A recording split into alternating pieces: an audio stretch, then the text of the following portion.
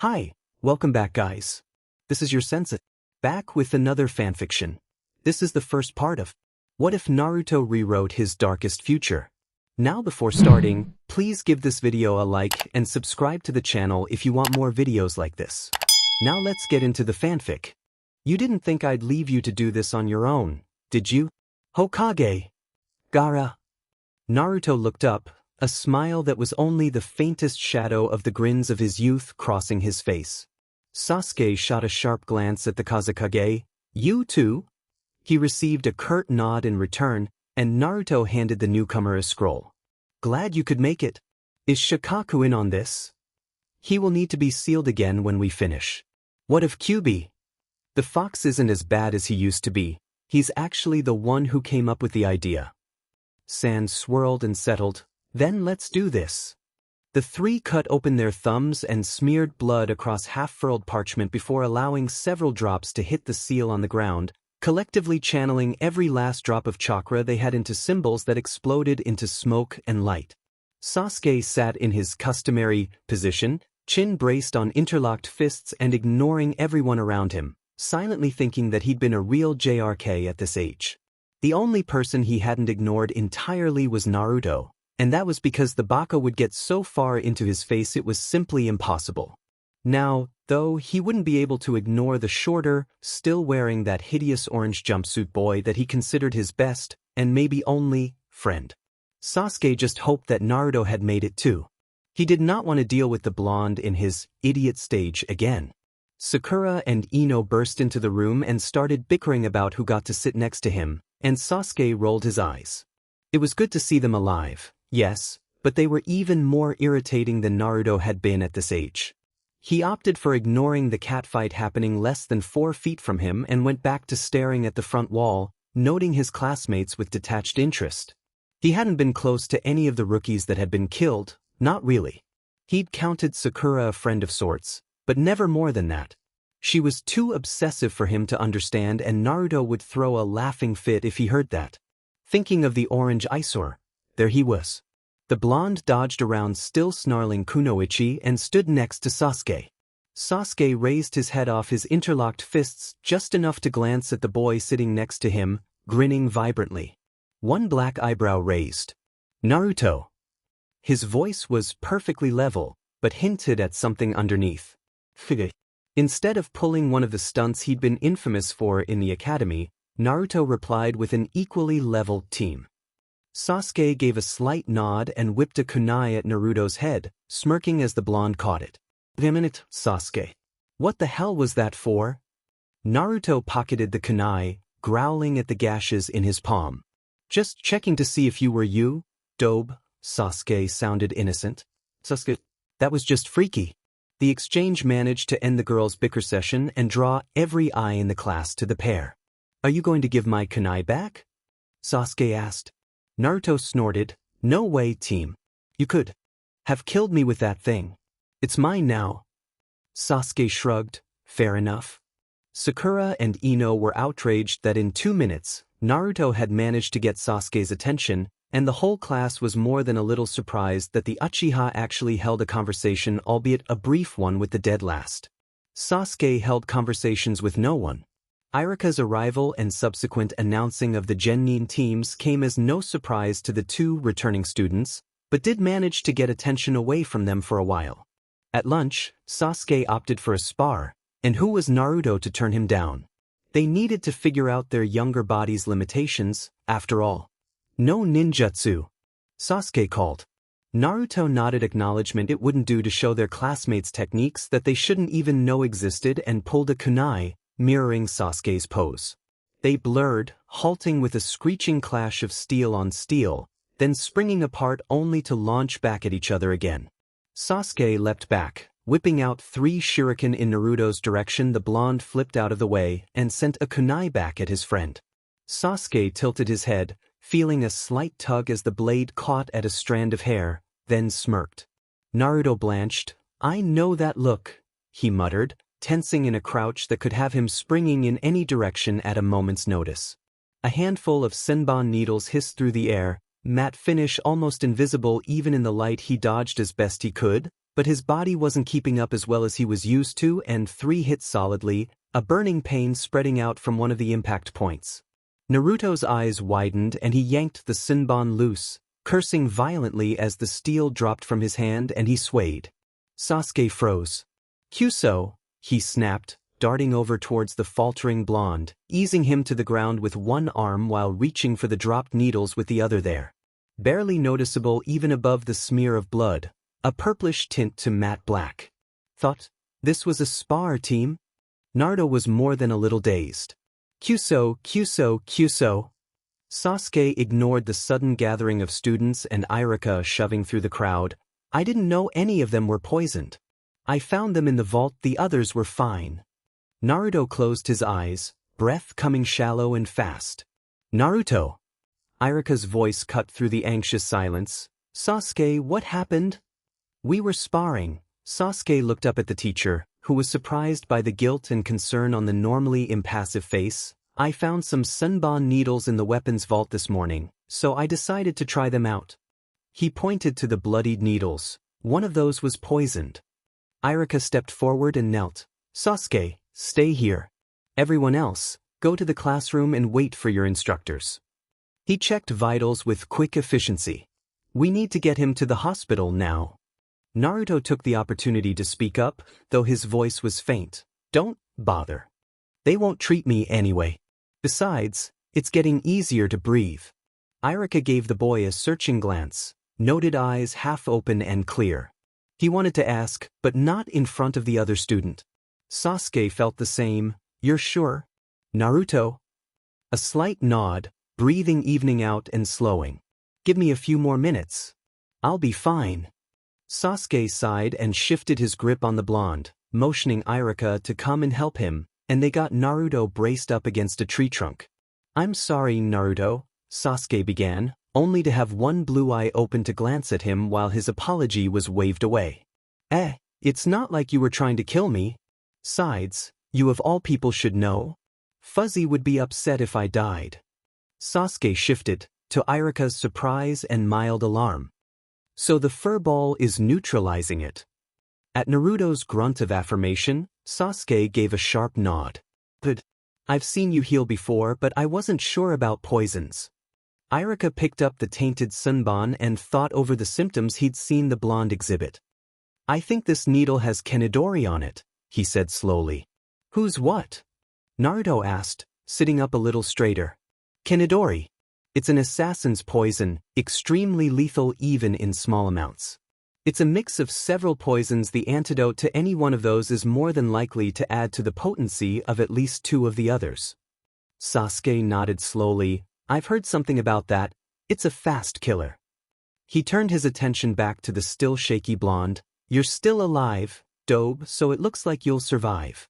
I guess that answers how well Fuzzy can handle poisons." "Good to know," Naruto mumbled, leaning back against the tree and closing his eyes. "I'm tired. Let's get you back up to the classroom." Sasuke stood and hauled the protesting future Hokage to his feet, nearly dropping him again as he staggered badly. Irika stepped in, picking Naruto up carefully, ignoring any grumbles. "Naruto, even if the poison is being neutralized, you're in no condition to be walking anywhere. I'd take you to the hospital if I weren't sure you'll be all right. You can sleep in the classroom, Dobe," Sasuke added. "Kakashi's going to be at least 3 hours late, as usual." Irika raised an eyebrow but didn't comment. How had the Uchiha known about Kakashi's habitual tardiness? The way he said it, it sounded as though he's had first-hand experience. Naruto woke up after about 2.5 hours, much to the relief of both Sasuke and Irika, seemingly completely healed. He glanced at the clock, then the door, then Sasuke. One golden eyebrow quirked, blue eyes questioning. Sasuke sighed dramatically, ignoring Sakura and Irika, who were watching the little exchange. "Fine." Naruto sprang up with a happy shout, though quieter than usual, and gathered one of the erasers from the chalkboard. He swiped it through the chalk powder residing in the metal catch frame for good measure, then grabbed a piece of paper, scribbled a strange seal across it, set the eraser full of chalk dust in the middle of it, and started going through hand seals at a rather impressive rate. There was a faint glow when he finished and the chalk was infused with Naruto's chakra. Then he ran through a few more seals, hiding the chakra signature on the object. Was that even possible? And placed the eraser where it would fall on the unfortunate late Jounin when he arrived. Sakura started to protest, but Irika let it alone. Besides, he was curious. He'd never seen Naruto set up one of his infamous little pranks before, though he'd found himself of the receiving end more than once. Sasuke raised an eyebrow as Naruto cheerfully crumpled up the paper he'd drawn on and tossed it into the air. "Hey, Sasuke. Target practice." He shrugged, went through the seals for a fireball jutsu, and fed in just enough chakra to burn the paper. Not much. Irika stared while Sakura went into fits on Sasuke's greatness being tarnished by Naruto's idiocy. Since when did the infamous wall agree to anything so easily? It seemed as though Naruto and Sasuke were far closer than anyone was aware. Irika was pulled out of his musings when the door cracked open and the eraser dropped onto the silver hair of Sharingan Kakashi, one of the most revered geniuses in the village. And everywhere the chalk settled, his hair shifted to blazing shades of pink, green, and orange with eye-wrenching brightness and horribly clashing colors that constantly shifted, giving a sense of motion that marked him as a target from miles away. Sakura tried to apologize while Naruto burst out laughing and Sasuke smirked. Irika was having trouble containing his own mirth at the sight Kakashi made. He didn't seem to be aware of the color problems. "My first impression of you." He paused. "I hate you." Irika couldn't help it. He laughed. Kakashi waited for his new team of idiots on the roof of the school, wondering why the 4 witnesses to the eraser incident thought it was so funny. It's not like he'd tried to dodge. He'd been expecting something like that and hadn't sensed anything dangerous from the trap and opted to ignore it. But Irika had laughed. There was something more to this prank. He just knew it. And he was right. When the 3 students joined him on the roof, none of them could look at him without some sort of reaction. Strangled snickers on the parts of Naruto and Sakura, and lips twitching towards a smile on Sasuke. Kakashi sent the idiots a glare laced with traces of killer intent, which got Sakura to stop her giggling and made Naruto collapse into semi-silent fits of mirth. Sasuke's expression broadened into a full smirk. "You should really look in a mirror when you find the time, Kakashi-sensei." Kakashi straightened. He hadn't said anything about himself, and that included his name. They weren't supposed to know who their team leader was yet. "Anyway, how do you know my name?" Sasuke sent a quelling glance at Naruto, who was starting to calm down, and returned his gaze to the suspicious teacher. "Hatake Kakashi, the only non-Uchiha I know of with a Sharingan. It came up in my research." That actually made sense. Of course the clan would have kept an eye on him before it was wiped out, and Sasuke must have found some of their records. "All right then, introductions. I'll go first, even though Blackie here already knows my name. Hatake Kakashi. I have many likes and dislikes and my dreams for the future are none of your business." "Go, eyesore." Naruto glared. "It's not my fault the stores won't sell me anything that doesn't have 'kill me' written all over it," he muttered, just loud enough for Sasuke to catch. Black eyes looked at him in alarm, but Naruto ignored it. "Uzumaki Naruto. I like a lot of things, especially ramen. I dislike people who discriminate against me for things I didn't do, and my dreams for the future. I want to protect my precious people and become Hokage." His voice lowered to a mutter that, again, only Sasuke could hear, even if it does come with a ton of paperwork. "Pinky, your turn." Sakura humphed at the nickname. "I'm Hanuro Sakura. I like..." She trailed off in giggles. "My dreams for the future." She glanced in Sasuke's direction and blushed. He opted to ignore her. "I hate Naruto." Naruto looked briefly hurt by this and Sasuke couldn't help but glare at the kunoichi. Naruto had risked everything on a promise he'd made to the ungrateful little. He cut that thought off. She hadn't actually made that request yet. "Glare boy, go." Just for the sake of it, Sasuke shot Kakashi an irritated glance.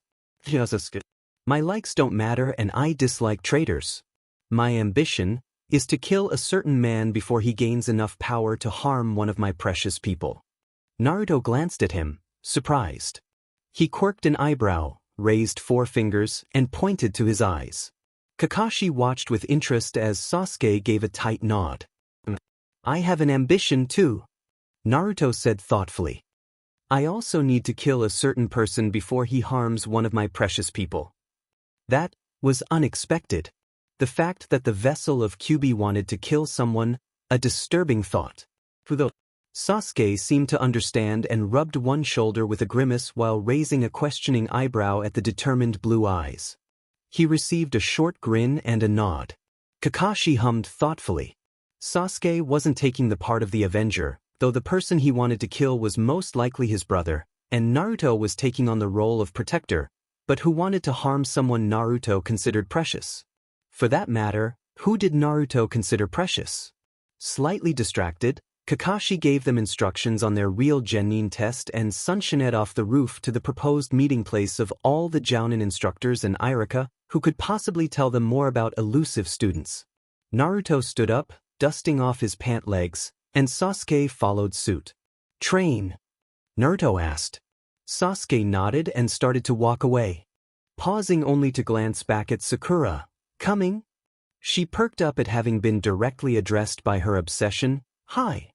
Naruto and Sasuke led Sakura to the Team 7 training grounds, though they weren't supposed to know that yet, and Sasuke showed her the tree climbing exercise.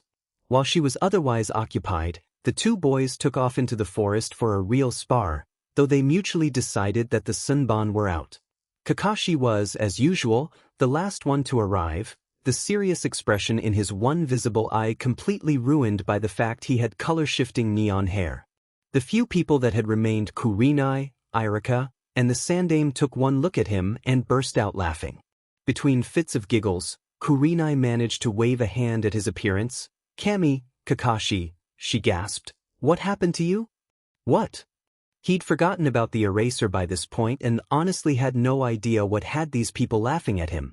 The Sandaime pointed to a mirror on the wall with his pipe, and Kakashi looked, and was suddenly caught between amusement and irritation before he remembered why he'd been so thoughtful when he'd originally come. Naruto. He turned his attention back to the others in the room. Irika, what can you tell me about Naruto? He seemed oddly serious today, given what I've heard about him. Irika's mirth died faster than it had come. That doesn't surprise me. He found out about his tenant last night, and this morning he and Sasuke were sparring. There was an accident.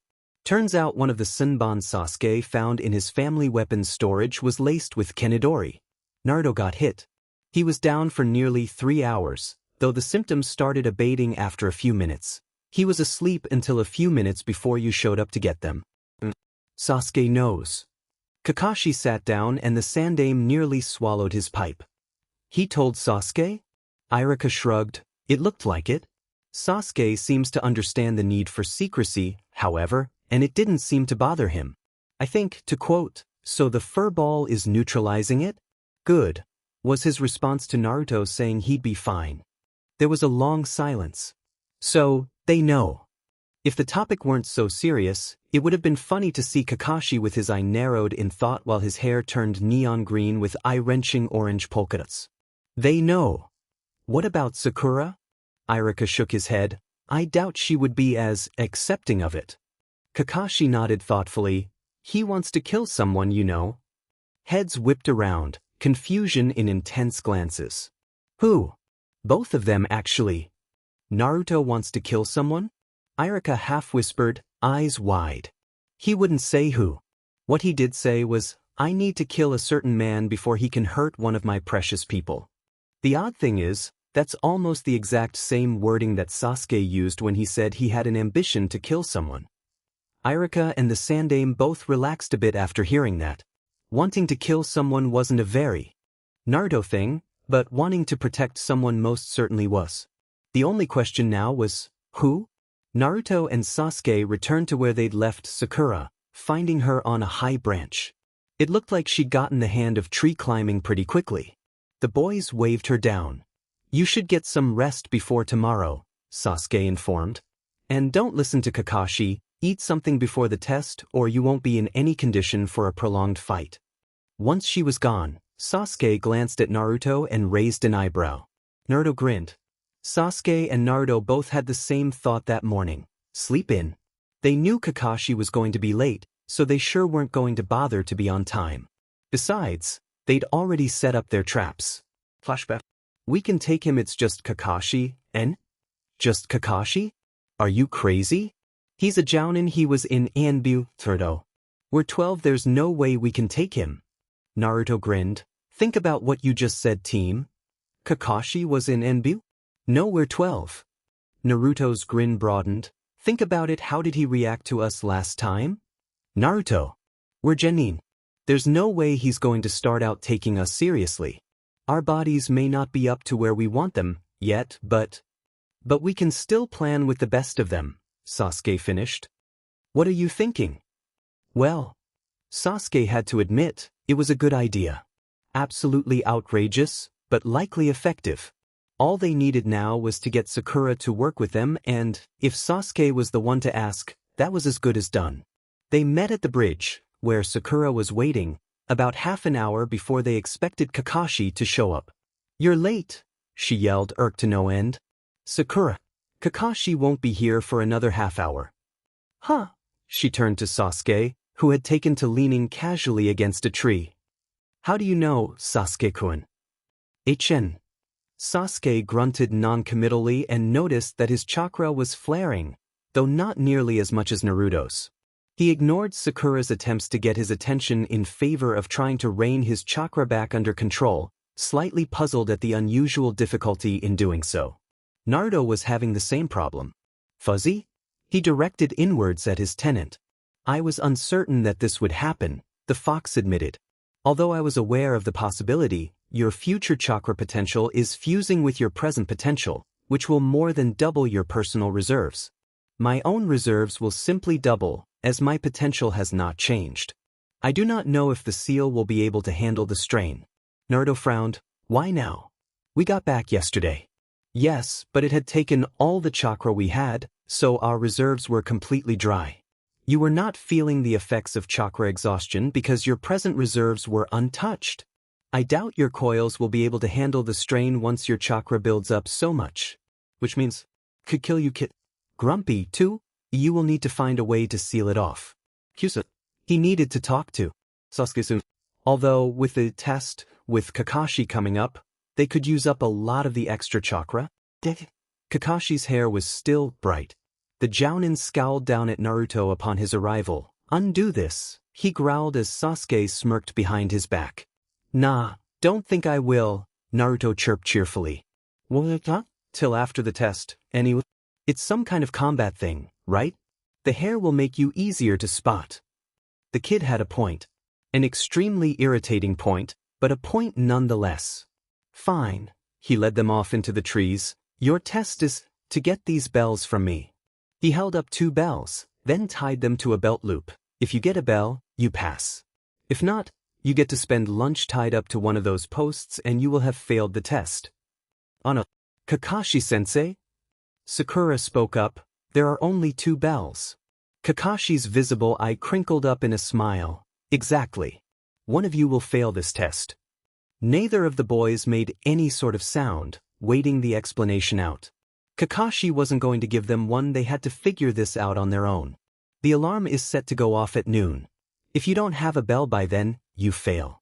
You must come at me with the intent to kill, or you won't stand a chance. Is that all? Sasuke sounded bored. Sakura shut her mouth, probably having intended to say something about the dangers of asking students to come at teachers with deadly force. Kakashi smirked behind his mask. No way were any of these gaki going to be able to pull this off. Begin. The Genin scattered, leaving an orange-clad blonde standing in front of the Jounin, who looked a little put off. You're an odd one. The only thing odd here is your hair. Naruto glared, then realized that didn't have the insult value it had the first time around, not with Kakashi's current hairstyle sporting Naruto prank influence. Kakashi growled and Naruto charged, prompting the Jounin to pull out his book. A lesson in taijutsu, Kakashi stated, blocking each clumsy strike with ease while Naruto apparently grew more and more frustrated. Never let your opponent get behind you. Kakashi was surprised to find the blonde facing him, but landed a solid blow nonetheless, and was shocked when the Naruto he was facing puffed into smoke. The Kage Bunshin? When did he wears the real one? Your clone keeping him busy? Sasuke asked softly as they went looking for Sakura. Not anymore. He dispelled it a few minutes ago. According to the scream that tore through the woods not long after they'd started out, Kakashi had beaten them to finding her. Naruto made a hand seal and sent a dozen clones in that direction, with instructions to henge if they found him. Looks like Kakashi beat us to it. Sasuke winced. I can't believe you're actually doing that. Naruto suddenly looked a lot more serious than Sasuke was accustomed to. It doesn't matter how stupid or low you think a jutsu is, Sasuke. If it's effective, use it. We're shinobi, not samurai. Use every advantage. It saved my life more than once, and it will at least distract Kakashi, if not temporarily incapacitate. I expect you to do the same if necessary. It was then that Sasuke remembered their respective positions. It was so simple to just fall into being kids again, to pretend the war had just been a bad dream, but Naruto was Hokage and Sasuke was Anbu captain. Yes, sir. Good. Naruto started heading in the direction the clones had gone, Sasuke trailing behind. We'll have to get Kakashi first, then we can find Sakura. 3 of my clones found her, 1 dispelled to send the message. They'll look after her for now. And Sasuke? He sensed the others' attention shift to him. Use as much chakra as you can. I'll explain later. Kakashi's here. Sakura had been easy to find and defeat, a simple genjutsu putting her under.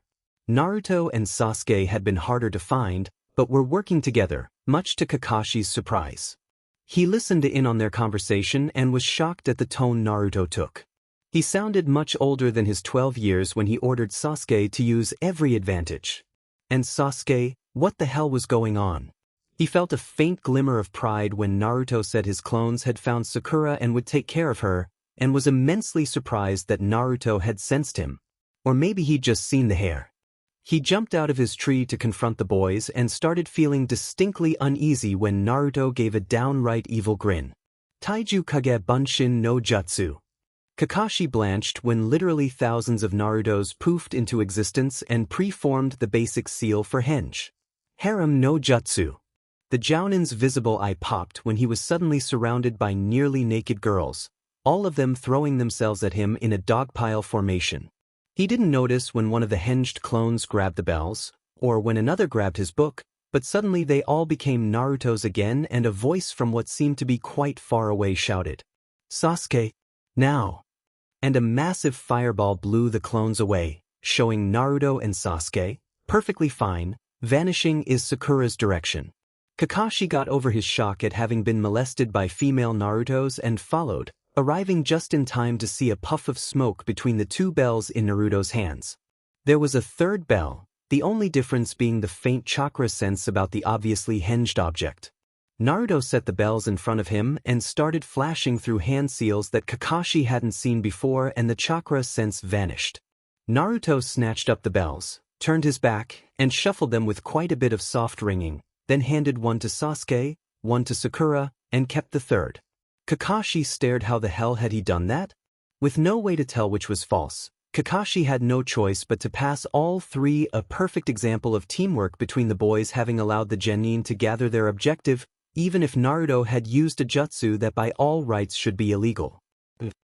Pass. Kakashi smiled, and turned his attention to Naruto. What did you use for the 3rd bell? I could have simply failed you all for attempting to deceive a teacher. Kakashi-sensei. Naruto waggled a finger admonishingly. Check your pockets. Puzzled, he did as he was told, and came up 1 perverted novel short. His visible eye widened. You didn't? Yup. Naruto chirped cheerily. I figured you'd be willing to pass whoever held the book just so Sasuke wouldn't torch it. 3 too fast to follow hand seals later, and Naruto was throwing the book at Kakashi when the Jounin caught it. His hair poofed back to its original color. Fixed you hair, just like I promised, sensei. Kakashi blinked, then sighed. Get some rest. You'll have your first Real mission tomorrow. Naruto didn't jump for joy as both Kakashi and Sakura expected, instead heaving a sigh and flopping back onto the ground. How troublesome, he muttered, too low for those further away to hear. Sasuke walked into Naruto's field of vision, raising an eyebrow. You're acting like Shikamaru. There was a brief pause before Naruto jumped up, sputtering indignantly, then sighed again, rubbing the back of his head. I kinda did, huh? HN. Well, I've got to get going now, Kakashi waved. Meet me on the bridge at 7. He vanished in a swirl of leaves. What is going on, Naruto? Sasuke hissed as soon as Sakura was out of earshot. Not here, Naruto growled right back. Come on. Sasuke blinked at the suddenly empty space beside him before channeling chakra into his feet and following Naruto into the forest. As soon as they stopped, Sasuke folded his arms. Spill. Naruto shifted, then sighed. The fox can explain better than I can. Genjutsu-me. Sasuke eyed him warily, but did as he was told, meeting Naruto and Kyuubi in a mindscape of their collective making. Yeah, right. Kakashi never passes anyone. The Chunin who said that was part of the group waiting for the students that passed to be announced. Hey, let him bet on that, one of the others said, waving at the skeptic. It's easy money for the rest of us. Iruka frowned. He'd seen the Hokage's records and knew what they said was true, but he refused to take back his bet. I believe that Team 7 has a chance. Kurenai appeared in a swirl of leaves, grinning broadly. My team passes. She sounded quite proud of that fact. Hey, you're the second one to pass a team. One of the betting Chunin turned to another, pay up.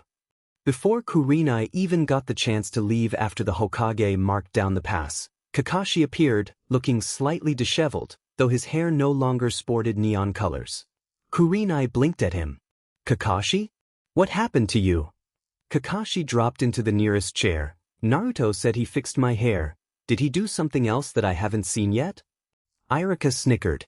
No, Kurenai eyed him oddly. I mean, you look beat. Kakashi closed his eye and gave a long-suffering sigh. Not only did Naruto and Sasuke work together, I was swarmed by over 1,000 and I am not exaggerating. He glared at one of the disbelieving Chunins. Nose hinged into naked females. Then Sasuke katon the whole lot of them the instant they dropped the henge with me in the middle.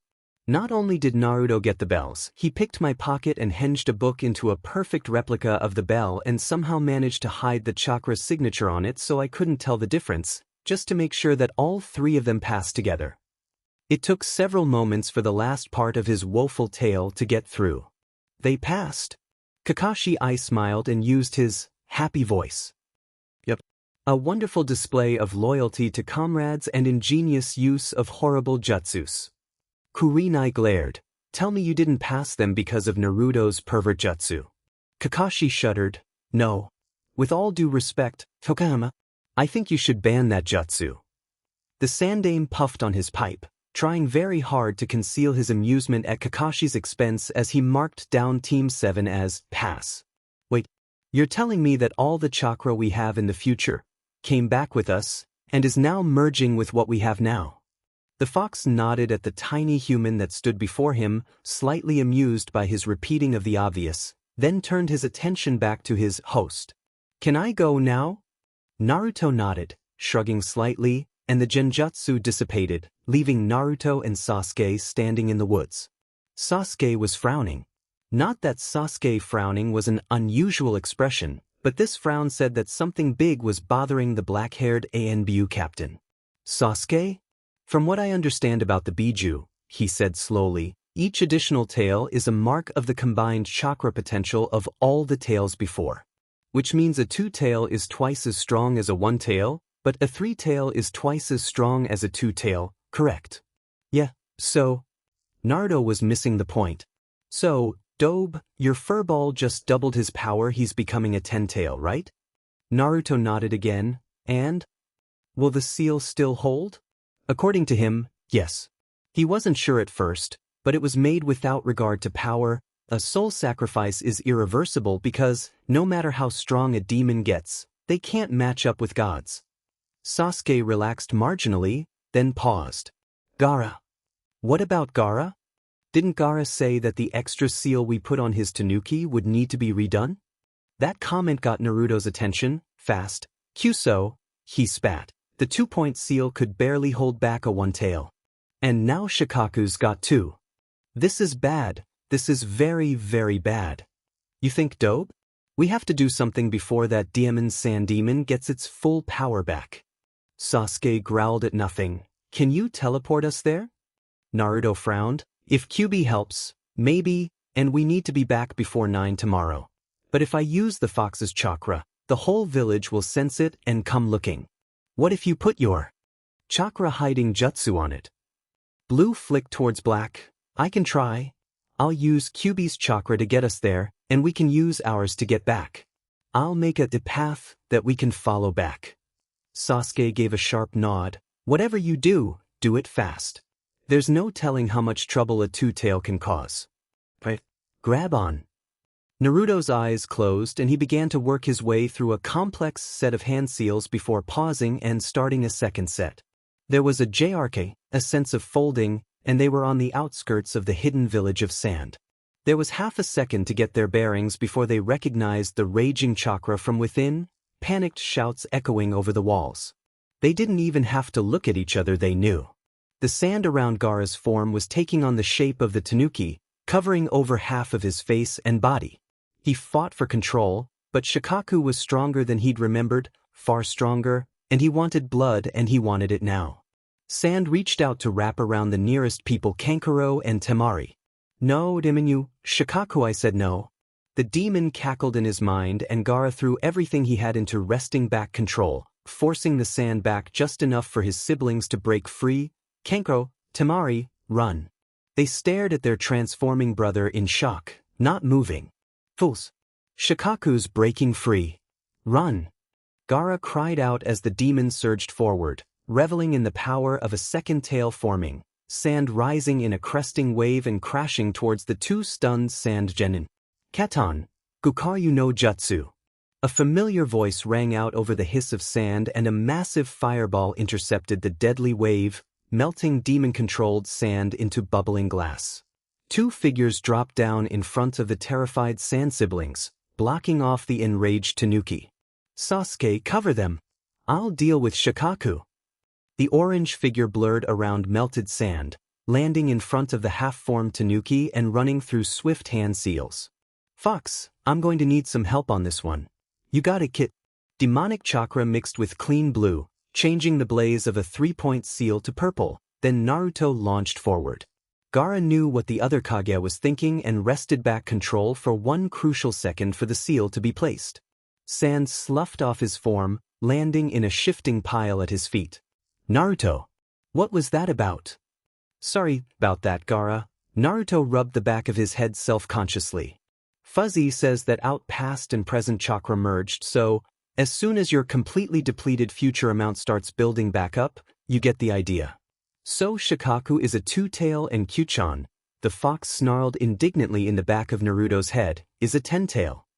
He sighed, but because you just had that pathetic two-point seal, a two-tail would be able to bust loose if you weren't so stubborn. So, I added another 3-point instead of a 2-point. That should keep the psycho under control.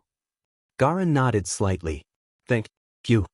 Sasuke picked his way around still bubbling glass. Kankuro and Temari are fine. He shifted his attention to Naruto. We have to get back before anyone realizes we're gone. Naruto nodded. I'll leave you to deal with the rest, then, he informed Gaara, falling back into what Sasuke privately referred to as Hokage mode. I don't want to explain our presence, and see if you can convince those two to keep quiet about this. Gaara gave another nod, clearly dismissing them. Naruto and Sasuke exchanged glances and started gathering chakra, a lot of it then teleported back to the forest outside Hidden Leaf.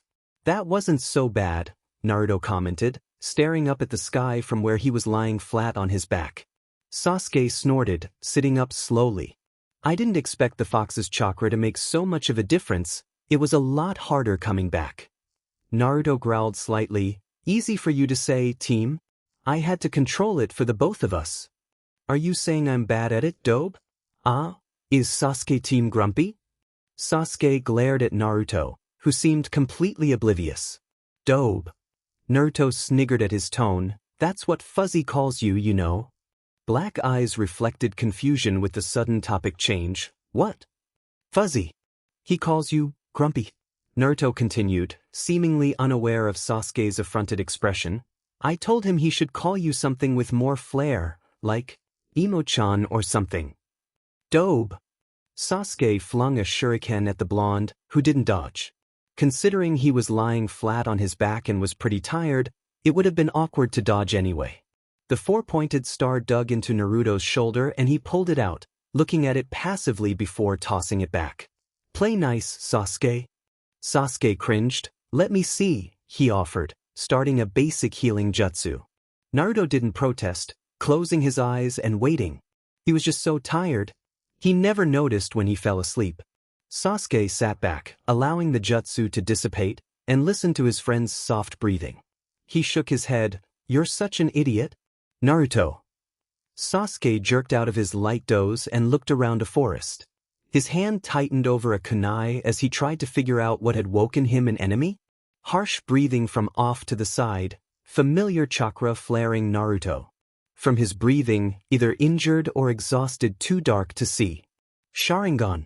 3 tomos whirled into suddenly blood-red eyes, improving Sasuke's vision enough for him to see properly in the nearly non-existent light there. It was Naruto, all right, but a younger version than he'd expected. Then it clicked. We're in the past. He put the kunai away. There wasn't a war going on, yet, and approached his idiot friend, Naruto. He reached out towards the blonde's shoulder, intending to shake him, and Naruto jerked up with a strangled gasp, sweat beading on his face and blue eyes sporting slit pupils that cast back the light like a cat's. Before Sasuke could even blink, Sharingan or not, he had a kunai pressed against his throat. There was silence for a moment while Naruto blinked and shook his head, drawing back. Sasuke, he managed before falling back to a sitting position. Nightmare. Glowing blue flicked towards twirling red, then away. What about? The glow vanished as Naruto closed his eyes, leaning against a tree trunk. The usual, blood, death, friends getting ripped to pieces before my eyes, giant demon snakes. Sasuke settled back. Sarcasm doesn't suit you. Naruto sighed, the sound so weary that Sasuke felt the concern he'd been harboring inch towards worry. Naruto. Iruka-sensei. Sasuke flinched. I'm sorry, he offered quietly. Naruto straightened, shaking off the cloud of depression like a dog shook off water, leaving only mild sadness behind. It doesn't have to be that way. This time it won't. Sasuke nodded. He knew Iruka's death had weighed heavily on the young Hokage, but Naruto had never had the chance to properly mourn, and that death had been a bloody one. One Naruto had witnessed. We will set this right, he said softly, keeping his Sharingan activated if only for the chakra drain. Come on. My house is closest. Sasuke ignored his temporary house guest as he set about making breakfast, absently checking that there would be enough for both of them. Naruto, in turn, wandered around, exploring various rooms to see if anything had changed. He was fully awake, though he'd woken not long before, something that he'd never managed during his first set of genin years. Naruto sighed, a weary sort of sound that had nothing to do with sleepiness, and decided to poke around the weapons vault. Nothing much had changed there either, although some of the weapons were ones later missing or destroyed and others that had been made as replacements had not yet been added. Oi Dobe.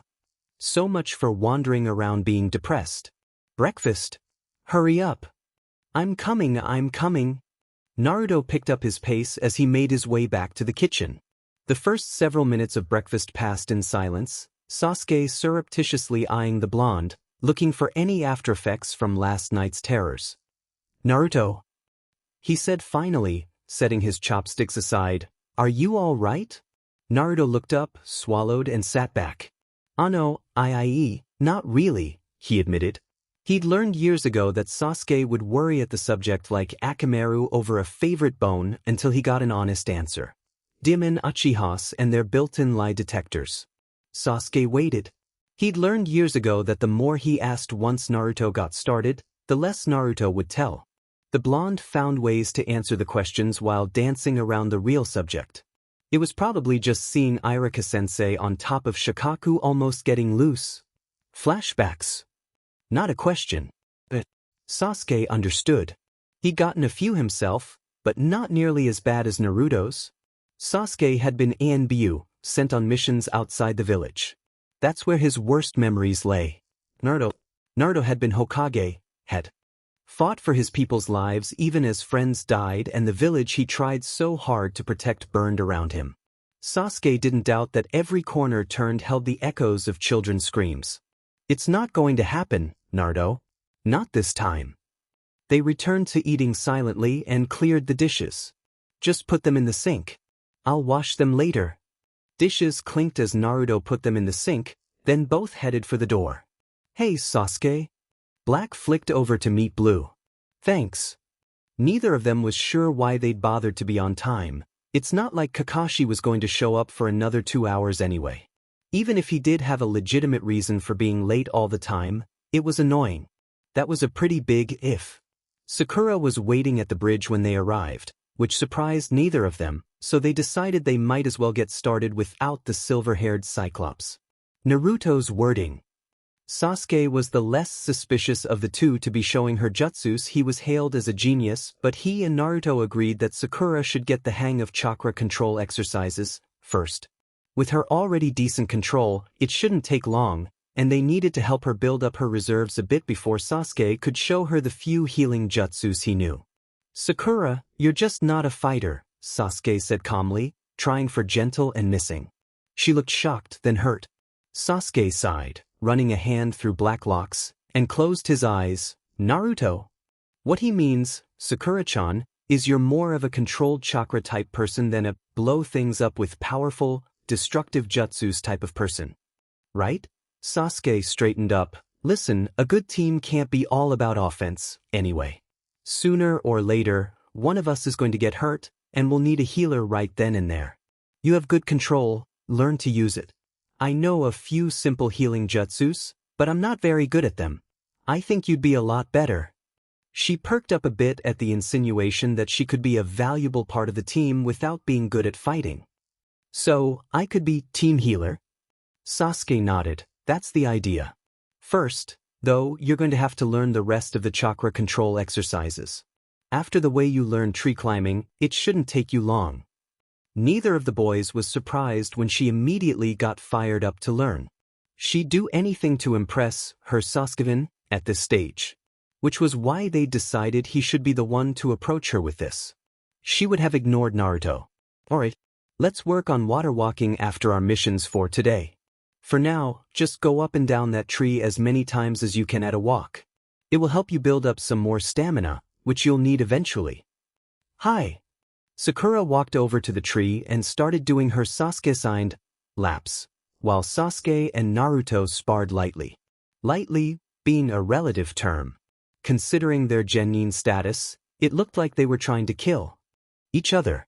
Kunai clashed and screeched against each other, the boys striking, blocking, and dodging in moves so fast and precise that it almost looked as though the fight had been planned. They'd gone against each other so many times it almost had been. Then Sasuke smirked. Naruto saw the other boy's hand raise, pressing thumb and forefinger against his lips. As fireballs shot across the small clearing and Naruto was hard-pressed to dodge them all, using a last-ditch wind blade to slice the last one in half, the disrupted chakra dissipating before it could do any real damage. It was Sasuke's turn to get alarmed when Naruto just vanished. The next thing he knew, there was a kunai against his throat. He shook Naruto off. Naruto, how the hell did you do that? The blonde jumped away, holstering his weapon. That'd be telling. Dobe. Team.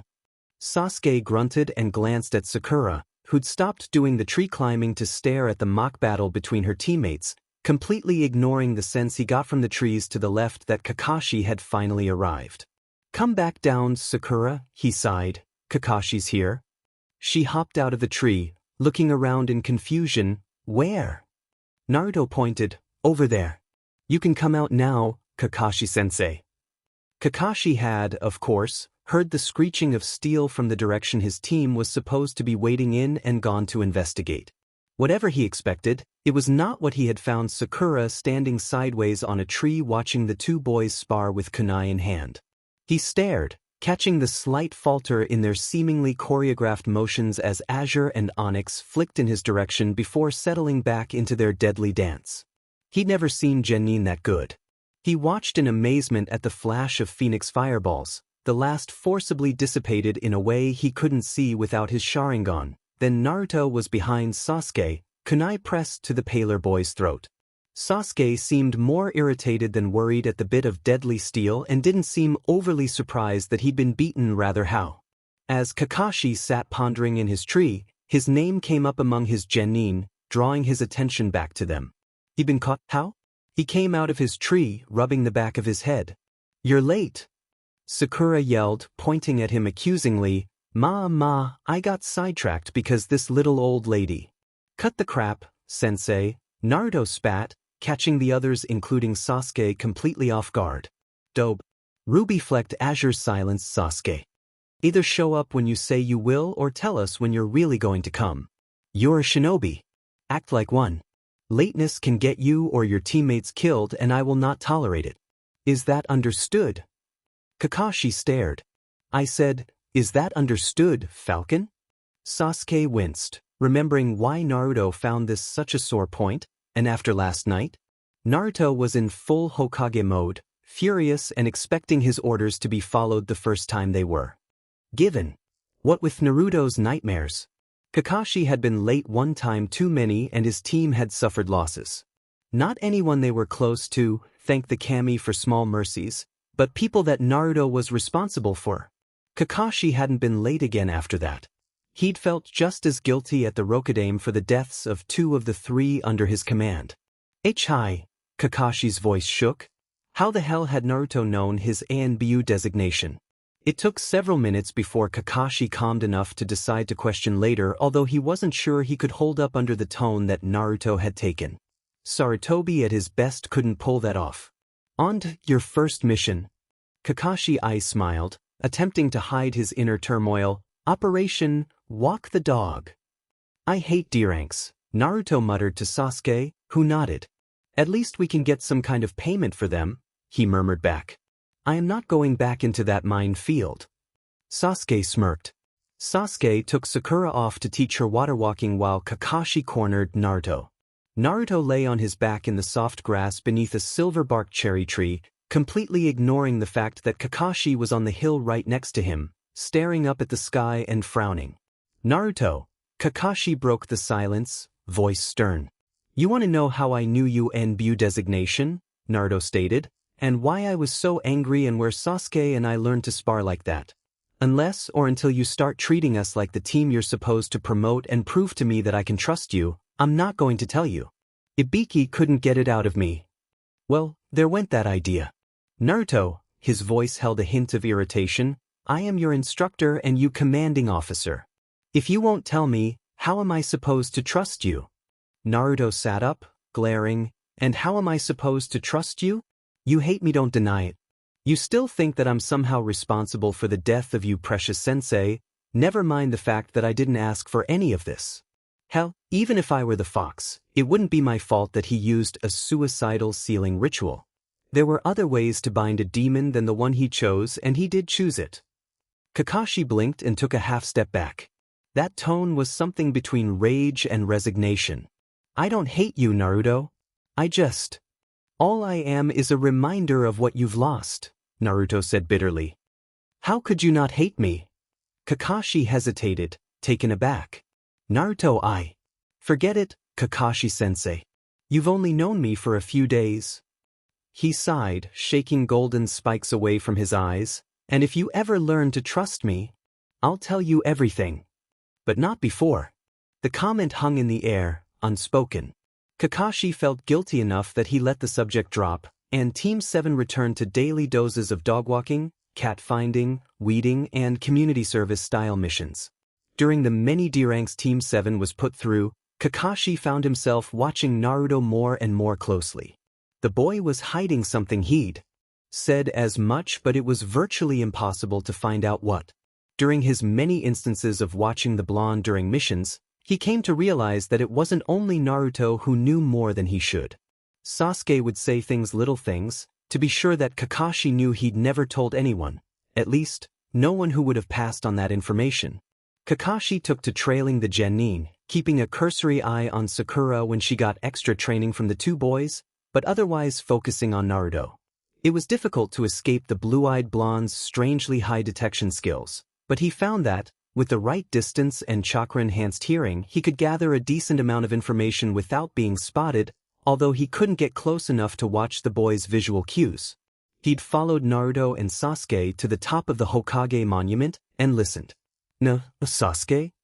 Naruto asked quietly, staring up at a star-speckled sky. Do you think that we'll ever be able to tell Kakashi the truth? Sasuke rolled onto his side and eyed his friend for a moment. I know you hate having to lie to him, Naruto, but even if he believed us, he would never stand by and let us do what needs to be done. He sees us as children, still. Naruto sat up and stared down over Konoha. It looks so peaceful. His voice was wistful as he stared down at the glittering lights. So alive. The lights seemed to blur, shifting to leftover fires in ruined buildings. The signs were there for one who could recognize them: the tone of voice, the dull cast seeping into azure, dimming it towards navy, the slump of his shoulders, Naruto. Sasuke jerked upright, reaching for the blonde. Snap out of it. At his touch, Naruto stiffened, drawing in a shaky breath. Sorry. Pull yourself together, Naruto. Why do we lie to Kakashi? There was a long pause. Because it's the only way to prevent what comes and ensure Konoha's survival. And we will continue to lie to him until he's ready to handle the truth.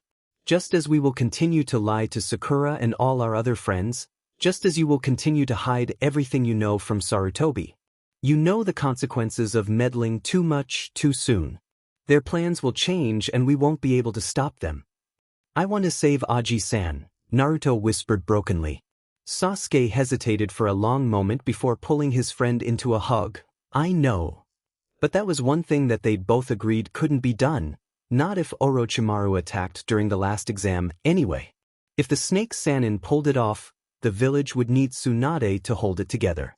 Even with chakra-enhanced hearing, Kakashi could hardly make out any of what was being said, at least until Sasuke's voice raised in alarm. But what he did manage to make out was that the two boys were hiding things from him out of what they believed to be necessity, not choice. Well, that ruled out the possibility of Naruto having been taken over by a demon fox. So, he did manage to hear that they wouldn't tell him anything until they thought he trusted them. He supposed that meant he had to stop following them everywhere. He did have a tendency to get spotted far too often for his liking. He was glad he'd chosen the distance he had, this time, even if he could only make out the louder parts of their conversation, because at least he knew how to eventually get them to talk.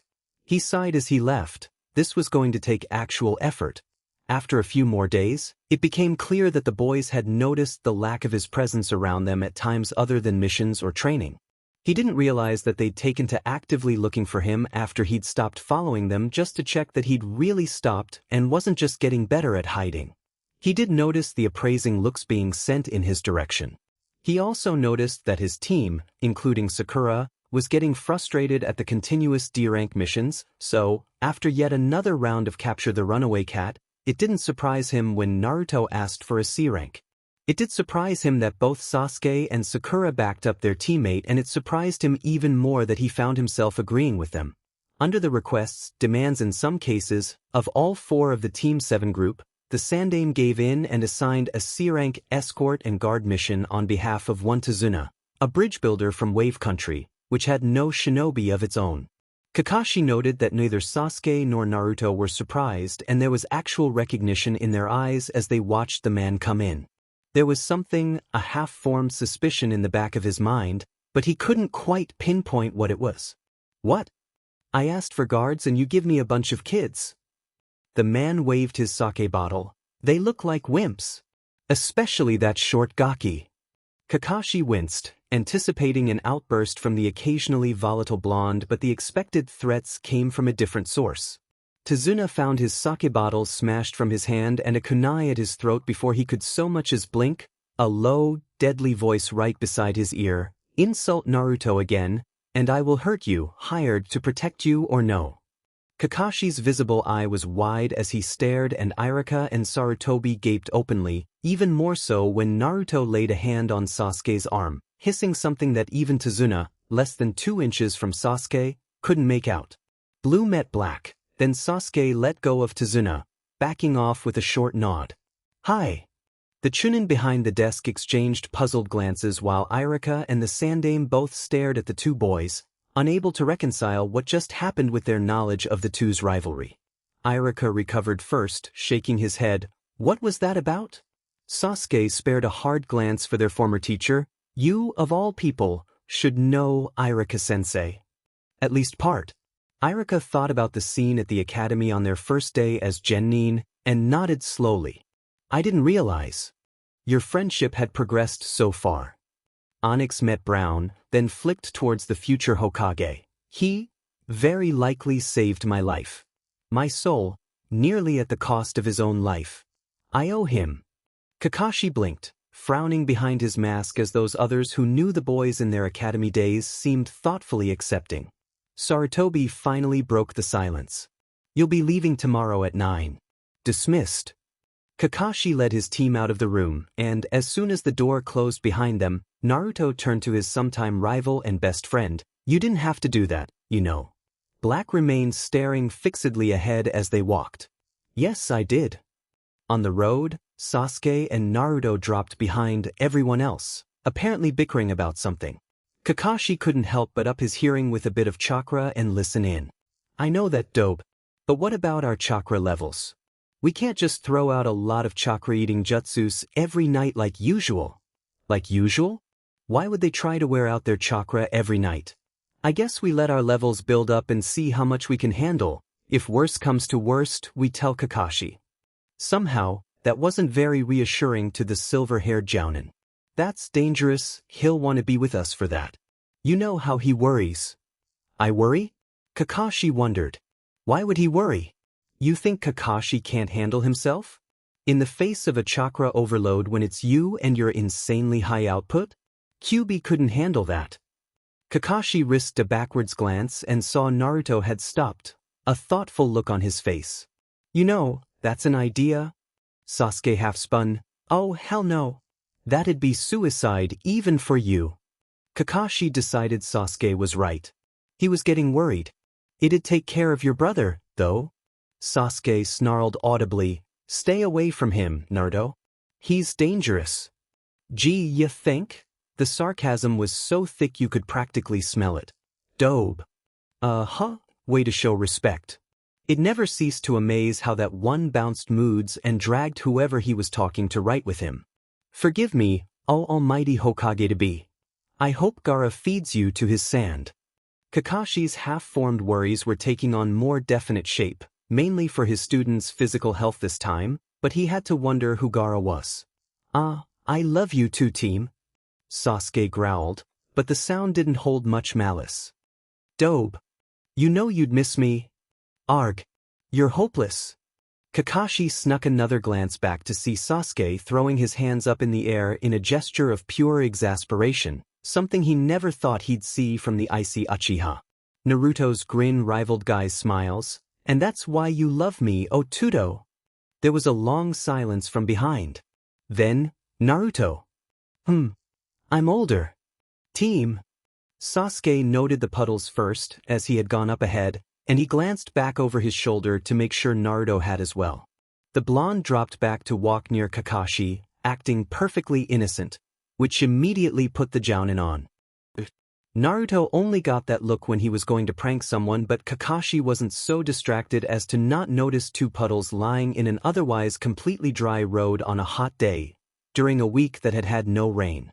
Naruto paused near one of the puddles to wait for Kakashi to catch up to him, then pounced. Water splashed outwards, splattering across the Jounin's clothes, and everything burst into motion. Two ninja leapt from the puddles, a long chain stretched between them. Naruto intercepted one of the two, Sasuke materializing beside him as if he'd been there all along, while Kakashi, realizing he wouldn't get to see who these two were after by holding back at this rate, took on the second, and Sakura planted herself between the fight and Tazuna. Then one brother was down and the other's steel claw was headed straight for Kakashi, and his dodge was too shallow to avoid the hit completely. Then Naruto was there, blocking as best he could with a 12-year-old strength and accepting the bite of steel in his side as Sasuke's kunai materialized in the attacking ninja's throat. For a moment, there was silence, Kakashi stood stunned and Sasuke seemed caught between horror and fury. Sakura and Tazuna hadn't had time to do or think anything.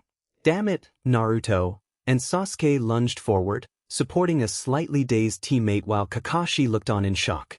Naruto had just... What the hell were you thinking, you idiot? You knew that thing was poisoned. Kakashi didn't. Naruto sounded oddly calm as he started to crumple against blue-clad arms. Poisoned? Kakashi stepped forward, shaking off his confusion. Let me see, he ordered, not sure whether it was directed at Naruto or Sasuke, who was easing the injured boy to the ground. I'll be fine, Naruto managed, sweat beading on his forehead as his face tightened with pain. Just give me a few hours. Sasuke winced. Hours, not minutes. He must have gotten a nasty dose. Kakashi ignored the comment, tugging torn cloth aside to look at 3 still bleeding gashes. Deep but not fatal, but the symptoms were troubling. We have to get him back to Konoha, Kakashi stated, moving as though to lift the suddenly listless blonde. He was blocked. No. Moving him will only make things worse, and you of all people should know how he's treated. Sasuke's eyes were as sharp as chips of obsidian and as unforgiving. If he dies because of you and your foolish pride. Sasuke knew he couldn't kill his teacher, not if Naruto died protecting him, but, I will castrate you. The only part Kakashi heard was, if he dies because of you. It took the Jounin a few moments to realize he was shaking. But why would Naruto? For everything. Kakashi couldn't understand how this boy could make the same choice as Obito with as little hesitation. Naruto Kyuso Naruto. Look at me, dope, come on. That's it, just keep breathing. Kakashi shook himself out of his daze. They couldn't open up the wounds to drain the poison, they were deep. Enough that doing so risked puncturing a lung. But that much poison. It'll be fine, team. Naruto didn't sound fine. Just need some rest. Black seemed darker than usual against a face pale with worry. You're sure? Blue slipped closed, but ragged breathing continued. Kakashi glanced back towards Sakura and their charge. We'll camp here tonight. To Kakashi's surprise and relief, by morning Naruto did seem substantially better. He tired quickly and his chakra was flaring oddly, but it seemed as though the poison was almost gone. The blonde waved off concern from both his teammates, giving a tired grin. Mama, I'm fine. Just tired. We can rest here another day, Naruto, Kakashi informed, coming over to the group of kids. When he got close enough, he realized Sasuke's chakra was flaring, too, though to a lesser extent. Kakashi frowned, not that anyone could see it behind his mask. Did this have something to do with what they'd said about chakra-eating jutsus? Sakura, you stay here with our client. I need to talk to these two. With that, he grabbed both boys and dragged them off into the trees. All right, you two, Kakashi said sternly. What is going on? I've never felt chakra flare like that before without someone having overdosed on soldier pills. Naruto glanced sideways, trusting Sasuke's judgment on how much to tell. The black-haired boy sighed, then straightened up. There was an unexpected complication during a jutsu Naruto came up with on the night after the Academy's Genin exams. He was upset and not controlling his chakra as well as he might have. It more than doubled the amount of chakra our bodies produce, but our coils aren't developed enough to handle the strain yet. We've been using up a lot every night with whatever jutsus we know that require a lot of chakra and doing a lot of work on control. I've never heard of a jutsu that could do that. Kakashi eyed the unusually verbose student, certain he was still hiding something and equally certain that he wouldn't tell. And neither of you used up substantial amounts of chakra last night. Sasuke nodded, casting a glance at his still pale teammate, but even in his condition, Naruto's building up chakra faster than I am. He needs to use some of it soon, or it could escape his control and kill him. Not to mention everything else within at least 3 miles. Kakashi blinked. Naruto had that much more chakra than Sasuke, although it didn't really surprise him after the stunt with the clones, and Sasuke gave no sign that he'd even heard the comment about the jutsu. He sighed. The kid's health had to come first, anyway. Well, get on with it. Sasuke gave him an odd look. And even after we were attacked by the two targeting Tazuna last night, you're leaving Sakura alone with him for as long as this will take? Kakashi remembered the conversation of the day before. They didn't want him in range while deliberately superpowering jutsus. That made an odd kind of. Besides, Sasuke was right. Just be careful, and try not to burn the forest down. Naruto waited until Kakashi was well and truly gone before plopping down to lean against a tree. Sasuke approached somewhat cautiously. Dobe? Just a little tired, team. Poison's gone, the fox is still working on the damage.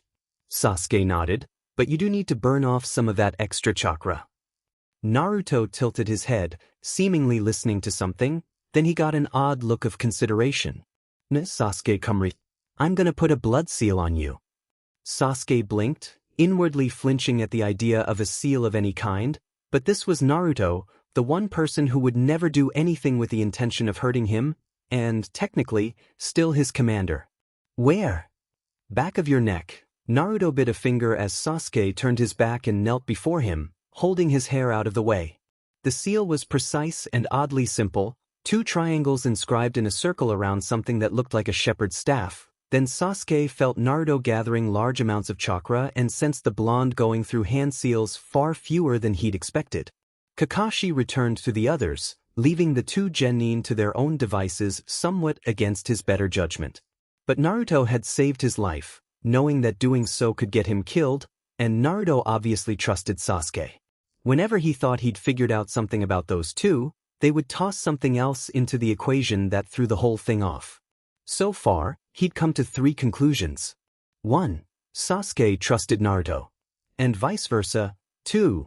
Those 2 were hiding something big. 3. Naruto could rightly be considered a genius for his age, despite his academy scores. His pranks were complex enough that Kakashi couldn't decipher them without his Sharingan, which he wasn't going to pull out for a color-changing jutsu.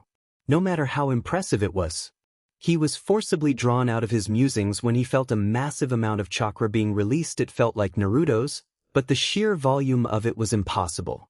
He got back to the clearing in time to see Sasuke whirling to face Naruto, the back of his neck sporting a glow that melted into his skin without a trace. The blonde half collapsed against the base of a large oak. Either they hadn't noticed him yet or they were ignoring him, but he'd take either if it would get him some answers. Sasuke touched the back of his neck tenderly. What's it for? So you'll stop mother-henning me, team. Mein link. It'll only activate if you think at me or the world at large. You'll keep all other thoughts private.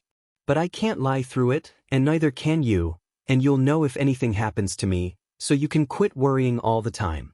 Mind link? That wasn't possible. The jutsu and seal weren't complicated, but the amount of chakra needed to activate one of those would inevitably kill the one who cast it.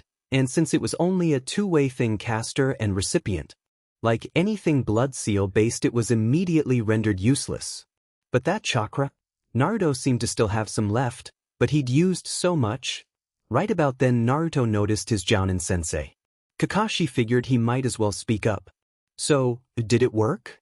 There was a pause, then Naruto's eyes widened in righteous indignation and he flung a kunai at Sasuke. Team! Sasuke smirked, captured kunai in hand. Kakashi took that as a yes. This time, he watched as Sasuke katai on the sky, obeying the order not to light the forest on fire while burning off extra chakra. Then he herded his 2 secretive and somewhat errant students back to where Sakura and Tazuna waited.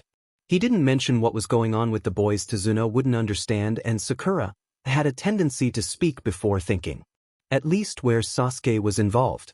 After giving Naruto a final once-over, the idiot was still shaky, but insisted he was fit to travel, and Sasuke backed him up. Kakashi led the group down the road, hoping to get the bridge builder back to wave so they could get this assignment over with. At first everything seemed uneventful, then they started nearing the water. No, Sasuke. Isn't this about where that eyebrowless sword freak showed up? Sasuke glanced back at Naruto, where he was currently trudging along near Kakashi, who noticed the look and tilted his head. You heard something in the bushes and someone switched out with a snow rabbit? Then Zabuza attacked. Naruto sighed aloud, bringing a look of exasperation to Kakashi's visible eye, and stumbled slightly. Naruto, I'll be fine, team. I'm still a little off, but it should be gone by tomorrow. He seemed slightly sulky about it. I don't think I'll be able to do much against Zabuza, though. Sasuke snorted. No kidding, dope. I'll deal with it if Kakashi needs help, I promise. You realize that's going to turn Sakura into even more of a fangirl, right? Sasuke groaned. She's worse than you at this age. Sasuke, try not to kill either of them, please. Sasuke was so startled by the request that he spoke aloud. But, Naruto, what? He trailed off as a flurry of emotion washed over him, there but not his own. I'll do my best, Naruto. The words were barely out of his mouth when Kakashi registered a presence very near and very hostile. He cursed himself for not paying enough attention to his surroundings, being absorbed in trying to decipher the boys' silent conversation. Down. He yanked Naruto with him and saw Sasuke drop into a forward roll. Sakura and Tazuna were out of range of the massive sword that slammed into a tree, a missed Nin with a slashed Hayate and bandaged face landing atop it. Naruto ignored the opening word spars and glanced towards Sasuke. Make it quick. Sasuke smirked, and when Kakashi unveiled his Sharingan, Sasuke activated his own, 3 tomos whirling into each eye as they bled crimson. 2 Sharingan users? Kakashi did a double take, noted that Sasuke had mastered his, and filed that under things to be asked about. The fight was short, halted by a rain of Sinban that wasn't entirely unexpected by 2 of the Konoha shinobi. Let's get out of here, Sasuke bit out, his eyes remaining a deep red. Team, lose the whirly eyes. Sasuke spared Naruto a glare. I still need the chakra drain. There was a slight pause. Oh. Or not, that works too. Poor Kakashi had the distinct impression that he'd missed something. He wouldn't put it past Naruto to have done that mind link just so the two could talk without anyone else knowing. Or maybe just to drive his teacher crazy. Or both. It took the copycat ninja until they reached the opposite shore after passing under the partially completed bridge to realize he hadn't pulled out his Ika Ika book all day, being too occupied with his students and their secrets. Which was why that missing Nin almost landed that first hit. After they arrived at Tazuna's home and met his daughter and adopted grandson, and calmed the upset woman, after they were a day late, Kakashi decided enough was enough. The mission had turned B rank with the Demon Brothers, and was a solid A rank with Zabuza involved. He could not have his subordinates keeping secrets from him. He excused himself and ordered the 2 boys to follow him. I need to know what you 2 are capable of. Naruto blinked at Kakashi. Well, you're not beating around the bush today, are you? He received a killer intent-laced glare for his troubles, and Sasuke instantly moved between his Hokage and the perceived threat, hand dropping to his kunai pouch. Naruto sighed. Sasuke? Right about then Sasuke realized just who it was that he was thinking of as a threat and flushed, backing down. Flashbacks? Naruto asked silently. A strange feeling flickered back through the mental connection and Naruto envisioned a grimace. I'll take that as a yes. A trace of irritated assent brushed his mind and Naruto snorted aloud. Even in your head you talk without words. HN. Sasuke folded his arms and looked off to the side. See, that just proves my point, team. And Kakashi's kinda got one too. Naruto added as he saw the Jounin begin to shift slightly, indicating he wasn't going to tolerate their silence for long. This mission's obviously gone A rank and don't look at me like that, Uchiha. You know I'm right and he'd have an easier time teaching us if he knew what we know so he can help us with what we actually need help on, not what the average genin do.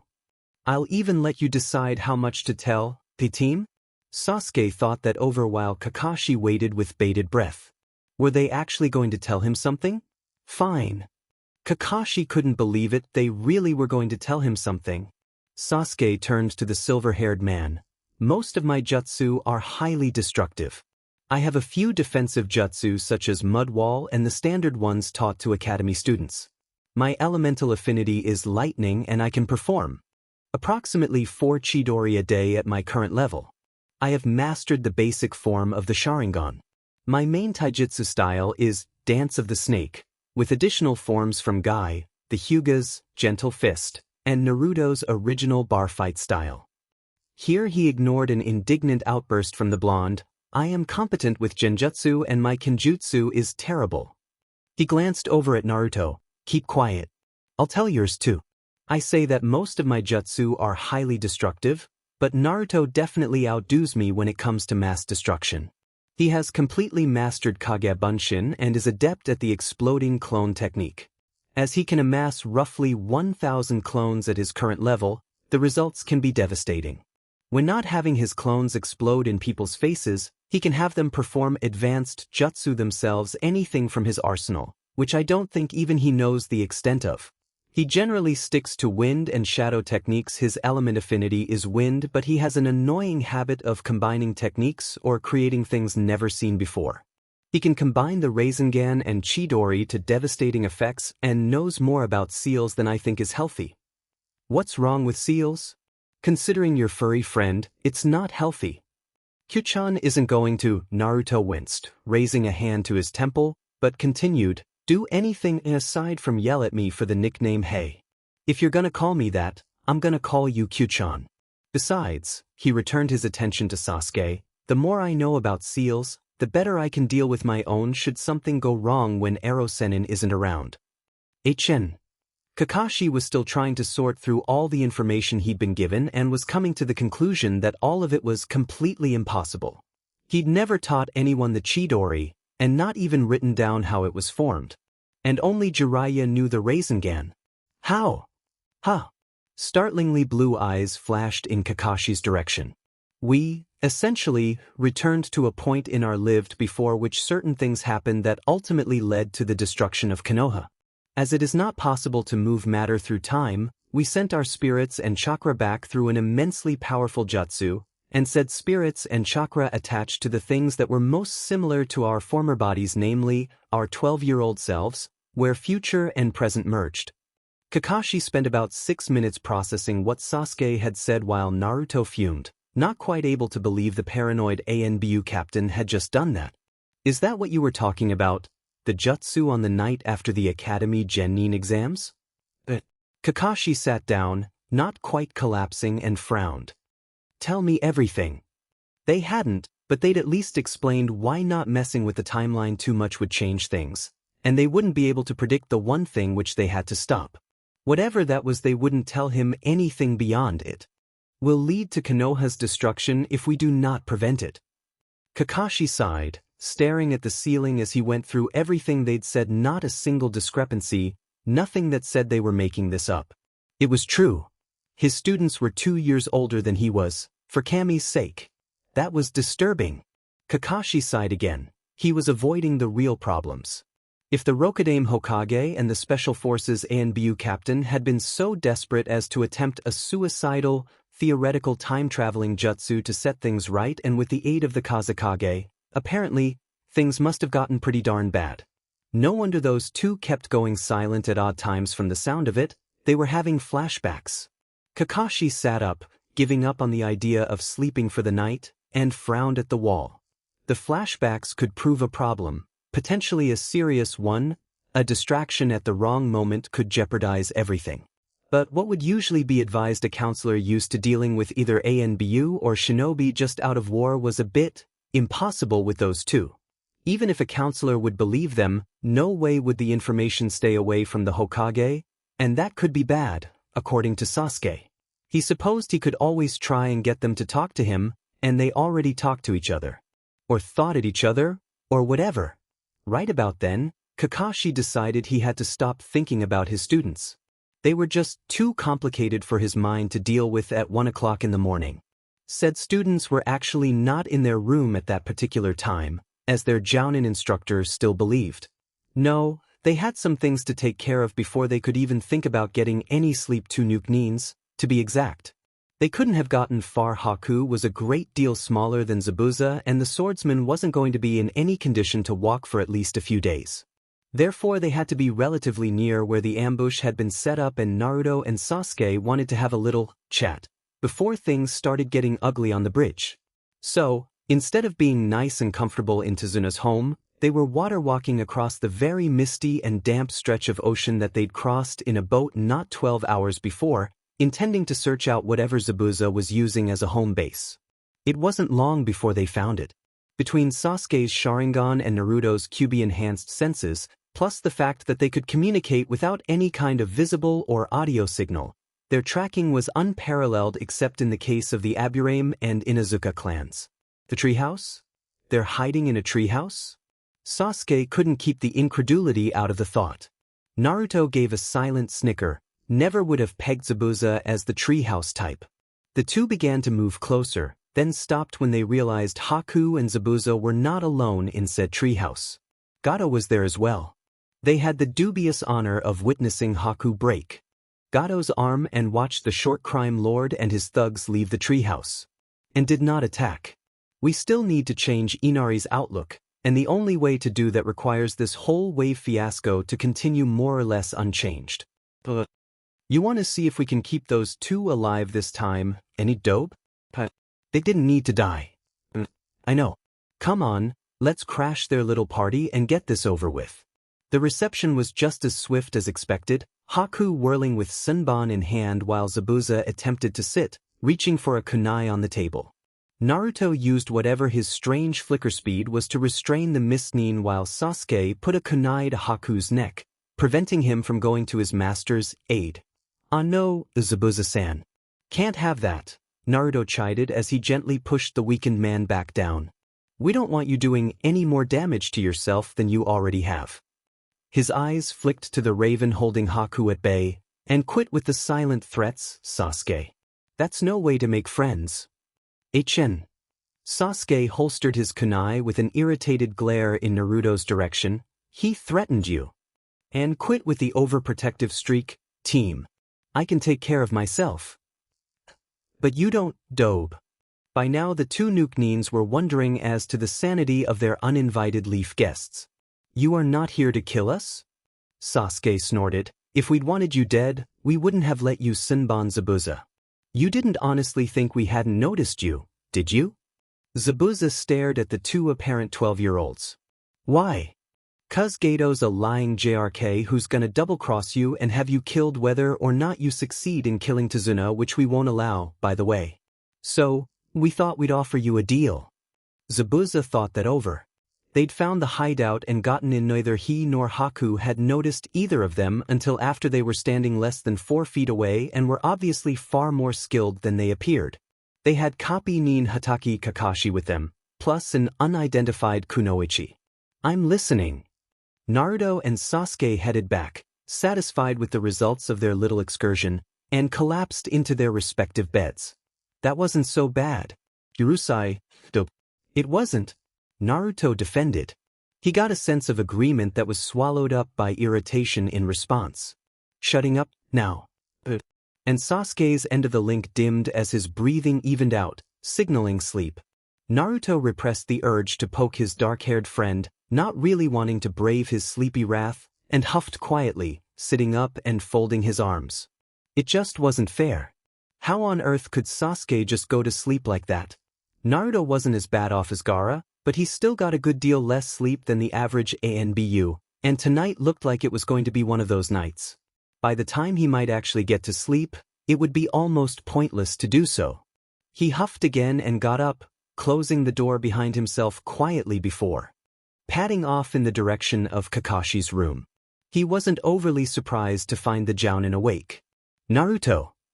Kakashi sat up, looking him over with a mildly concerned gaze. Is something wrong? Naruto shook his head. Not really. Just can't sleep. Mind if I go for a walk? Give me a minute to get dressed and I'll join you.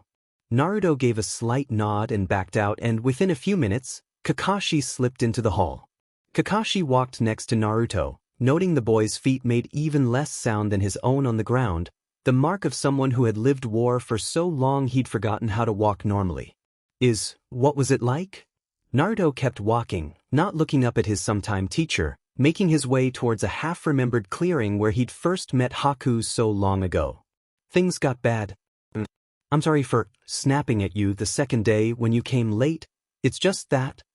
He broke off and remained silent for several minutes. Kakashi didn't push him, knowing that he'd find out what that had been about when Naruto was ready to tell him. I hadn't been Hokage very long, Naruto said abruptly before hesitating uncertainly. I assigned you a team of Chunin and a recon mission. You were supposed to meet them at the North Gate at 7. Kakashi bit his lip, not sure he wanted to hear. You were late.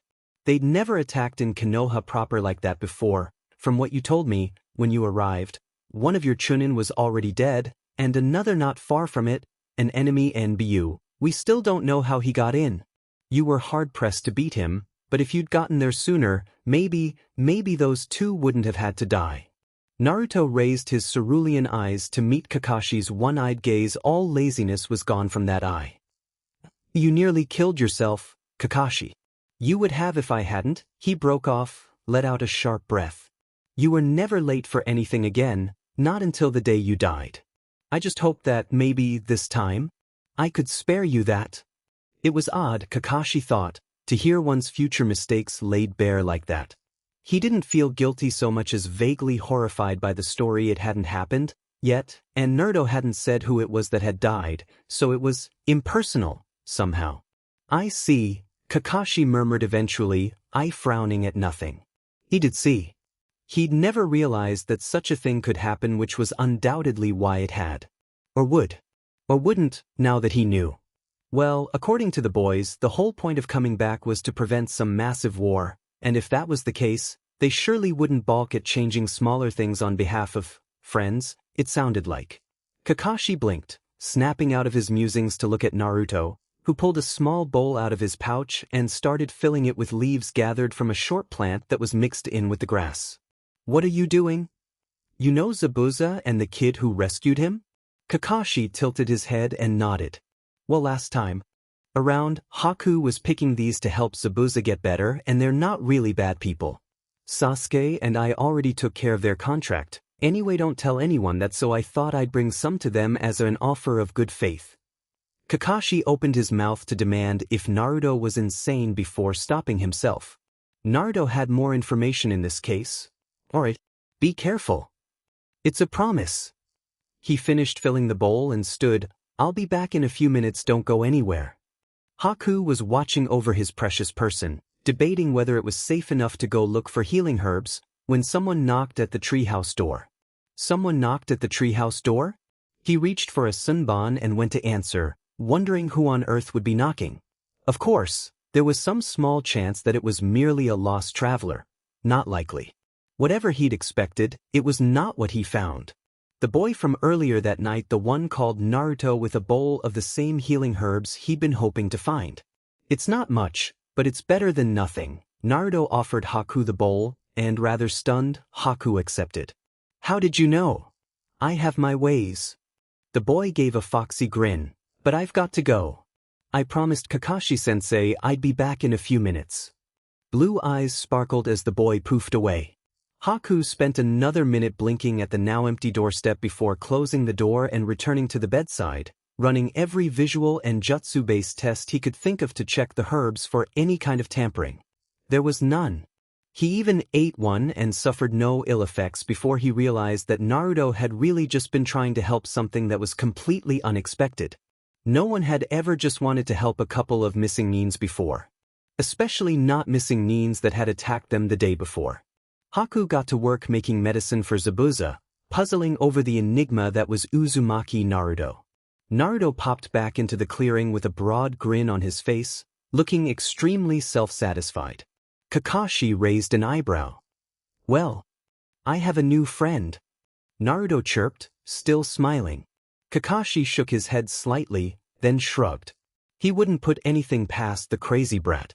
Come on, Naruto, he sighed. Let's get back to the house. Kakashi ended up following a very bouncy QB host back, running through theories on where he got all that energy. He knew Naruto hadn't had any sugar recently and the boy hadn't slept at all in the past 30-some hours, yet he was still bouncing off trees. Literally. Perhaps the fox had something to do with it? Come on, Kakashi-sensei. I'm hungry. Kakashi hid a smile and picked up his pace. Even if Naruto had seen some pretty ugly things that he shouldn't have, he was still very much Naruto. Nothing caught his attention quite the way food did. Naruto? Where have you been? Sasuke's mental question held a tint of irritation as he made his way down the stairs. The dobe hadn't been in the room when he'd woken, and there was no sign that he'd slept there either. Went for a walk with Kakashi. Naruto glanced up as Sasuke entered the dining room, sparing him a small grin, and I brought Haku a present. I think things you'll turn out all right. Sasuke looked off to the side, folding his arms, but sent a glimmer of amusement and satisfaction through his mental link to the Rukadayam. Naruto swallowed his current bite and pointed at Sasuke with his chopsticks. See, there you go again. Projecting feelings is not holding a conversation, team, and neither is grunting. Sasuke raised an eyebrow and smirked, sending a sense of smug questioning while looking at his friend.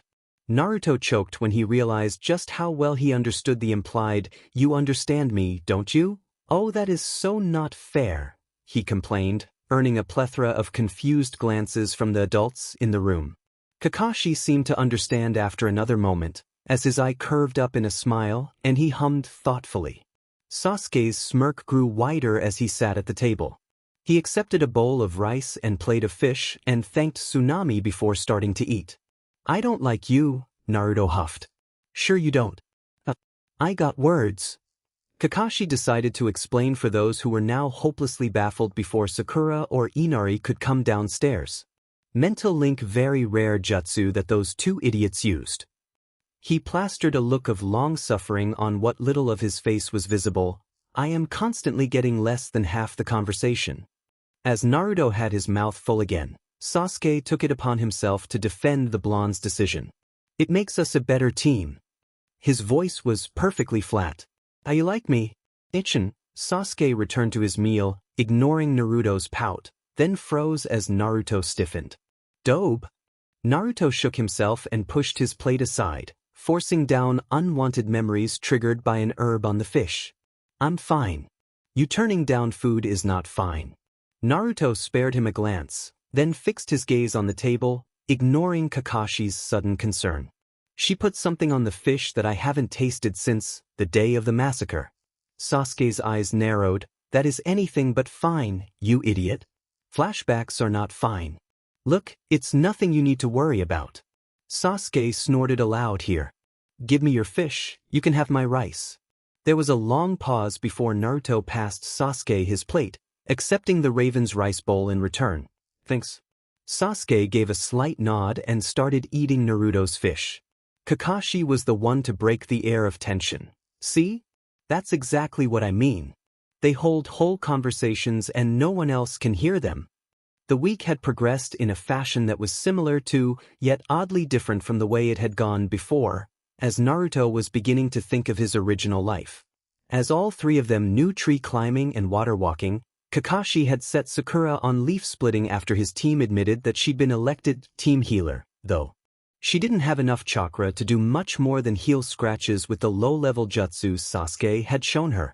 Kakashi sent Naruto and Sasuke off to work on their physical strength and attempt to build up their chakra coils to handle more of their total output.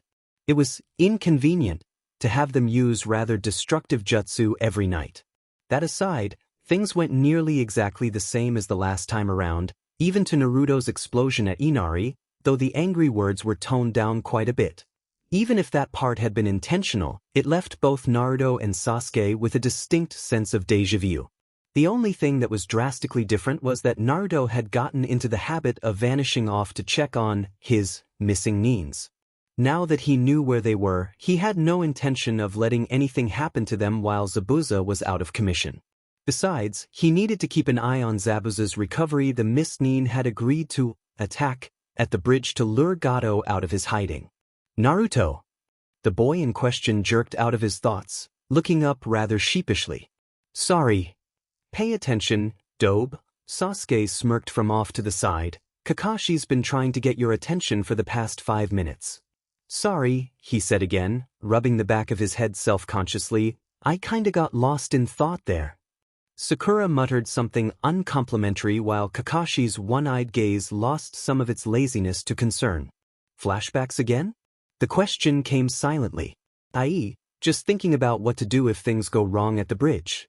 Sasuke caught Kakashi's eye and gave a small smirk, indicating everything was all right.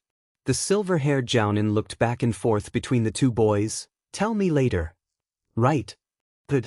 Now, as I was saying while someone wasn't paying attention, I need to measure you three's individual chakra capacities. Now, boys, I know you aren't running at full right now, as you've blown off quite a bit of chakra recently, so I'll measure yours tomorrow. No training today. Go home and get some rest. Sakura, I want you to come with me. Naruto and Sasuke exchanged glances, shrugged, and left, deciding that Kakashi just wanted to see how much they could handle compared to roughly what they could deal with at the beginning of the trip. You've got to be kidding. Sasuke eyed Kakashi as though he thought his Jounin-sensei had lost his mind. Chakra burning?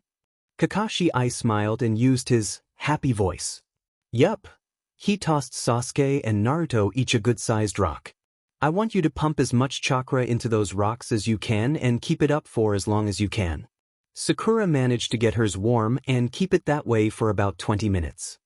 Not bad for a kunoichi genin, Sasuke acknowledged, but we're not kunoichi and our chakra capacities are far higher than genin. If we're going to do this, we need bigger rocks, Naruto finished, flipping his stone over and over in his hands. Oh. Kakashi eyed them. Let's see. Sasuke glanced down at his rock, shrugged, and forced some of his chakra into it, feeling it heat up uncomfortably quickly and layering some chakra over his hands so as not to burn himself. His rock started to glow with excess energy and he glanced over to Naruto and raised an eyebrow. Fine, Naruto huffed, forcing chakra into his own rock and melting it, using his chakra to levitate the liquid before it could splash and burn anything. Sasuke could melt his stone if he wanted to, but he didn't heal as fast as his blonde friend and his chakra capacity wasn't quite so insane. He just heated his to a rather amorphous quality and prodded it into different shapes with his chakra. Kakashi was staring, but Naruto and Sasuke were starting to enjoy this odd exercise.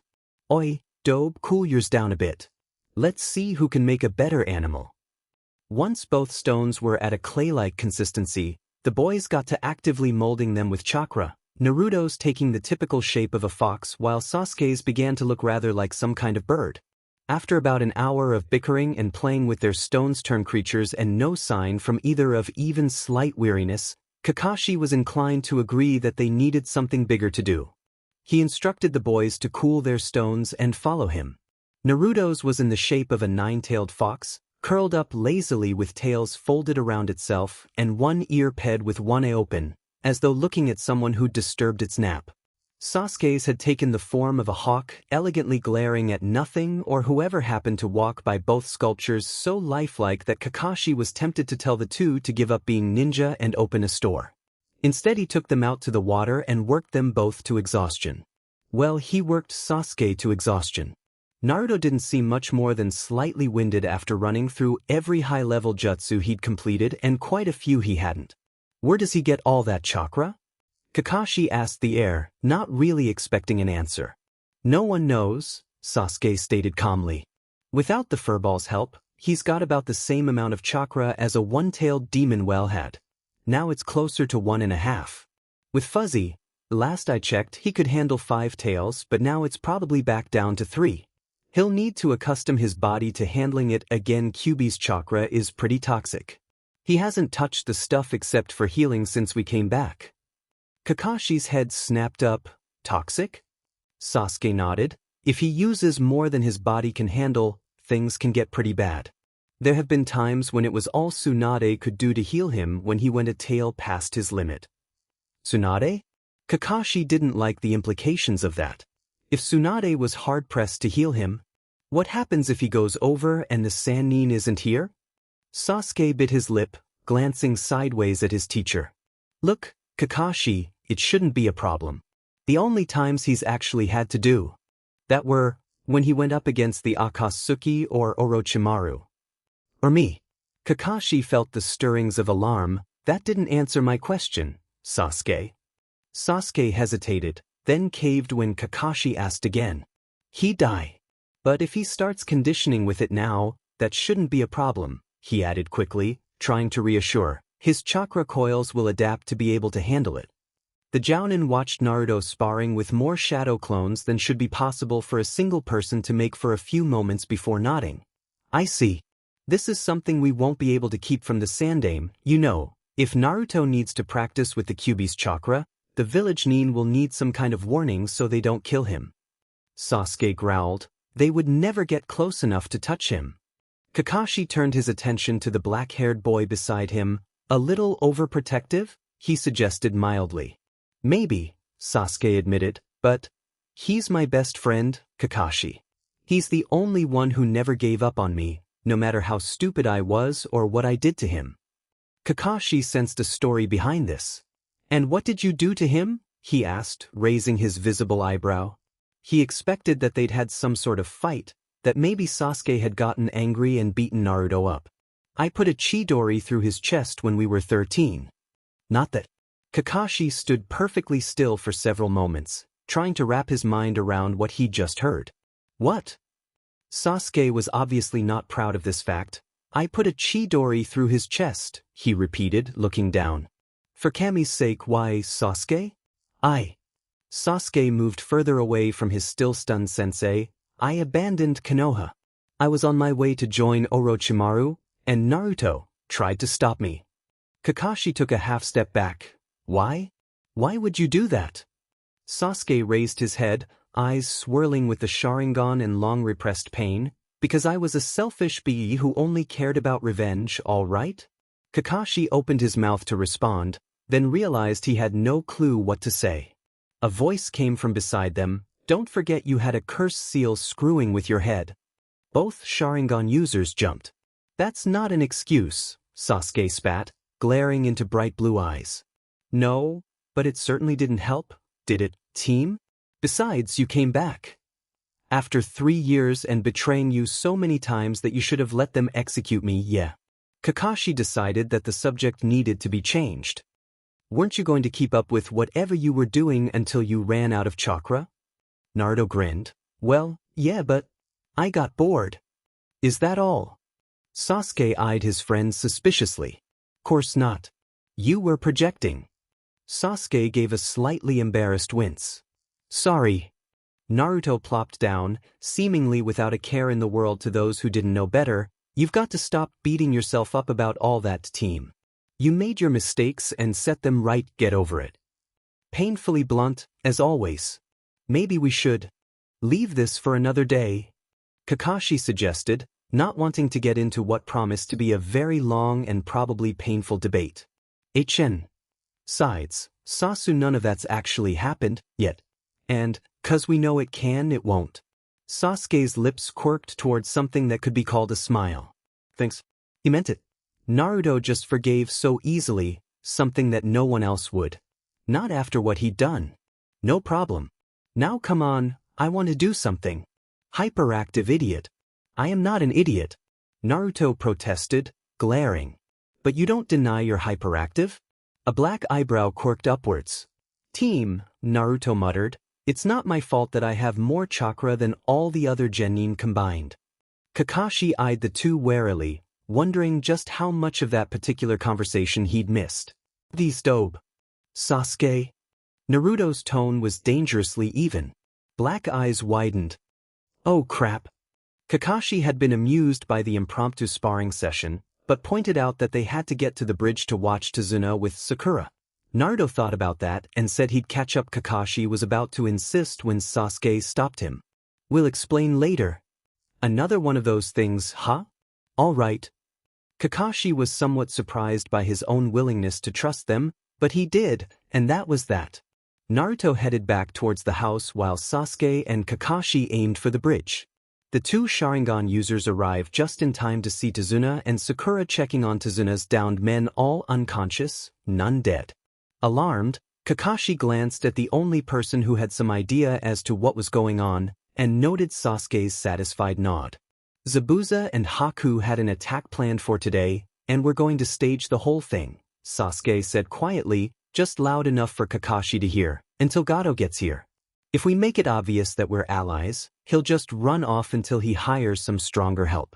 Right now, he should come later with a bunch of mercenaries to finish off Zabuza and Haku and us, too, but he won't succeed. Just remember that you're not trying to kill Zabuza. Think of it as violent spar. Kakashi nodded, eye narrowing, and you didn't tell me this before, why?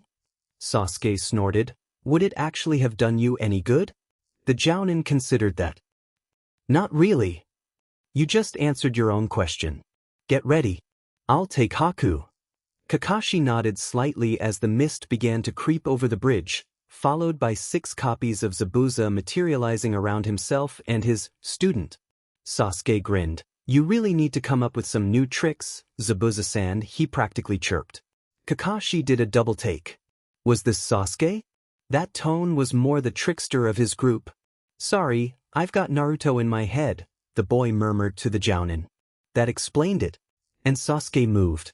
One moment he was there beside Kakashi, the next he was on the other side and all 6 Mizu Bunshin collapsed into water.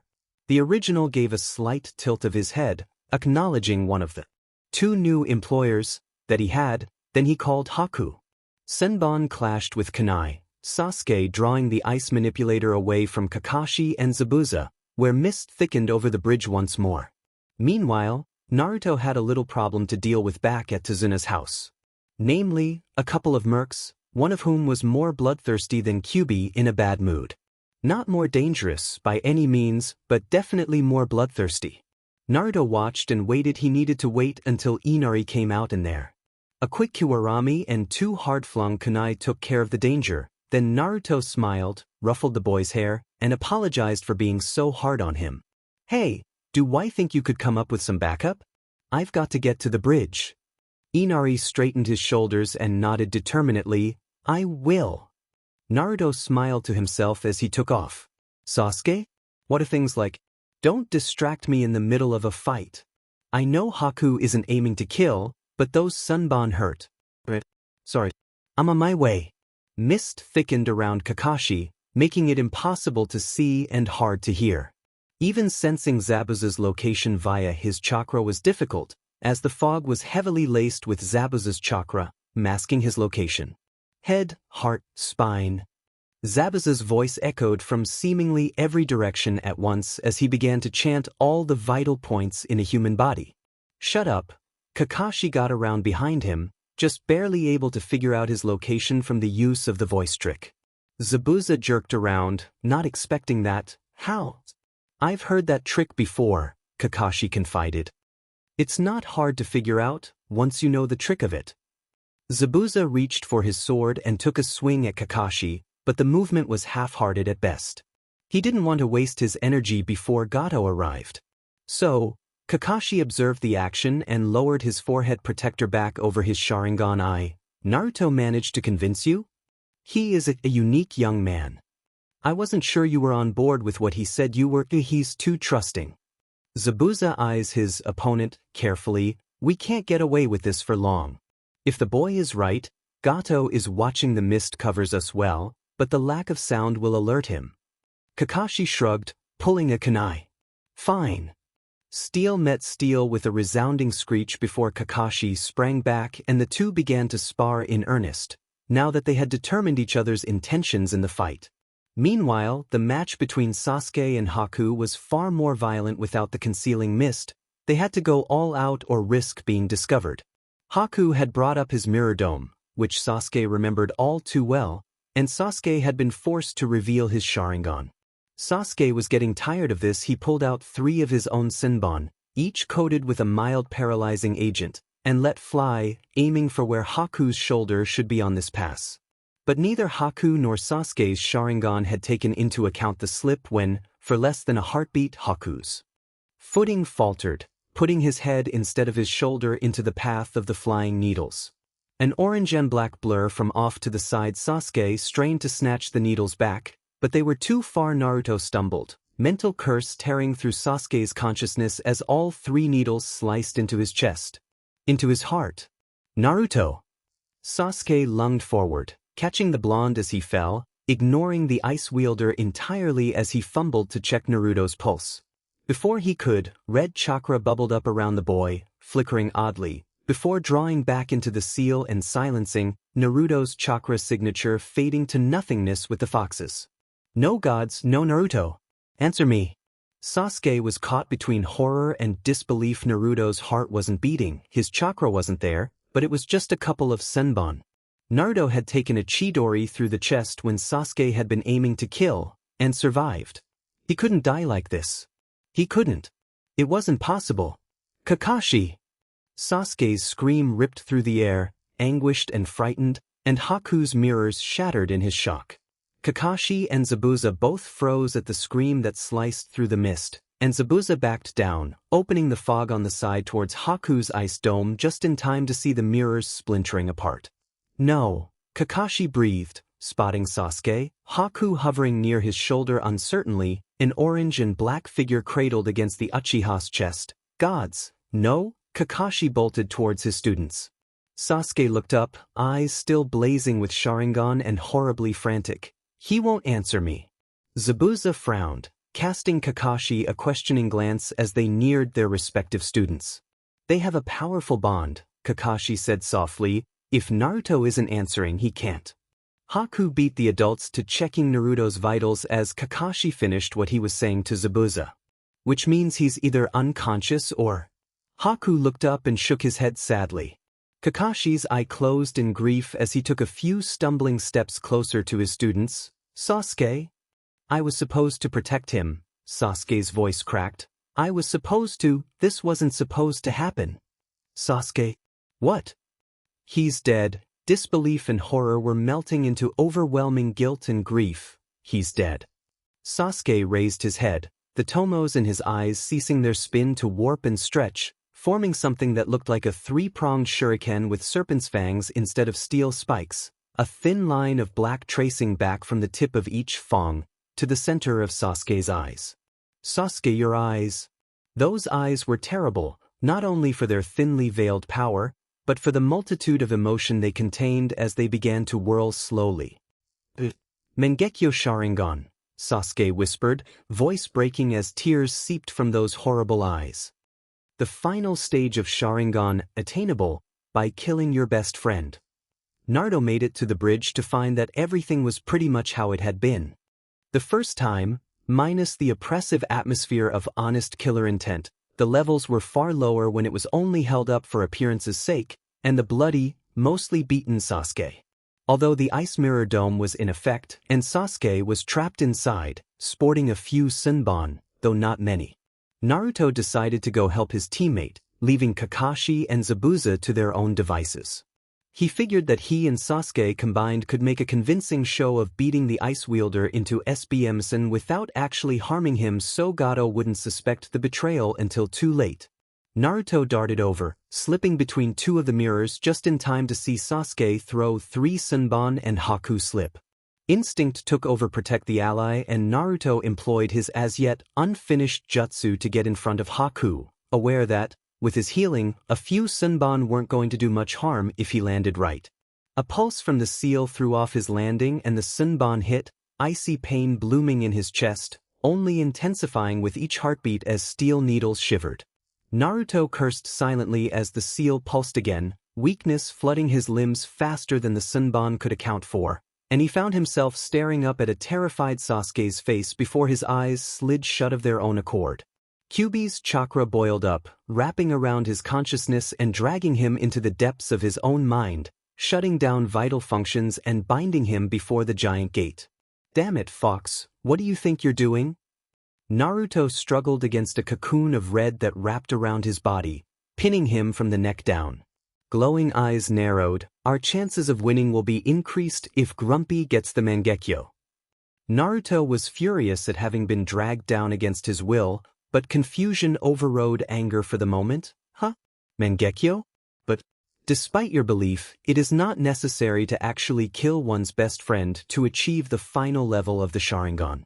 The change is triggered by the extreme emotional trauma of having killed one's best friend, not the death of the friend itself. So, what? You're saying he just has to think he's killed me? A slight note of satisfaction crept into the demon's voice. Exactly. You caught on faster than I thought you would, Gaki. What? Suddenly Naruto was fighting again. You can't do that. Demon Kyuubi, do you have any idea what that will do to him? Relax, Kit. I'll let you go as soon as his Mangekyo Sharingan stabilizes. That's not the point, you sadistic furball. Damn it, I'll have your pelt for this. Kyuubi blinked down at his jailer, puzzled. He couldn't understand why the Kit was making such a big deal out of this. No permanent harm was being done, after all. Sasuke can't handle it, he'll have nightmares for months, you idiot. Kyuubi pet his head. Well, that explained why his container was so upset. Really, humans and their emotions, they just didn't know how to let things go. Well, QB had started to drop his block on the mind link shortly before the kit's sadistic furball comment. No point in keeping him any longer now that his grouchy friend's eyes had evolved. Attainable by killing your best friend. Kakashi felt like he'd been punched as the pieces fell into place. Sasuke had been the one to land the fatal blow, clearly unintentionally, and those eyes, that voice. Sasuke wasn't going to be able to live with himself. Kakashi was going to lose them both. He didn't have time to dwell on this, though, as a very irate Gato arrived with a small army of low-life mercenaries, and ordered said mercenaries to attack. Zabuza dodged through their ranks with the sole intent of killing his former employer, Haku covering his attack to make sure he didn't get too badly injured, and Kakashi cast one final glance towards Sasuke and the downed Naruto before doing everything he could to turn back the tide. Sasuke joined him. A single glance from those horrible, empty eyes crumpling hardened killers into screaming, incoherent blobs of flesh, slicing through mercenaries with kunai in hand. Sasuke was completely blanked out, fighting on pure, ingrained reflex while he struggled to come to terms with what he'd done when a very familiar voice echoed in his head, vibrantly furious and alive. "Point, you sadistic furball. Damn it, I'll have your pelt for this." Sasuke found himself envisioning ruby flecks spinning into azure, pupils stretching into familiar, angry slits. "Sasuke can't handle it, he'll have nightmares for months, you idiot." It clicked. Sasuke stumbled to a halt, shaking his head, barely dodging a clumsy sword strike as he focused on his friend. "Naruto?" The response was immediate. "Sasuke? Oh gods, Sasuke, I am so sorry. If I knew what the furball was planning, I never would have." "You're alive?" The raw agony, the hope in those two words brought a pained, desperate cascade of emotion flooding through to Sasuke's mind. Apology and anger and worry all rolled into a mind-searing, very welcome mess. Sasuke surged towards his opponent, slicing his throat in a quick, efficient move before getting back out of the fight, darting back towards his too-still teammate. Sasuke knelt, checking for a pulse and not finding one, but he could feel the dual chakras thrumming through Naruto's body. "Naruto, your heart's not beating. I kinda noticed that QB's circulating my blood with his chakra. He says it would be easier to neutralize your paralyzing stuff and fix the damage if you took the Senbon out of my heart." Sasuke had to grab Naruto's still unresponsive body and dodge as a particularly large merc charged. He didn't have time to be careful. He yanked all three out in a vicious arched throw, the needles effectively ending the merc's life. The violent cursing that rang through his skull was confirmation enough that his teammate would be all right. Kakashi had been watching Sasuke out of the corner of his eye while dealing with his own little problems and almost tried to get to him when he faltered, nearly letting a clumsy mercenary land a blow. When Sasuke killed the merc without using his creepy eyes and pulled out of the fight, Kakashi got confused, especially when Sasuke went back to Naruto's body.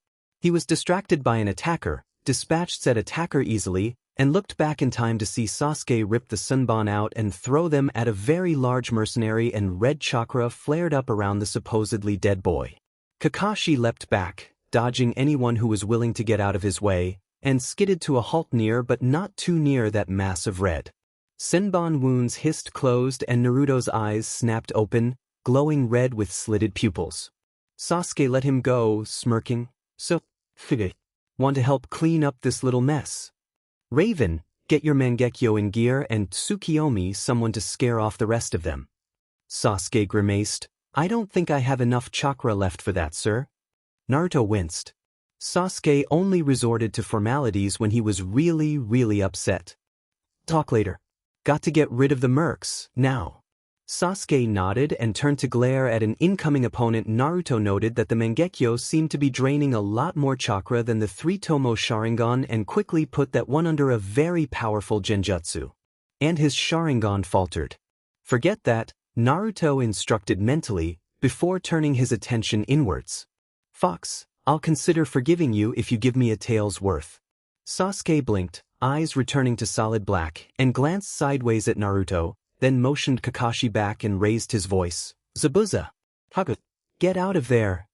Neither Nin questioned and both got well away from the mercenaries, then noticed Naruto standing up. Wait, weren't you dead, kid?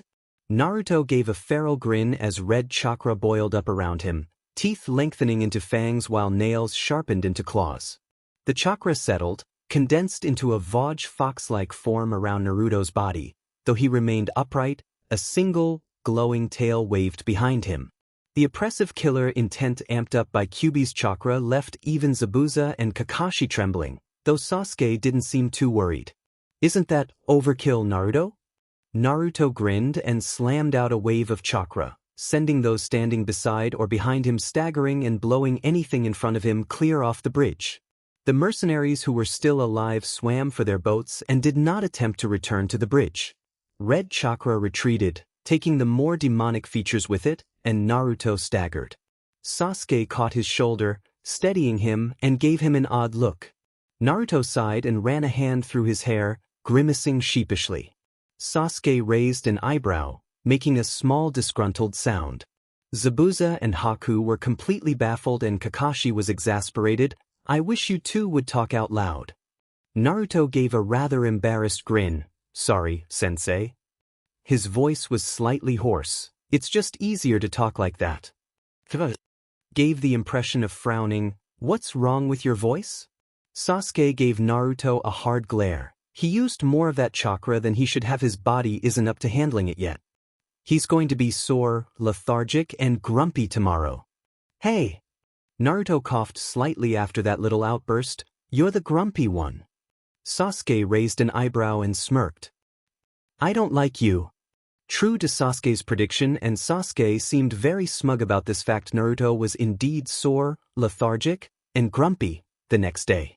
If anything, he felt like he had the full body equivalent to a hangover after a massive bar fight.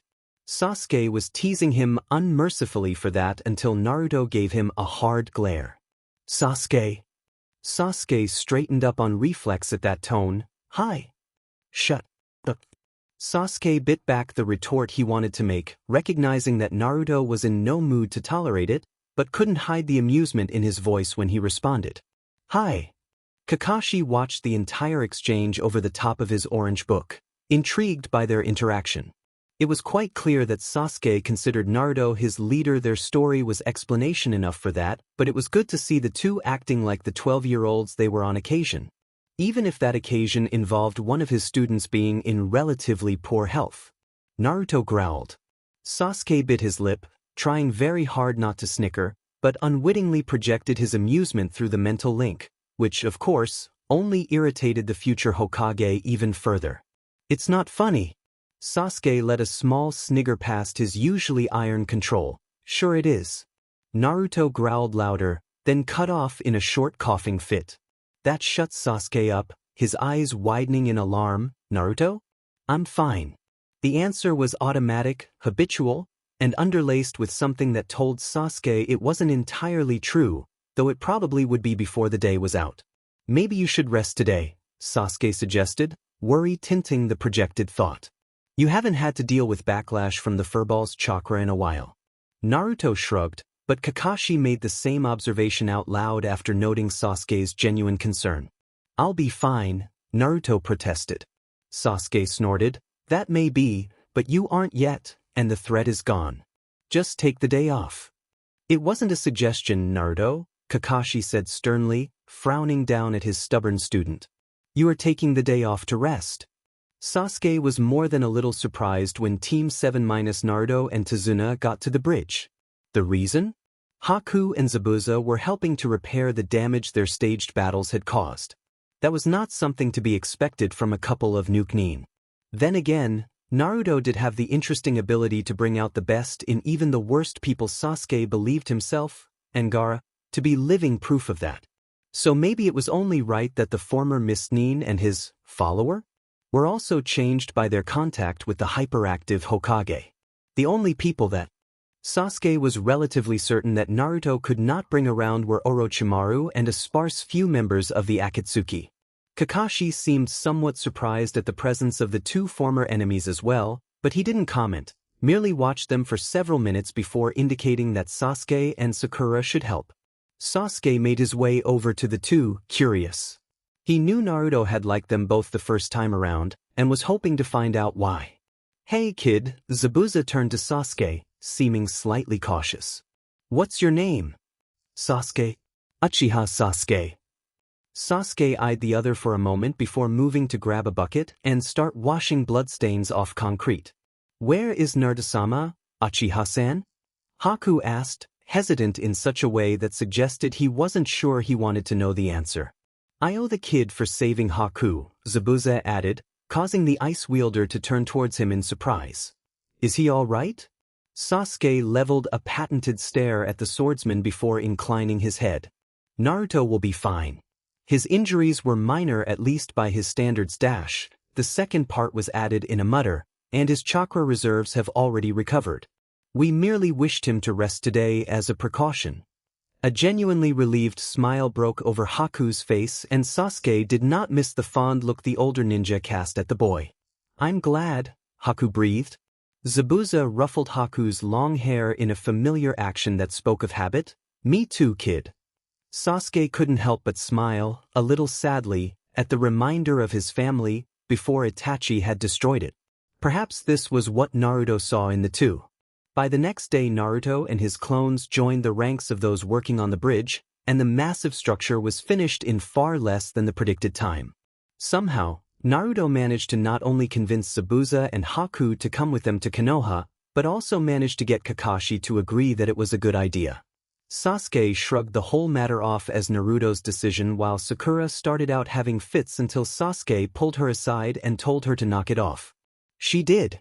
And the five of them set out, aiming back towards Leaf, the blonde still nearly as bouncy as he had been the first time around.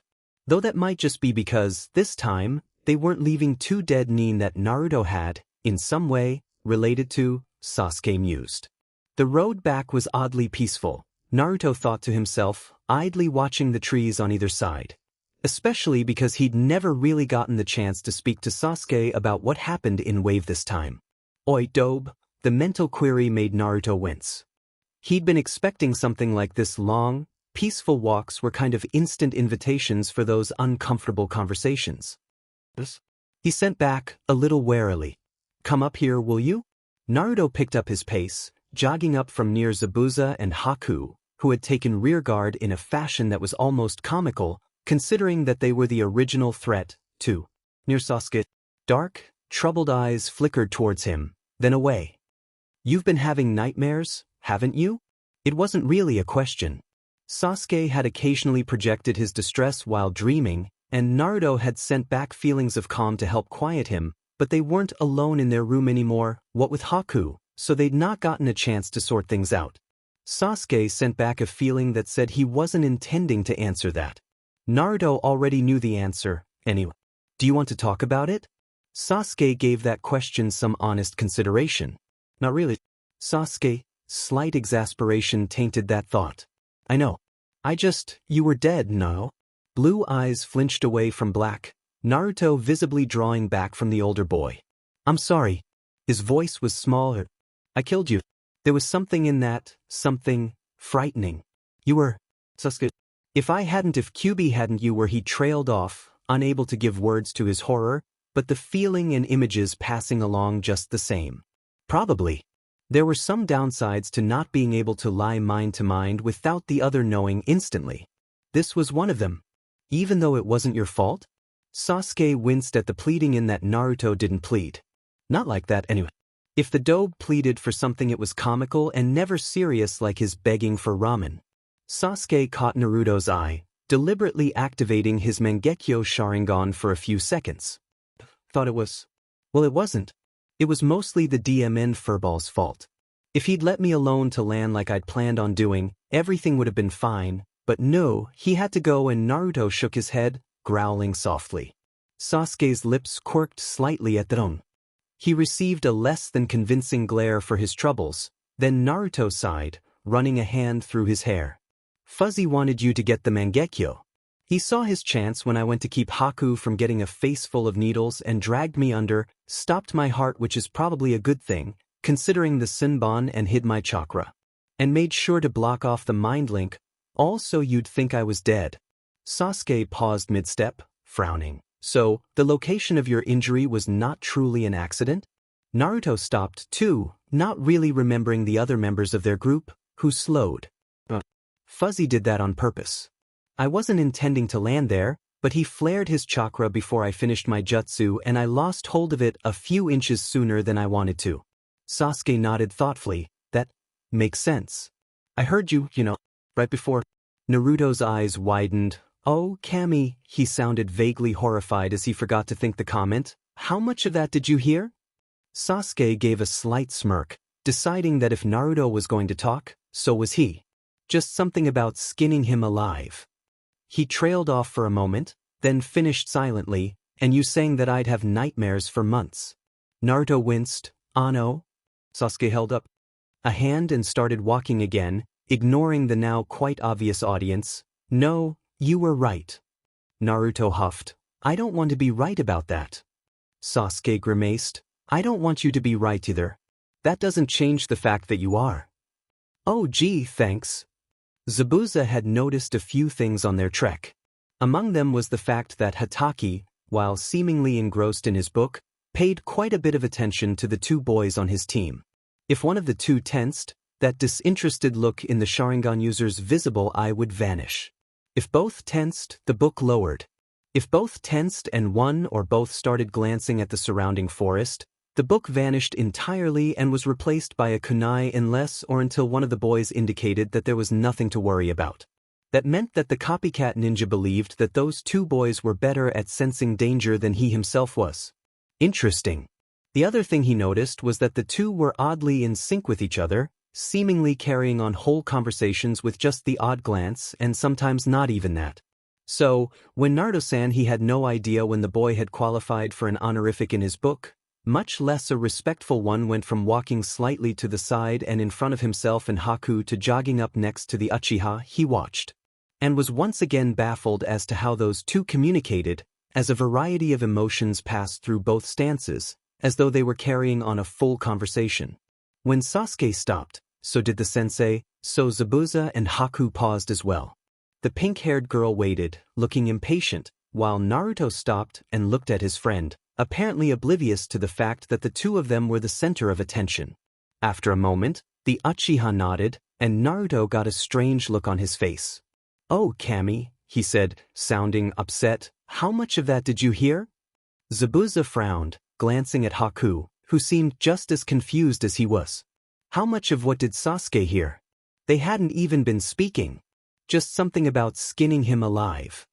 A flicker of a different emotion flickered through dark eyes, and the conversation took a turn that made absolutely no sense. Ano. Sasuke cut off the protest with an upheld hand. No, you were right. Again, right about what? Skinning someone alive? Zabuza glanced to the boy's instructor, and noted mild bemusement that said this sort of thing was not entirely uncommon. I don't want to be right about that, the blonde protested. Well, at least they'd said something relatively consistent, even if he still had no clue what was going on. I don't want you to be right either. That doesn't change the fact that you are. Stoic. Just like he'd read many Uchihas were, at least before the clan was mostly decimated from within. Oh gee, thanks. The sarcasm seemed to signal the end of the odd conversation and the two started walking again, ignoring their puzzled observers. Zabuza couldn't quite hold back the question. What was that about? Naruto glanced back at the former Miss Nin. Kakashi-sensei didn't tell you? He sounded slightly surprised. Huh. Dobe, Sasuke stated. Kakashi didn't even tell Sakura, remember? A slight frown crossed Naruto's face. Oh. She wasn't in the room when he told Tazuna and Tsunami, huh? Tell me what? And irritated Kunoichi's voice cut in. Ano. Naruto cringed away from the girl, which amused Zabuza. The boy was apparently willing to stare death in the face for a near-total stranger and was afraid of the pink-haired brat of a girl? We have a mind link, Sasuke said flatly. We can communicate over any distance without sound. And we cannot convincingly lie to each other because of it. Yeah, it's kinda hard when the other person can read your emotions. Which is why Sasu.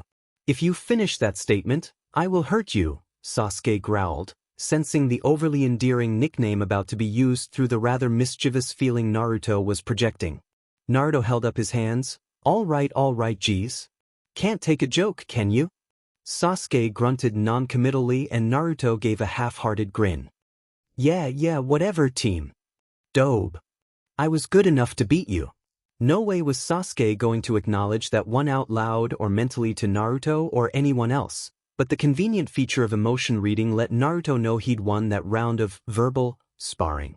Kakashi gave a long-suffering sigh that Zabuza discovered he had the odd urge to imitate though he didn't. Haku giggled slightly at the other boys' antics, glad that, for once, he and Zabuza were with a happy group, even if they were rather odd. He would be sad when they reached Konoha and would no longer be able to travel like this, nearly carefree and full of life and laughter. Iruka was worried. When Team 7 got back from their supposedly C-rank mission, Kakashi had requested a private debriefing, something that usually only happened for B-rank and above.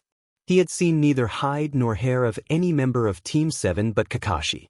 Which was why, right now, instead of being on his way home to take a much-needed break from his hectic days, he was roof-hopping towards Naruto's apartment, hoping to find out what had happened on that mission. Naruto wasn't home. He wasn't at the ramen stand either, or on top of Yandame's head. After Iruka ran out of all the normal places to look, he decided to resort to drastic measures. He would seek out one of Naruto's teammates and ask, "Sakura?" No, she would be at home, probably getting grilled by her parents. His best bet was Sasuke, who seemed to have built up quite the friendship with the energetic blonde.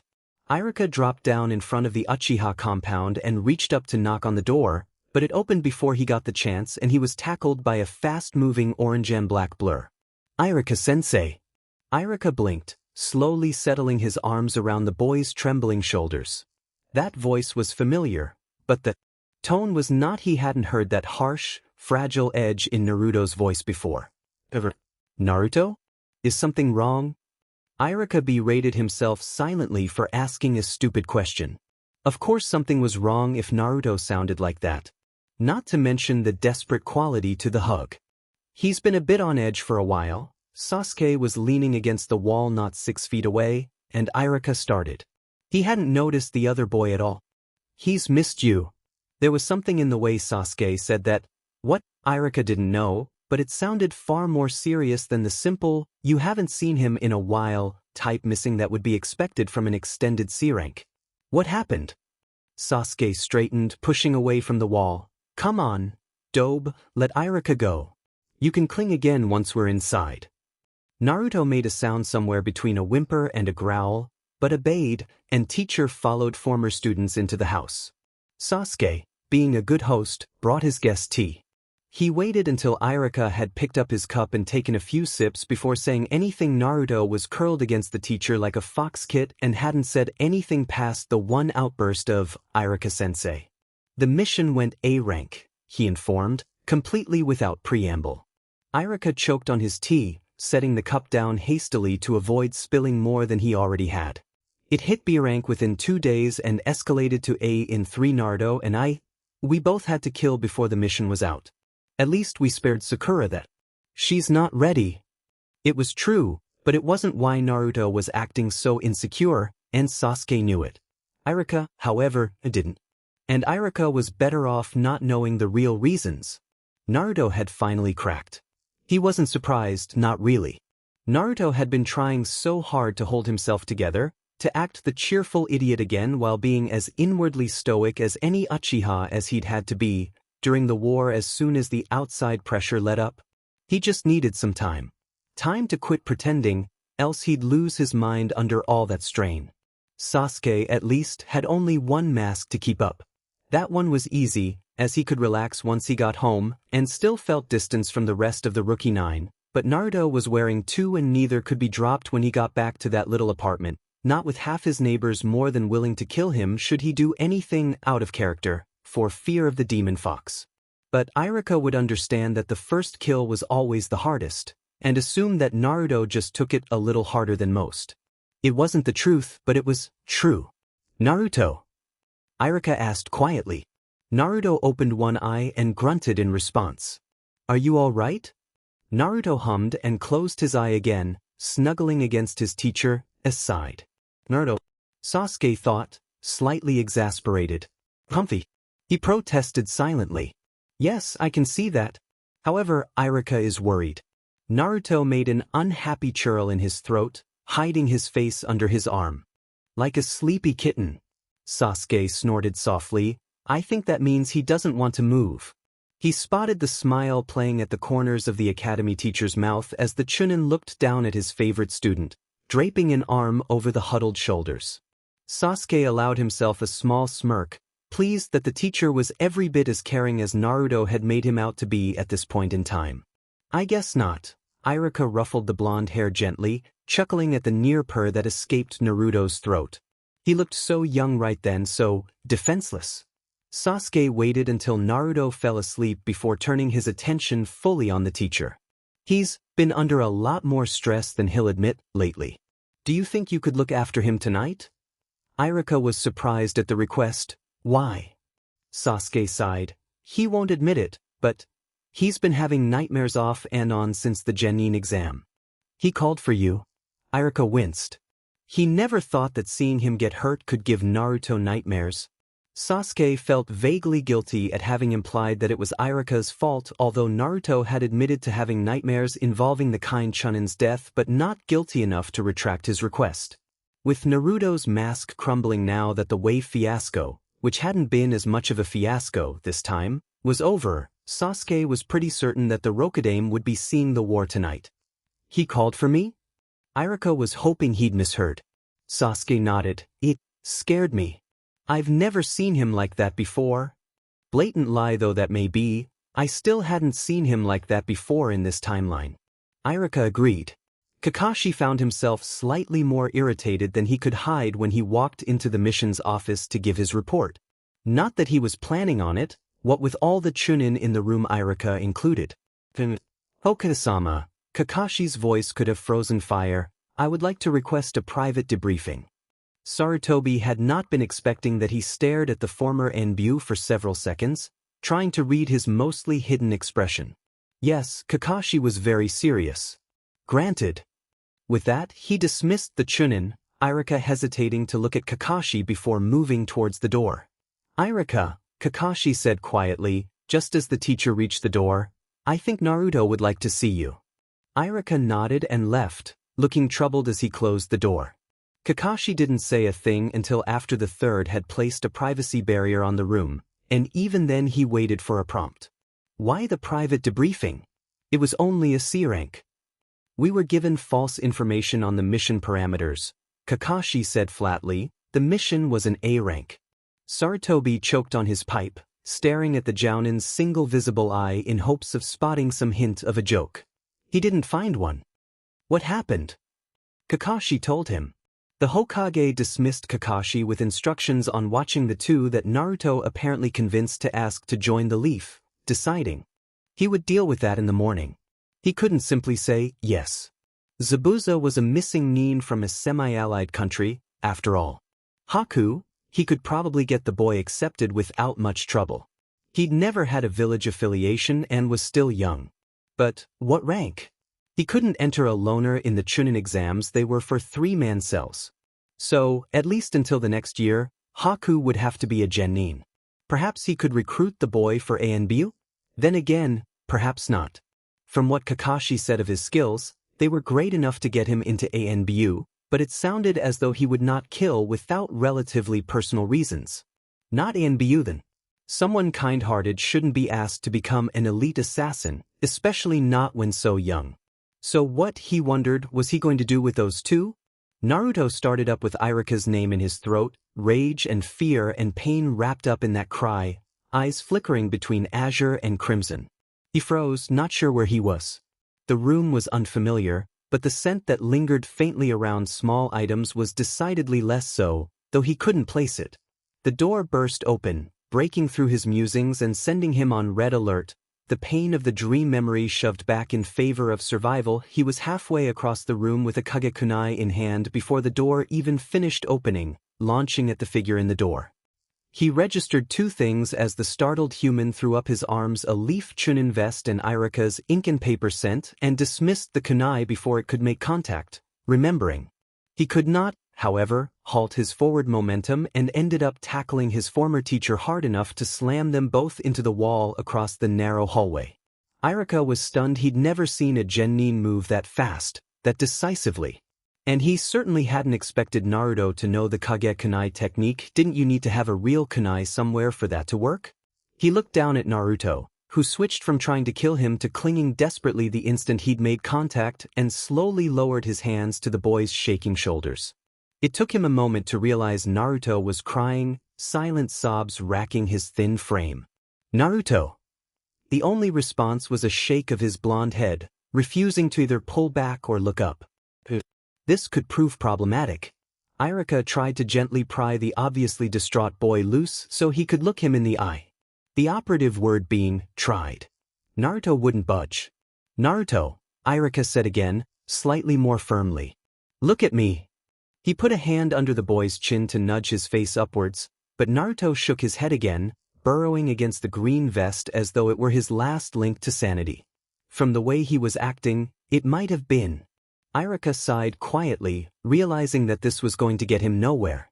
And he'd heard the terror in Naruto's voice when the boy had screamed for him. Sasuke hadn't been kidding. Maybe Naruto just needed to convince himself that his teacher wasn't leaving.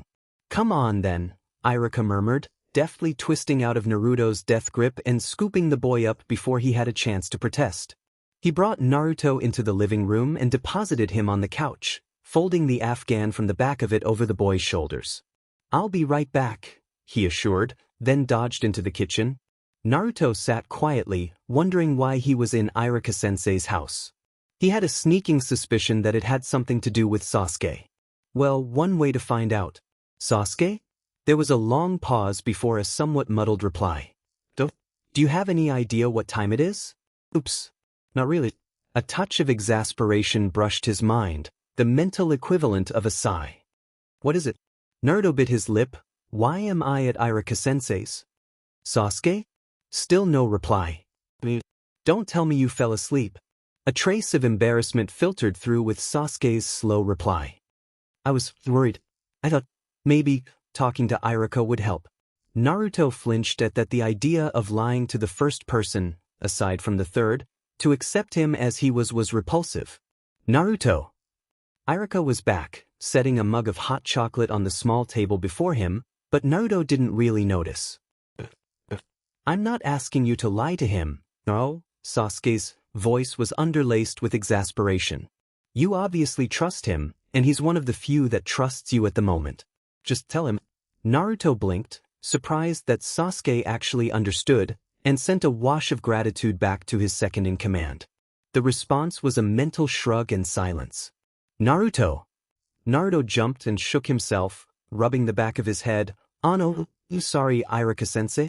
I was talking to Sasuke. Talking to Sasuke? He's less snappy when he's half asleep. The blank confusion on Irika's face made Naruto pee his head. Kakashi-sensei didn't tell you? Now Irika was getting wary. Tell me what? Ano, about the mind link? I was sure he's tell you.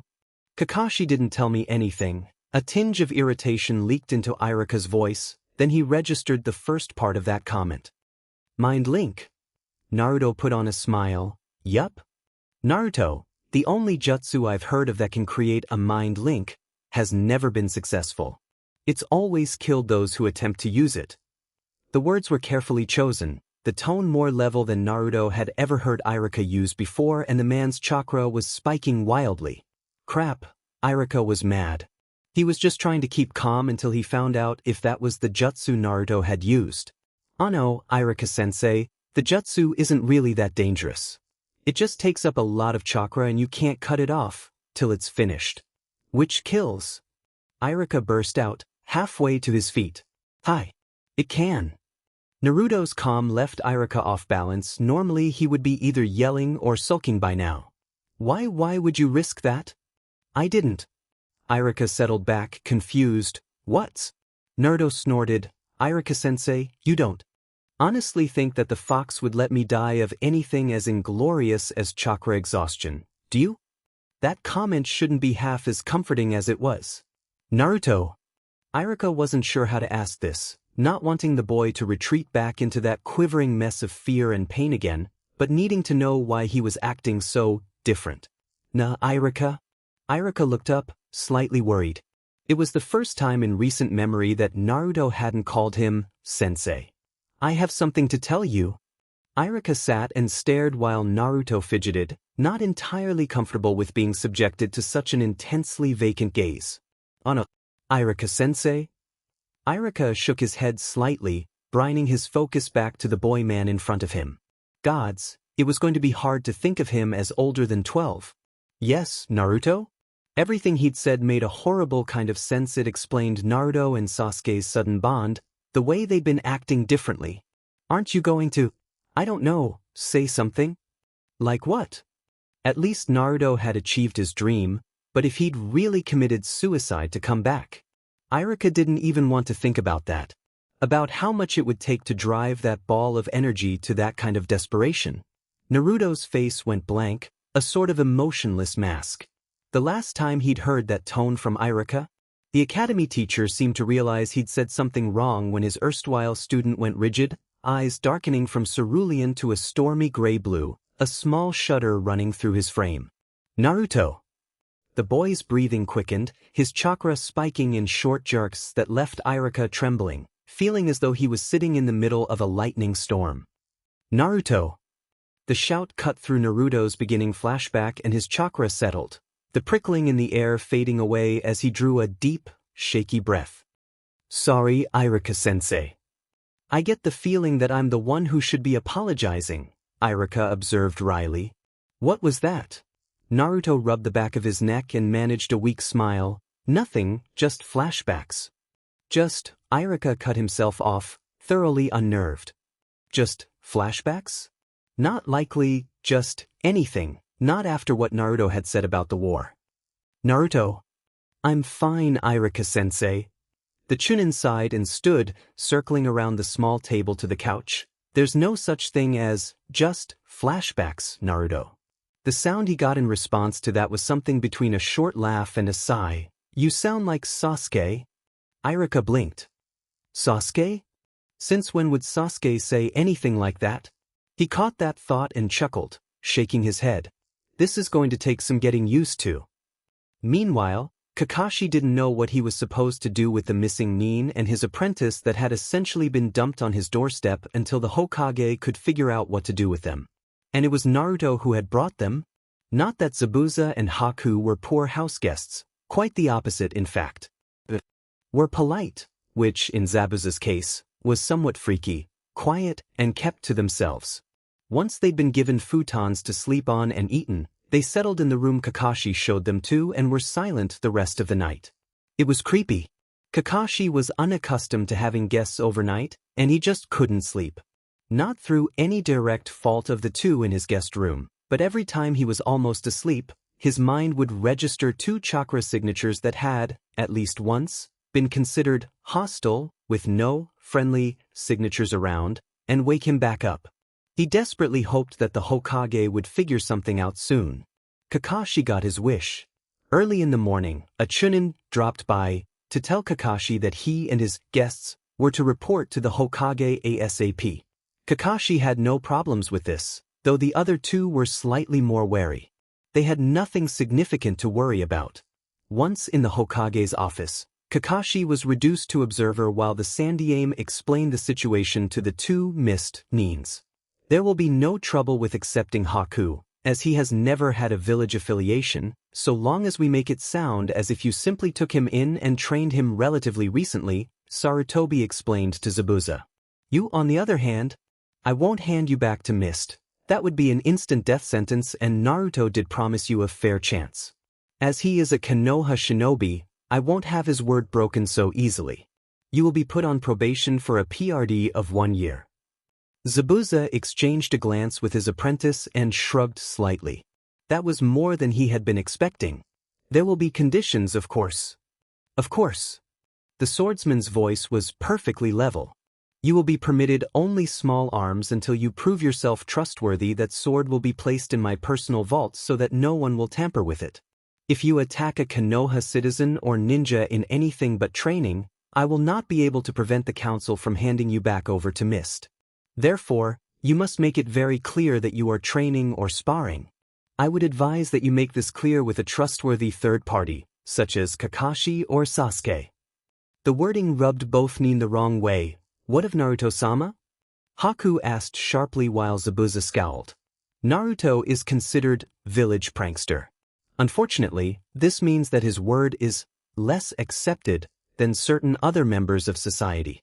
Sasuke is nearly worshipped as the sole Uchiha heir, and Kakashi is known for his loyalty to Konoha, and neither one of them will deliberately betray you.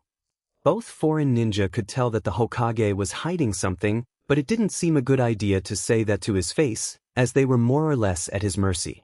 They conceded with slight nods. As for you, Haku, you will be instated as a Konoha genin. He held up a hand to forestall any protests Zabuza might have on the behalf of his student. I am aware that you are higher than genin level, but I cannot introduce you into the Chunin exams, as this year they are set up for 3-man cells only. If you wish, you can train as a medic nin at the hospital, and, when they decide you have advanced enough, they can raise you to Chunin themselves. Our med nin have a different way of ranking genin through jounin than the rest of the village, and I tend not to interfere. Haku glanced hopefully at Zabuza, who shrugged a tacit permission. Thank you, Hokasama. Haku gave a slight bow in the old man's direction. I would enjoy that very much. Zabuza tilted his head slightly in acknowledgement. It is far more than I expected, Terayama. Kakashi breathed out. That had gone well. Where will they be staying? Sarutobi took the pipe out of his mouth and pointed it at Kakashi. I have yet to arrange suitable accommodations. They will continue staying with you unless one of your genin is willing to house them, at least until I can arrange for an apartment. Kakashi cursed silently. You're late, Naruto growled when Kakashi finally turned up on the training grounds. Sakura was absorbed in practicing her aim under Sasuke's instruction. That crush apparently could be good for something, so didn't berate her teacher's tardiness. Kakashi rubbed the back of his head, genuinely embarrassed now that he knew why Naruto so disliked his tardiness. Gomen, I was talking to the Hokage about our new friend's situation. Blue Eyes evaluated him carefully, then Naruto nodded and turned his attention back to his training. Unless you have a mission for us, you might want to go over Chidori and Raikiri with Sasuke. He's not used either, yet, but he needs to have a plausible excuse for knowing them.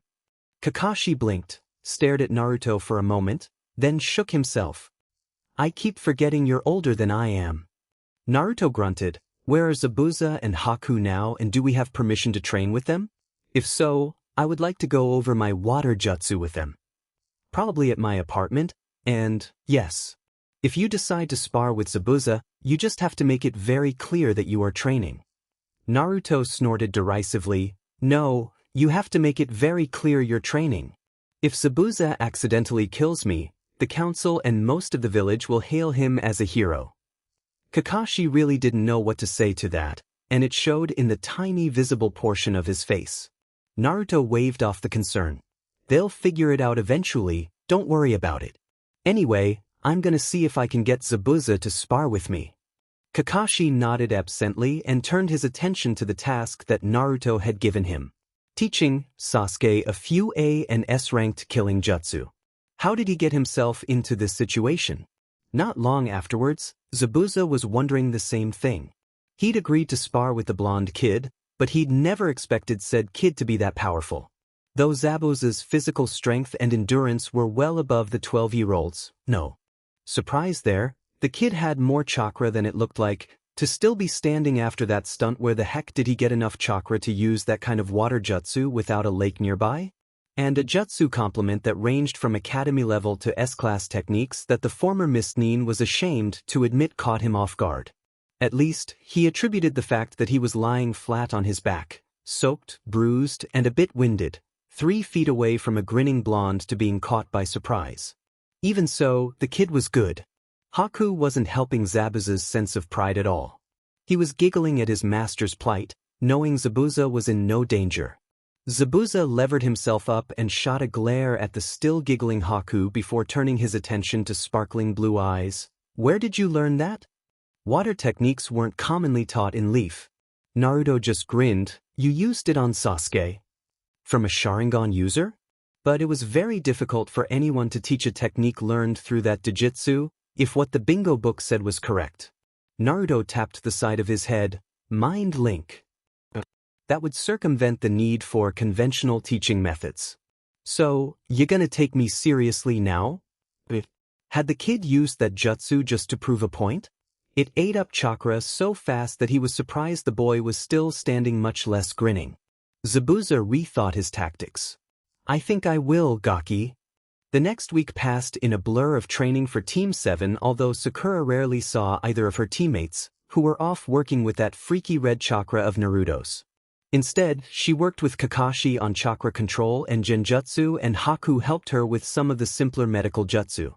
Several times, she found herself grateful for the endurance training Sasuke and Naruto had pressed on her. Without it, she wouldn't have lasted more than an hour or two at a time.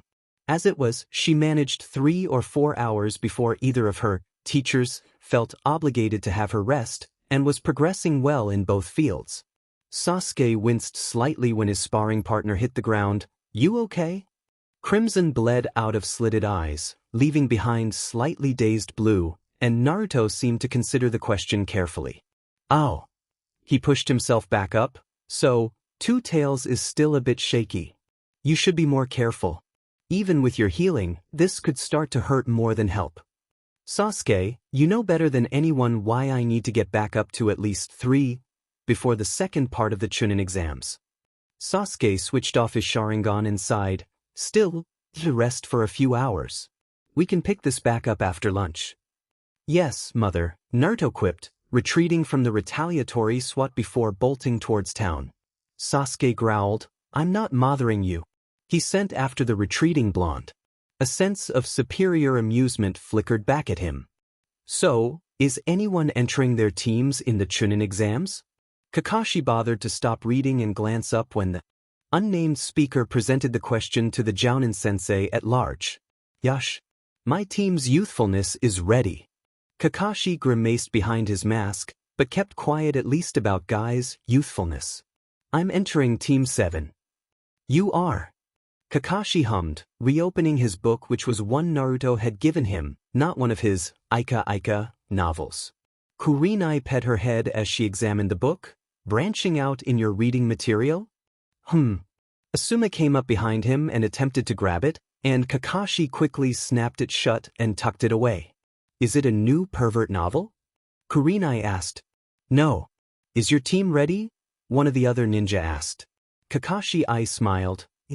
Why won't you let us look at your book? It's not mine. Asuma blinked. Whose is it? Naruto's. He'd kill me if anything happened to it. Anko snickered. One of your genin would kill you? You're getting soft. Kakashi let his voice go flatly serious. Naruto is better than any of you give him credit for. He took on Zabuza and won. Kakashi neglected to mention it was a sparring match, but he'd seen what Sasuke could do, and Sasuke maintained that Naruto was better. He what?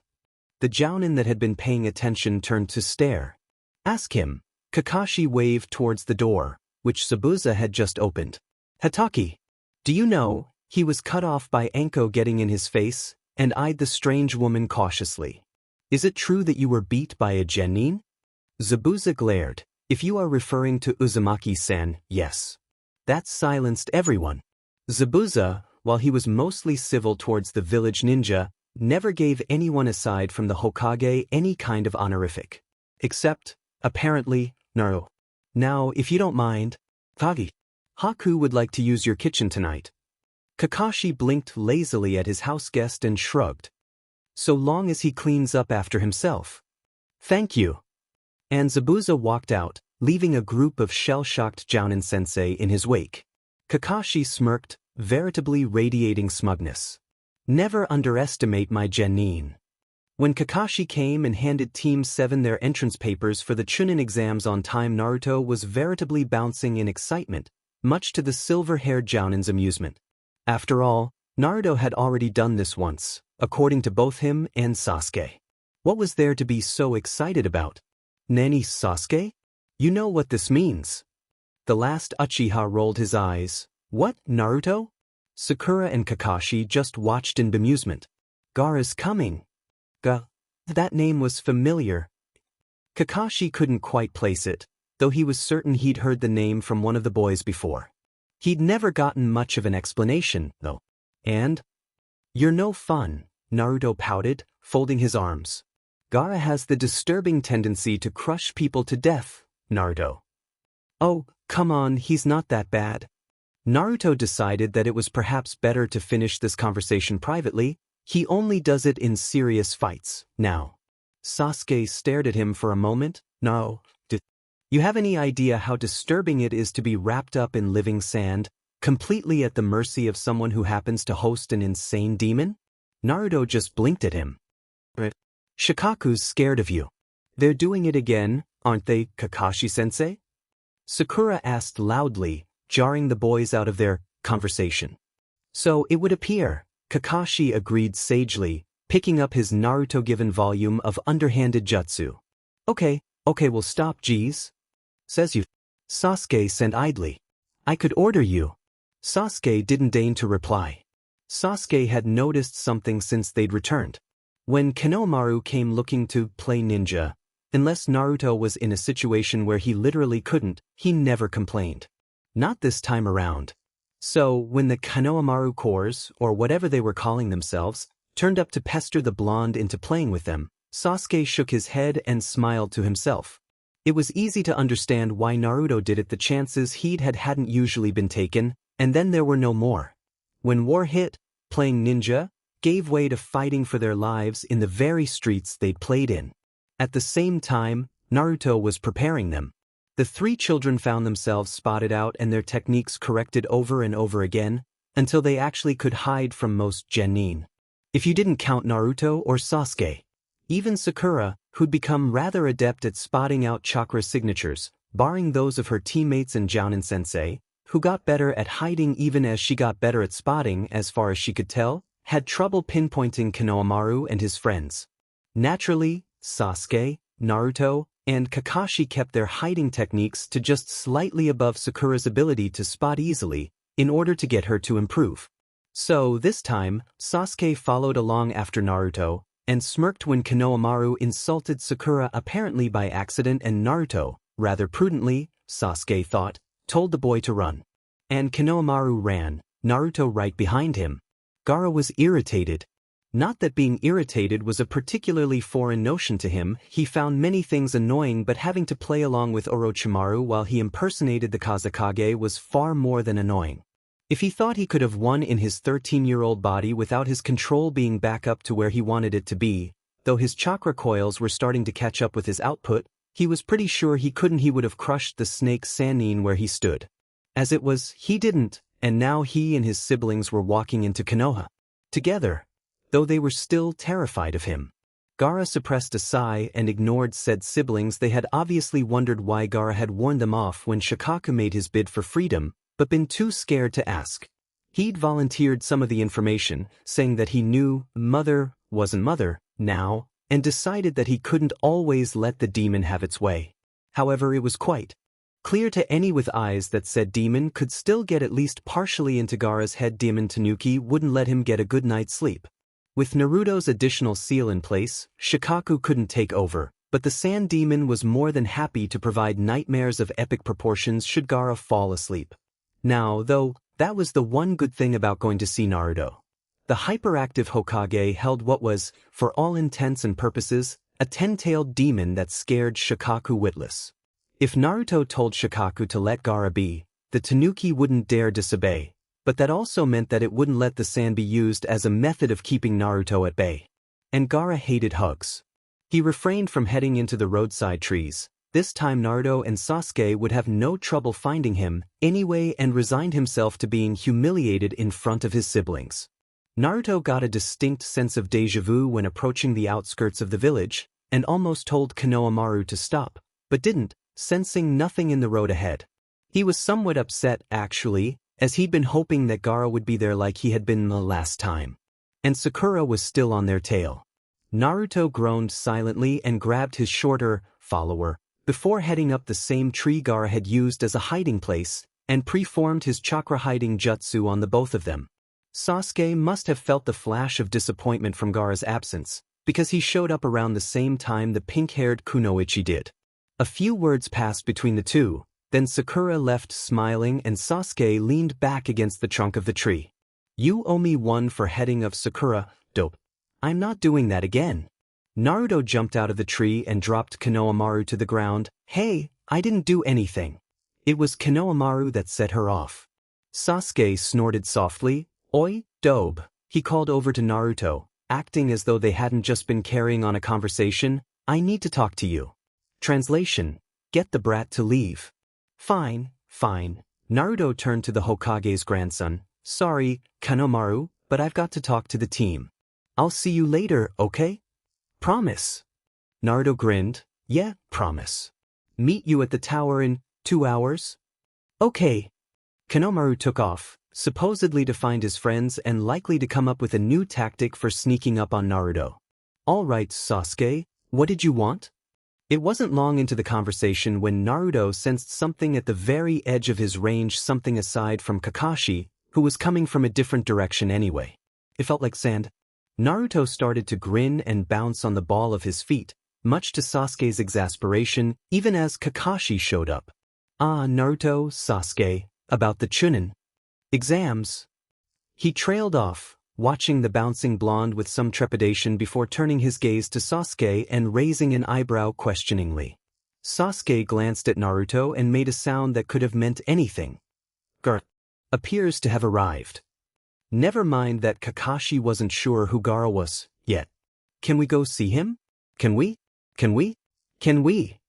Kakashi stared for a moment. "Naruto, how old are you?" The Rokudaime pulled off an impressive display of puppy eyes. "But Kakashi-sensei, I haven't seen him for months." Fine. Besides, he was curious about this Garb person. "Yatta." Naruto spun and bolted, Sasuke rolling his eyes and motioning for Kakashi to follow. Naruto spotted Kankuro and Temari some way down the road and noticed the future Kazekage was actually walking with them. Said siblings were clearly wary of Gaara, which meant he'd attempted to keep things close to the same between them. Naruto was a little surprised they weren't more disturbed than they already were. "Gaara," he called happily, running toward his friend. Gaara looked up at the sound of his name, slightly surprised that Naruto's chakra had escaped his detection, then groaned, calling on his sand. The groan, not to mention the sand, got Kankuro and Temari to start backing away. Anything that made Gaara show anything resembling emotion had to be pretty bad. Gaara braced himself, the sand settling behind him to reinforce his stance, as he couldn't get it to actually block the other Jinchuri's charge. And Naruto tackled him in a bear hug. Even with the slight reinforcement the sand gave, Gaara was knocked off balance, that same sand helping to right him and keeping its distance from the blue-eyed blonde as opposed to crushing him as Kankuro and Temari had expected. "Naruto," Gaara growled, "let go." Pouting slightly, Naruto obeyed. "Oh, come on, you can't go through your entire life with no physical contact whatsoever, Gars." He paused. "And why didn't you put up a sand wall or something?" Gaara kept a perfectly straight face as he replied. "My sand has betrayed me." Kankuro and Temari started to get worried if Gaara was losing control of his sand. Naruto, on the other hand, laughed. "Your fuzzy friends that scared, huh?" Gaara sighed and nodded, casting a weary glance towards his siblings. Naruto turned serious, scrutinizing Gaara's appearance. "You're not sleeping again, aren't you?" Gaara returned that comment with a flat stare.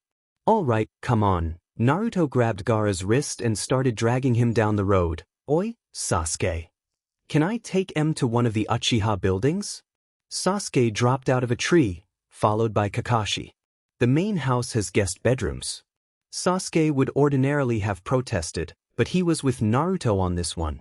Gaara, while he could get by on far less sleep than the average human being, was a lot less irritable and a lot more stable when he'd gotten a decent amount of sleep. Sasuke was frankly surprised that the sand user hadn't responded to the nickname. The only times he could sleep properly were when the QB carrier was around. Shikaku's terror of the fox could come in handy, sometimes. Times like when Gaara wanted to avoid a hug, not so.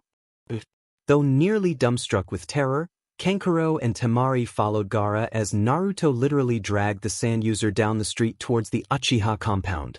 They followed the two into the main house and watched in bemused horror as Naruto shoved Gaara into one of the guest bedrooms.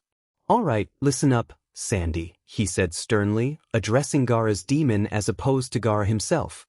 "I don't want to see your fuzzy face any time within the next 2 days unless Gaara is in literal, physical danger, got it?" Gaara could sense Shikaku retreating to the very furthest corner of his now stabilized mental cage, whimpering. Naruto then turned to leave, giving his friend a jaunty wave. "Night, Gaara." Gaara gave something that might have been a shrug and slung his sand gourd onto the ground beside the bed, then lay back and used his forced sleep jutsu, finding a little humor in further confusing and terrifying his siblings. By the time Naruto got back to the sitting room, Sasuke and Kakashi were there, Kakashi looking very confused. "Naruto, you have a cruel, cruel sense of humor. Naruto gave this to me. Idiot, they don't know it's safe for him to sleep with you around." Kakashi ran a hand through his hair. "What is going on?" Temari ventured out into the hall, leaving Kankuro with their brother when he showed no sign of being taken over by the demon, hoping to get some answers. When she heard voices, she stopped to listen. That's Gaara. And his brother and sister. He's a Jinchuri with a psychotic, mentally unbalanced demon tanuki sealed inside him. I had to reinforce his seal a couple months ago when Shikaku got a second tail, and he's a complete and total insomniac. Why?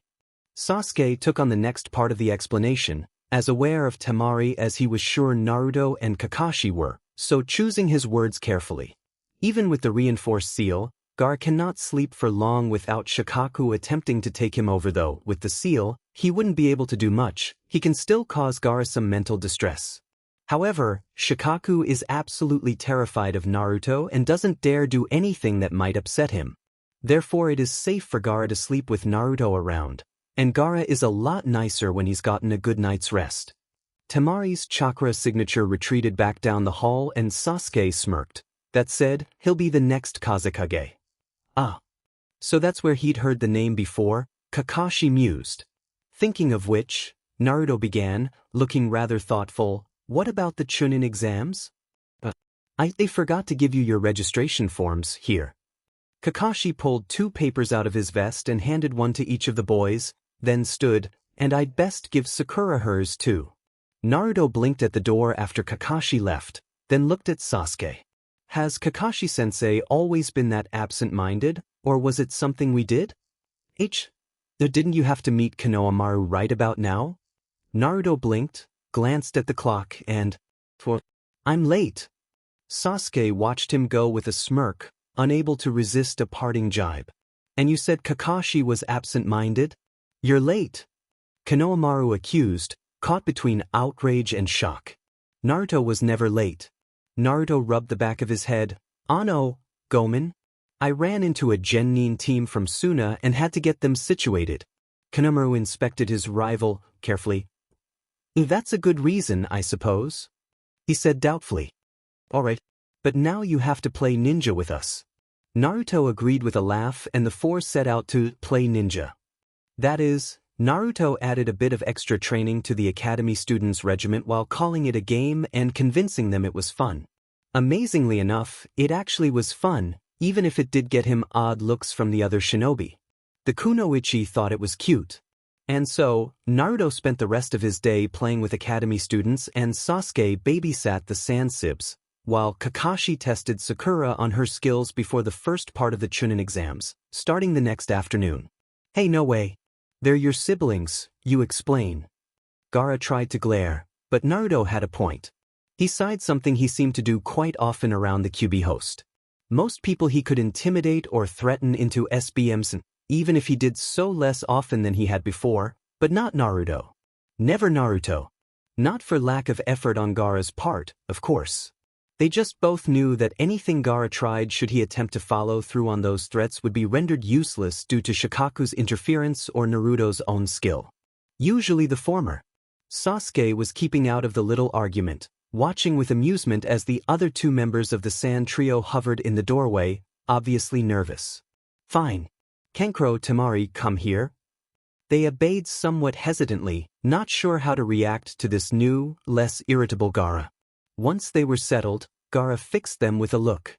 Do not tell anyone about anything I tell you here. And he fabricated a half-truth, an explanation that they would accept without raising too many questions. The three returned, did not give Kankuro or Temari a chance to reconcile the new information they had to get to the first portion of the Chunin exams. Tardiness was not tolerated. Come to think of it, that was probably why Gaara had chosen that particular time of morning the day of the exam to tell them.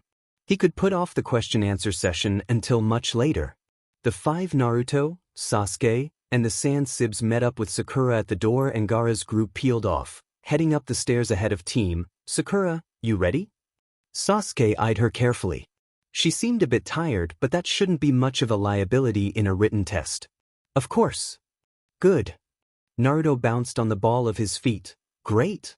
Come on already. Sasuke glanced at him, slightly amused. What? I'm keeping up appearances. The response was projected skepticism. Naruto huffed. Kiba, I'm serious. Stay away from Naruto's team. Shikamaru paused, glancing down the hall to where Kurenai was giving her team a last-minute warning, one almost identical to the one Asuma had given his own team earlier. Stay away from Naruto's team. Be careful around Naruto's team. Not Team 7 Naruto's team. As if he was somehow the team leader or perhaps the most dangerous. What had the Jounin sensei so worried about Naruto's team? Or perhaps just Naruto, something was going on. He sighed before following Ino and Choji into the exam room. This is all too troublesome. No. Sasuke's reply was cool and unconcerned. Lee blinked. But why not? Sasuke spared him a flat look. I have no need to prove myself to you, as you should have no need to prove yourself against me. We excel in different ways for different reasons. We should not be compared. Lee's astonished sputterings shifted to a blinding grin. Ish. You are truly an ultimate rival. I shall. Naruto and Sasuke tuned out his impassioned speech with the ease of long practice, but Sakura wasn't so lucky. She found herself staring in a kind of morbid fascination until Naruto tugged on her arm to lead her away. Team 7 left a youthful Lee making an impassioned speech to an empty room, moving further down the hall to the actual exam room. And into an undeclared battle zone. Sasuke raised an eyebrow at the tension in the air, then cast Naruto a smirk when he realized that all the Leaf Genin were looking at their team with a combination of confusion and wariness. Looks like Kakashi blabbed to someone. Naruto scanned the room, spotting an irate Kiba being gently restrained by an unruffled Shino. More like everyone. Oh, I'm gonna kill him. Sakura glanced at them, then back at the room, sensing a lot of ill intent aimed their way. Ano, did you two do something that I'm not aware of? She indicated Shikamaru, who appeared to be eyeing Naruto consideringly. Not recently. Naruto stifled an amused snort at Sasuke's tone, but the amusement vanished in a well of hate when Blue Eyes spotted a gray-haired Genin headed their way, somewhat cautiously. Sasuke wasn't faring any better, and the fury built, reflecting from one to the other through the mind link, slowly leaking out to fill the air around them with suppressed killer intent until Gaara's sand wrapped inconspicuously around Sasuke's wrist and tightened sharply, jerking his attention away from the traitor. Sasuke shook himself and glanced at his teammate, Naruto. Not here. We can kill him in the forest. The Rokudaime blinked and forced his rage back down, much to Kyuubi's disappointment, then cast Sasuke a slightly confused glance. Gaara snapped me out of it. Naruto glanced down to see a thin trickle of sand running along the floor towards the redhead, and gave the other future Kage a small nod of thanks. They couldn't afford to blow their cover here. Sakura let out a breath, glad that whatever had those two so worked up seemed to have passed. It was a relief when Ibiki showed, snapping orders to get in their seats before Kabuto could reach the two boys. Neither one of them was sure they'd be able to keep cool if he was within striking distance. All right, you brats, listen up. Kakashi glanced idly around the viewing room as he pulled his borrowed book from his pouch. The thing was a fascinating read. He noted Guy, Kurinai, Asuma, and Pei. What the heck was he doing here? Amongst the watching sense. All right, so Heiei wasn't a jounin sensei. Heiei was betting. That cleared everything right up. Heiei betting? Was that normal? Oh well, so was everyone else, from the looks of things. Kakashi, there you are. Kurinai offered him a slightly wary smile. Care to join? We're betting on whose teams will make it. Ibiki is the head proctor for this test. Kakashi didn't bother to look up from the description of a jutsu that, if preformed correctly, would disorient an opponent for a good 5 minutes and, according to Naruto's notes, made them more of a hazard to themselves and their teammates than the one who cast the technique. Well, he's not going to hurt them. Asuma made a slight sound. That may be, but he's well versed in psychological torture as well. Kakashi did look up at that, raising his one visible eyebrow, and this should worry me because? A very hip and modern answer. Kakashi. Oh, he had been hoping Guy would stay out of this. But Genin will not recognize what he is doing. He could cause psychological damage to your students. Kakashi couldn't quite suppress his snort. I'd be more concerned about my students causing psychological damage to him. One of the jounin he didn't know raised an eyebrow. Surely they can't be that bad. Naruto's a lot like Enko, only less predictable, and he's starting to rub off on his teammates.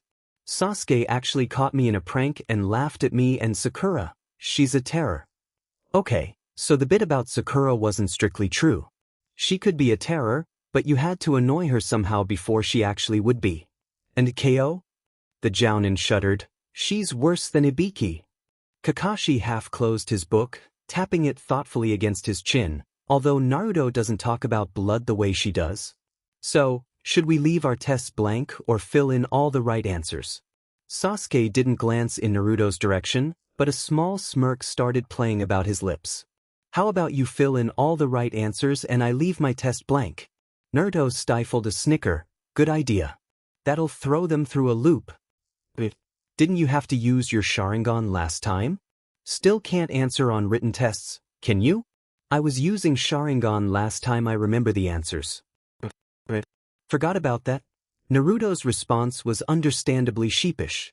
Both boys were somewhat surprised to realize the tests were being passed out. They had entirely missed the exam rules. Oh well, they knew them from before.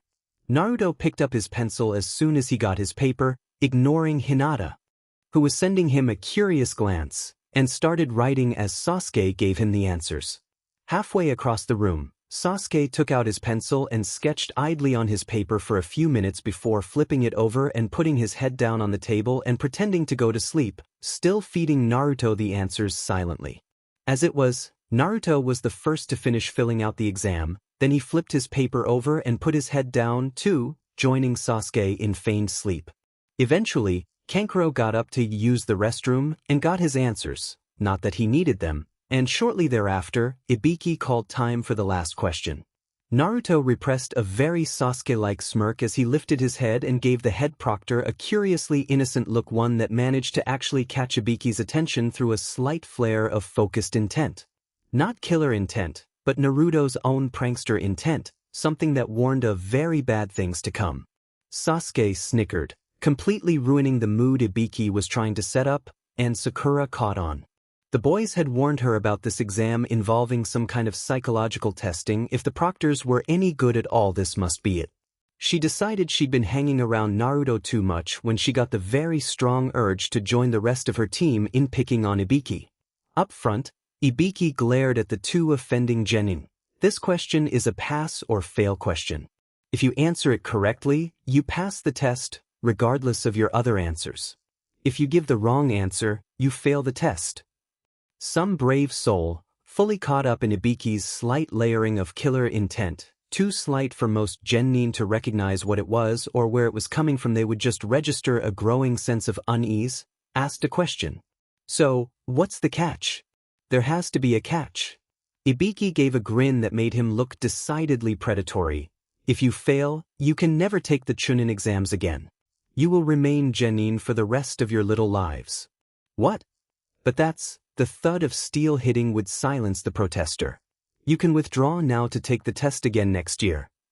Even though they weren't able to see each other's faces without turning, Sasuke and Naruto pulled identical eyebrow raises, slightly confusing the proctors who could see them. Neither commented. Genin started withdrawing, too intimidated by Ibiki's threats to stay, until they had roughly the same number of people left as last time. Think we should stop this? Sasuke considered briefly. There is no harm in keeping things as close to the original timeline as possible. Oh good. Sasuke snickered at the sense of wicked glee Naruto projected. Naruto snorted, trying to suppress a laugh at Ibiki's expression, and Sakura decided to join in. Can you believe this guy? Forehead, are you nuts? Probably, Sasuke commented idly. Shut up, Sasuke Ino pig. She glared at Ibiki. I've sat here quietly for the past 5 minutes after listening to you. Threaten us with being Genin for the rest of our lives. Green eyes narrowed as she turned on the other examinees. No one else leave, she roared. Dead silence followed her outburst. Sakura looked horrified for a moment, seeming to shrink in on herself, and Naruto took it upon himself to take the pressure off her. You tell him, Sakura, Naruto hooped. Now, why don't you give us that last question, Scarface? Ibiki's eye twitched. Sasuke sighed theatrically, face-palming in mock exasperation. You too, Dobe? You do realize that's our interrogation expert you're talking to, right, Naruto? Oh, he ain't got nothin' on your brother, Sasu. Sasuke choked. Sasu? Never mind. He turned his attention front. I suggest you do as he says, Biki. Otherwise things may become unpleasant. Maybe Kakashi was right about those three, Kurenai said, eyeing Ibiki. Though the monitor for all his near expressionlessness, he held himself with a confused tension that warned that he was considering violence. Kakashi gave the impression of smirking when Asuma glanced his way. Those three really are pretty bad, he conceded, watching with almost morbid interest as Sasuke threatened Ibiki, who seemed to develop a constant tic in his left eye. Or maybe just suicidal. Though their teamwork is impressive, for them to be able to shatter the mood that Ibiki had set up without any kind of signals between them, the unnamed Jounin observed. Kakashi agreed, watching the screen as Ibiki gave up and declared a pass for everyone left in the room. They're a great team. Enko should be here any minute now. Sasuke sent a wordless acknowledgement. Think we should do something about her entrance? There was hesitation, then a strange sort of half-acquiescence. If Sakura does something, we should back her. Otherwise, it's Enko. It would only encourage her. Sasuke could practically feel Naruto's smirk. I know. He spared a moment to wonder how he could have forgotten that Enko was merely a more bloodthirsty, female version of Naruto's basic personality. The blonde loved to get her riled up for just that reason. And Enko made her rather destructive entrance. Sakura's hand twitched towards a kunai before Enko started yelling, but the motion was aborted when it became obvious that Enko was Leaf and therefore likely a proctor. Sasuke gave a snort of amusement at the disappointed pout that washed over the link, inadvertently drawing Enko's attention and kunai to himself. The kunai was intercepted by another midair, both clattering harmlessly across one of the empty desks, and Naruto was on the dais before anyone but his teammates realized it. Another kunai held to Enko's throat. Sasuke settled for raising an eyebrow, ignoring Enko's shocked and furious expression. I could have handled that myself, Dobe. Hey, you threatened Ibiki, it's only fair that I get Enko. Sakura can have Genki. He stepped back, placing the kunai in its holster before glancing up at Sasuke and raising an eyebrow. Sasuke shrugged and threw 2 chakra strings at the kunai on the desk 2 rows in front of him, yanking them back up to his hands before throwing both pointy objects to their respective owners. Neither commented, and Naruto returned to his seat, a sort of stunned silence following him and remaining for several minutes more before Enko finally got her bearings. It wasn't often that Genin caught her off guard, after all. That's all it was. She'd been caught off guard. Enko cleared her throat. Meet me at the entrance to the Forest of Death in 2 hours. Kakashi winced as many pairs of eyes turned on him, the general air in the room being something between incredulity and thinly veiled amusement or horror. What the hell have you been teaching those brats? Can't kill Snakeface, Can't kill Snakeface. The words were repeated like a mantra over and over again. Naruto! Sasuke snapped, drawing the eyes of not only his teammates, but the other genin nearby. Will you please cut it out? The silent chant cut off. No, sorry Sasuke. Sakura shook her head, slightly exasperated. I'm not going to ask. Why do you keep saying you can't kill Orochimaru anyway? Sasuke switched to mindspeak. We aren't in the forest yet, and he's only 20 yards away. Do you have any idea how tempting it is to just kill him and forget the rules? There was a slight pause and Sasuke grimaced. When you put it that way. Neither noticed the way Shikamaru's eyes narrowed as he watched the forest was nowhere near as intimidating as Naruto remembered it being, although he had been much younger the last time he'd been there. Now, it felt like home, though that might have had something to do with the fox senses he was calling on at the moment. Got anything? Sasuke asked tersely, aloud for Sakura's benefit. Naruto tilted his head slightly, then shook it. And there's no telling if people will be where they were last time, he added silently. Too many variables could have changed. A slight acknowledgement flitted through the link, then Sasuke straightened. Should we try to meet up with Gaara? People will be less than willing to take on a 6-man team, especially with Suna's own terror involved. Sakura looked thoughtful. That's not a bad idea, she said slowly. But who's Gaara? The son of the Kazekage, Sasuke stated. He's a friend of Naruto's. His teammates are his siblings, so if you take on one, you take on all and tick off the Kazekage while you're at it. Sasuke failed to mention that, at the moment, Kankuro was relatively certain that his younger brother would kill him given the slightest provocation. How did Naruto manage to make friends with the Kazekage's son? Sakura asked. Naruto looked insulted. Sasuke smirked. They have a few things in common. He paused. Or not.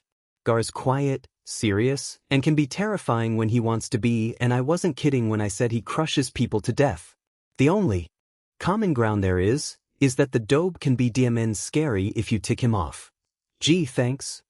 You're being pretty quiet, Sasuke observed silently, casting a somewhat worried glance at the blonde. Are you all right? Naruto trailed off, unable to honestly say, fine, but not sure what was bugging him. Not sure. He admitted, shifting uneasily. I guess I'm a bit on edge, something doesn't feel right. Sasuke gave him a level stare, then turned away. Let's get moving. Shikamaru led his team through the undergrowth just far enough to find a sheltered place between the trees to plan. Their options were limited. They had neither the Inuzuka's nose nor the Aburame's insects to track other teams, and they didn't have the third advantage of the Hyuga's eyes to see any dangers nearby. Kurenai's team had a definite advantage in that aspect and would have an easier time on this portion of the test. Of course, Naruto's team also lacked those advantages, though the Uchiha had the Sharingan and Naruto had obviously gotten some kind of advantage, though what he had only vague suspicions. The Haruno girl would be no good for tracking, and, Sharingan or not, the Uchiha wouldn't be able to see everything around him like the Hyuga would. That would have left Team 7 as a possible target for the scroll, except that Shikamaru was not one to move before being able to see all of the opponent's moves, and Naruto was an enigma. Team 8 was out. No way would they get past Hinata's eyes. That left them with their only options containing unknown qualities. Or alliances. But who would ally with a new genin team that had been together only a few months? Especially one with no incredibly outstanding talents. There was Kayamain and Ino's mind control, Choji's family specialty, but all those had severe limits. There was also Shikamaru's brain, but those were things that only Other Leaf would know about. Still, such an alliance had quite a bit of room for backstabbing involved, and he didn't trust any of the members of other teams enough to know they wouldn't turn on his own. Shikamaru sighed. What's the plan? Ino asked, cutting through his thinking. Kurenai's team will be impossible to sneak up on, and Naruto is an unknown. We need to find and ambush a weak team from either grass or sound. Team 8 had little trouble finding the perfect place to set up their ambush. With Hinata's eyes and Shino's talents with insects, they had little trouble bringing in an unsuspecting sound team. Of course, their little plan left Kiba and Akamaru with nothing to do, but the simple efficiency with which they acquired their second scroll, thanks to Hinata, they could pick a team with it, was enough to placate him. Now all they needed to do was get to the tower. Okay, now I'm said, Naruto snarled, drawing on a thin trickle of the demon's chakra to augment his speed and turn his nails into glowing red talons to slice through the giant snake's spine, then bolting back along the path cleared by a massive wind jutsu. He'd been caught in it again. Of course, the snake had barely slowed him down this time, but that wasn't the point. The point was, he knew it was coming and had fallen for it anyway. Naruto, hurry up. I can't take him alone. Sasuke's voice cut through Naruto's silent raging. On my way, just hold him off. He didn't pay much attention to Sakura last time, but send her to Gaara anyway if you get the chance. Trees flashed by as Naruto bolted along the ground towards the rest of his team, ground or canopy. From a flash of alarm, then a sense of pain quickly swallowed up by anger. Freakin' giant snake, Sasuke spat, probably not even aware he was projecting. Naruto caught a flash of a very big serpent lunging for his friend and poured on some extra speed almost there. Canopy. So Sasuke got driven into the trees. Not good. If he'd been in top form, Orochi's snakes wouldn't have stood a chance barring Manda herself, but, despite the nearly completed chakra merging, neither Naruto nor Sasuke was back up to their older form's physical ability. Naruto could make up for that with Kyuubi's chakra, but Sasuke had no such advantage. Hold on. Naruto bounced from one trunk to another, higher on each leap, and caught the snake's snout with a clawed hand, slicing stinging lines through its protective scales. A flash of gratitude, then warning shot through the link and Naruto dodged, flaring Kyuubi's chakra around himself to fend off the grass genin's freakish tongue. Come on, Orochi, that's just sick. Pefli. Sasuke snickered despite the situation. The Kyuubi brat? Right. Well, I guess to take you on, I'll have to kick it up a notch. Fuzzy. I need a tail. Fuzzy complied and Naruto dropped down to all fours, a crimson tail of pure chakra blazing out behind him before he lunged for the startled snake Sannin. Orochimaru ducked back, but didn't avoid the slashing claws completely and earned a thin gash across his cheek, then Sasuke blurred. Keep him distracted, I'm setting up wire for the Dragonfire Jutsu, I'll need him held still. Make it quick. I don't want to have to pull out another tail. Naruto dodged a jutsu he didn't recognize and shifted his stance, following Sasuke's silent directions to force Orochimaru into the wire. Good Naruto, jump clear. With a smirk, he did as he was told and Sasuke yanked the wires taut, pinning Orochimaru's arms and forcing him to his knees on a wide branch, then ran through the seals for the jutsu. He released it wordlessly and fire raced along the wires, burning them into the snake Sannin's skin before the flaming dragon smashed into him, melting off the stolen flesh and leaving him in his natural, snake-like form. DMN. Still didn't work. It hadn't, but the man was shaken, his own face singed and burns across his right arm and chest. Better than last time, Naruto observed, lashing out with a chakra whip even as Orochimaru snapped the overheated wires. The Otokage's dodge came a fraction of a second too late to completely avoid it. The whip bit a deep gash into his side, and he appeared to decide that discretion was the better part of valor. He started to sink into the tree below him. Oh no, you don't. Red chakra subsided and blue welled up, forming wind into a blade and slashing the branch free, denying access to the rest of the tree while Sasuke fireballed the remainder, forcing the Sannin out. Sasuke. With few options left open to him, Orochimaru extended his neck, aiming to place a curse seal on Sasuke, who channeled chakra into his hand, igniting pure flames in his palm as he dodged, bringing up the fire so that when Orochimaru bit down, he got a mouthful of flame. He recoiled and dropped down to the ground, trying to flee a second time, and this time, Naruto's retaliation came too late. You should have used Chidori. Then he'd be missing most of his face, instead of just his tongue and part of his jaw, Naruto groused, irritated at the fact that one of his main targets had escaped. Naruto's targets weren't supposed to escape. Ever. He had a reputation to maintain. I didn't have enough time, Sasuke retorted, miffed. Chidori takes too long. He paused, considering the impressions through the link, then shook his head. And you haven't got that reputation yet, Naruto. He ignored the comment on his reputation or lack thereof. Still, he's better than I thought he would be, can't give him enough time to improve more. It would be bad. Naruto staggered as he released Kyuubi's chakra, then rubbed his forehead with a grimace. You okay? Yeah, fine. Say that again. Of course Sasuke would never take his word for that unless inability to lie was guaranteed. Sasuke, I'm fine. I just dropped the chakra too fast and the vision switch was kind of weird. No lie. What? Or how? Kind of like looking through moving water ripples. It happens every time I stop using Kyuubi's chakra, like that. It's not dangerous. It just looks weird. Sasuke accepted the explanation, then glanced sideways at his teammate. Think we should find Sakura? Yeah. Which way did you send her? Towards Gaara. Right. It took them a while to find Sakura, but when they did, they found Gaara and his siblings as well. Gaara was patiently restraining the frantic Kunoichi with his sand, trying to explain that the surge of Naruto's freaky chakra, as Sakura called it, was not a cause for concern and that her teammates were probably fine. His brother and sister were staring at him like he'd lost his mind. We're here! Naruto hollered, jumping down from a tree with Sasuke close behind. Gaara was visibly relieved and immediately turned the pink-haired terror loose, leaving Sasuke and Naruto to deal with the fallout. Mostly Sasuke, thanks to lingering remnants of a very big crush. He was first hugged, then smacked, and Naruto was also heavily berated for making her worry. Sasuke responded with a trademark, ichin, and Naruto managed to look rather like a kicked puppy, which immediately made Sakura feel bad about hitting them. Gaara broke up the mini-reunion. Orochimaru. Sasuke glowered and Naruto grimaced. He got away. But he was badly injured, Sasuke added. Even with Kabuto's help, he will be unable to fully recover unless he uses his body switch jutsu. And if he does, he will be unable to take you for another 3 years, Gaara realized aloud.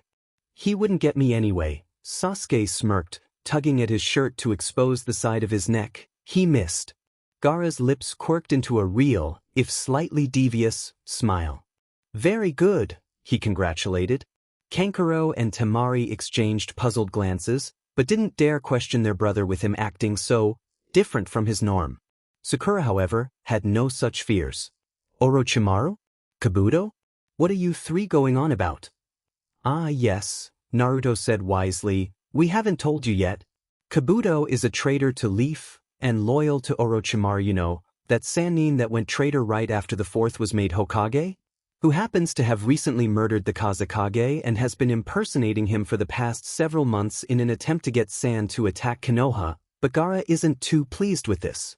So, we thrashed up Snakeface pretty good, and without Gaara's here, San doesn't stand a chance against Leaf. Naruto glanced at his friend. No offense, Gaara.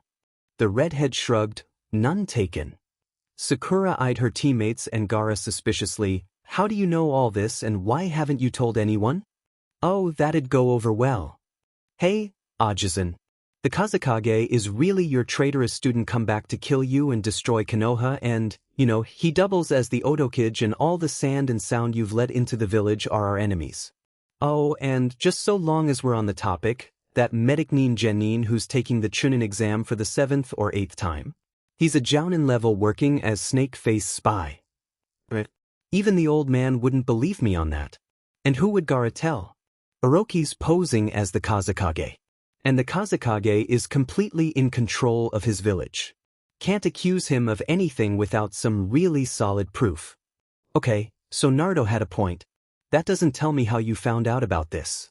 Naruto winced, then shrugged. Sorry, Sakura. That's an SS-class village secret. Can't tell you. Incensed, she opened her mouth, then closed it again as Sasuke shook his head at her. He's telling the truth. I wasn't supposed to find out, but once I did, well, they would have executed me if Naruto hadn't convinced the Hokage to let me work with him. Oh. No offense, Sakura, but you have a reputation of saying things without thinking. Right now, I don't think we could protect you. It doesn't matter whether it's true or not. Naruto shifted uneasily at her glare, but held his ground. She subsided with a huff, realizing that Naruto was right, though she didn't like it. Gaara decided it was a good idea to change the subject. Are you two going to go after Kabuto? Sasuke's grin was just as bloodthirsty as Naruto's or Gaara's usual. Oh yes. Kabuto was remarkably easy to find. He showed up on his own, probably on Orochimaru's orders. Naruto resisted the urge to slaughter him on sight. Sasuke had no such compunctions. He had Kabuto pinned down with ninja wire so fast that it seemed to materialize by itself. The false genin found himself slammed back against a tree by biting steel wires that wrapped all the way around both him and the tree trunk. He struggled fruitlessly for a few seconds before subsiding, his glasses hanging slightly crookedly on his nose. "You rookies are pretty good," he admitted, "but things are going to get a lot tougher from here on in. The smart ones are going to be setting up ambushes around the tower teams, making their way. There will be worn down and easy prey. Besides, you guys only have one scroll. There's no way you'll be able to take out a well-prepared team." Thinking of teams, Sakura drawled, remembering Naruto and Sasuke's obvious hatred of this traitor. "Where's yours?" "We separated," Kabuto said smoothly, sounding remarkably relaxed for someone tied to a tree. "I've got my team scrolls, so I was just going to dodge the traps and meet them near the tower. It's easier for one person to slip through unnoticed than three." Naruto snorted. "And you're telling us that you've got scrolls? What happens if we decide to just take them from you?" "You may be pretty good," Kabuto gave that slightly mocking smile, "but I've got more experience than the three of you combined." He slipped out of the wire as though he were made of smoke, a smug air about him. "I'm willing to help you guys because you are just rookies and Leaf, so I feel like I should keep you alive, but I'm not just going to let you have my scrolls." "You're right," Sasuke agreed, strangely placid. Sakura gave him a startled glance, but Naruto read the intent in Sasuke's mind and did nothing. Kabuto smiled. "We're Leaf." The smile faded slightly at the tone attached to Leaf, suddenly a little less sure of himself. "And you, Kabuto, are a special jounin from sound." Kabuto's eyes widened and he reached for a kunai. This could not get out if he was to still be useful to Orochimaru-sama. But Sasuke wasn't quite finished. "And you know what, Kabuto?" His stance shifted to a dance of the snake position designed to attack from. "We're not letting you get away this time." The gray-haired traitor was caught off guard by the familiar stance, but moved to defend anyway and was hit from the side when something orange and black materialized out of thin air right next to him, thrown straight into Sasuke's harsh taijutsu attack. The boys were angry, fighting with fists and feet instead of quicker, deadlier methods. "Get his scrolls," crackled like static across Naruto's mind as he out-and-out wrestled with the larger ninja. Naruto pulled a kunai and put it through Kabuto's chest before taking his scrolls and moving away. "Burn him," Naruto ordered, his mental voice completely emotionless. He'd burned out his anger in beating the traitor to a bloody pulp. There was no satisfaction in it. From what could be sensed from Sasuke, the Uchiha felt the same way. This vengeance was empty. Kabuto had no idea what it was for, beyond being a traitor to Leaf, as he hadn't actually done any of it yet. There was no guilt over killing him. They knew exactly how many lives his death saved, but no pleasure either. Naruto and Sasuke watched dispassionately as the medicnine's body burned to ash. Sakura remained silent, unnerved by the short but violent display of her teammates' hand-to-hand abilities. She'd seen them spar before, going close to all out, but there had always been a conscious holding back, just enough to keep from really hurting each other. She'd even seen them hold their own alone or paired against Kakashi or Zabuza, but, again, there was no real intent to hurt. And she'd noticed that always, when another genin came around, they dropped their skill level to something more reasonable for their age. So, she'd kept quiet about her teammates' abilities, knowing that, for whatever reason, they wanted them kept secret. She actually felt a bit flattered, knowing that she was the only genin that they trusted to know about what they could do. But this was ugly and brutal and deadly. Using only their hands and a single kunai between them, they had killed that Sound Jounin? Someone of that level. Naruto and Sasuke scared her when they did that. Really scared her, though she knew they wouldn't hurt her. It was terrifying to know that they could and would kill without any hesitation or regret. They were ninja, true ninja. They'd tasted blood and death, tasted and dealt it, and they'd only been genin for a few months. Not for the first time, Sakura wondered if this was really the right profession for herself. Sakura? The pink-haired Kunoichi blinked, realizing her teammates had been trying to get her attention for a while, now. Sorry, she muttered, looking down. Sasuke took a step back, giving her a little breathing room. Let's head to the tower. Gaara and his brother and sister should meet us halfway there. Naruto took the silent prompt from Sasuke and hung back slightly with the shaken girl. Sakura-chan? She looked up, slightly surprised. He hadn't called her that since the day they'd graduated the academy. Yeah. Are you okay? We got a bit nasty back there. She nodded dejectedly and Naruto gave her a less-than-believing glance. I'm not sure I'm cut out for this, she admitted, biting her lip and glancing at her blonde teammate, who was still splattered with Kabuto's blood. I saw you and Sasuke. She looked away. I just don't think I can do that. I don't think I can kill. You can, Naruto stated, knowing from the future it was true. You will. When things come down to the wire and you have to protect us. You will. But you won't like it. Naruto sighed. I'd really rather if you never had to kill, Sakura. And there are other kinds of ninja. You're our medic. We're supposed to protect you, so that you'll be able to patch us up after our fights. You'll never have to do much killing. Sakura stared at the unusually philosophical boy, then shook her head and gave a small smile. Even if it was a little strange, it still made her feel better to know that Naruto believed what he was saying. Gaara was waiting patiently, which unnerved his siblings, for Naruto and his team to show. Which they did, with Naruto smelling of blood not his own, and Sasuke scowling like he had as a real 12-year-old. Even Sakura was frowning. Gaara decided not to ask. Kankuro and Temari exchanged nervous glances as Naruto wandered in their brother's direction, and Gaara brought up a bit of sand in a kind of hazy curtain around himself, close enough to his own body that Naruto couldn't possibly find it threatening, but would definitely see it. Naruto, Gaara stated by way of greeting. You reek of blood. Kabuto's blood, I believe. Right. Naruto grimaced sheepishly, belatedly remembering the Tanuki's bloodlusting tendencies. Sorry, but there really isn't much I can do about that right now. Gaara nodded and turned away, beginning to walk towards the tower. Naruto grinned a little at the very method of saying he was ready to go and followed cheerfully.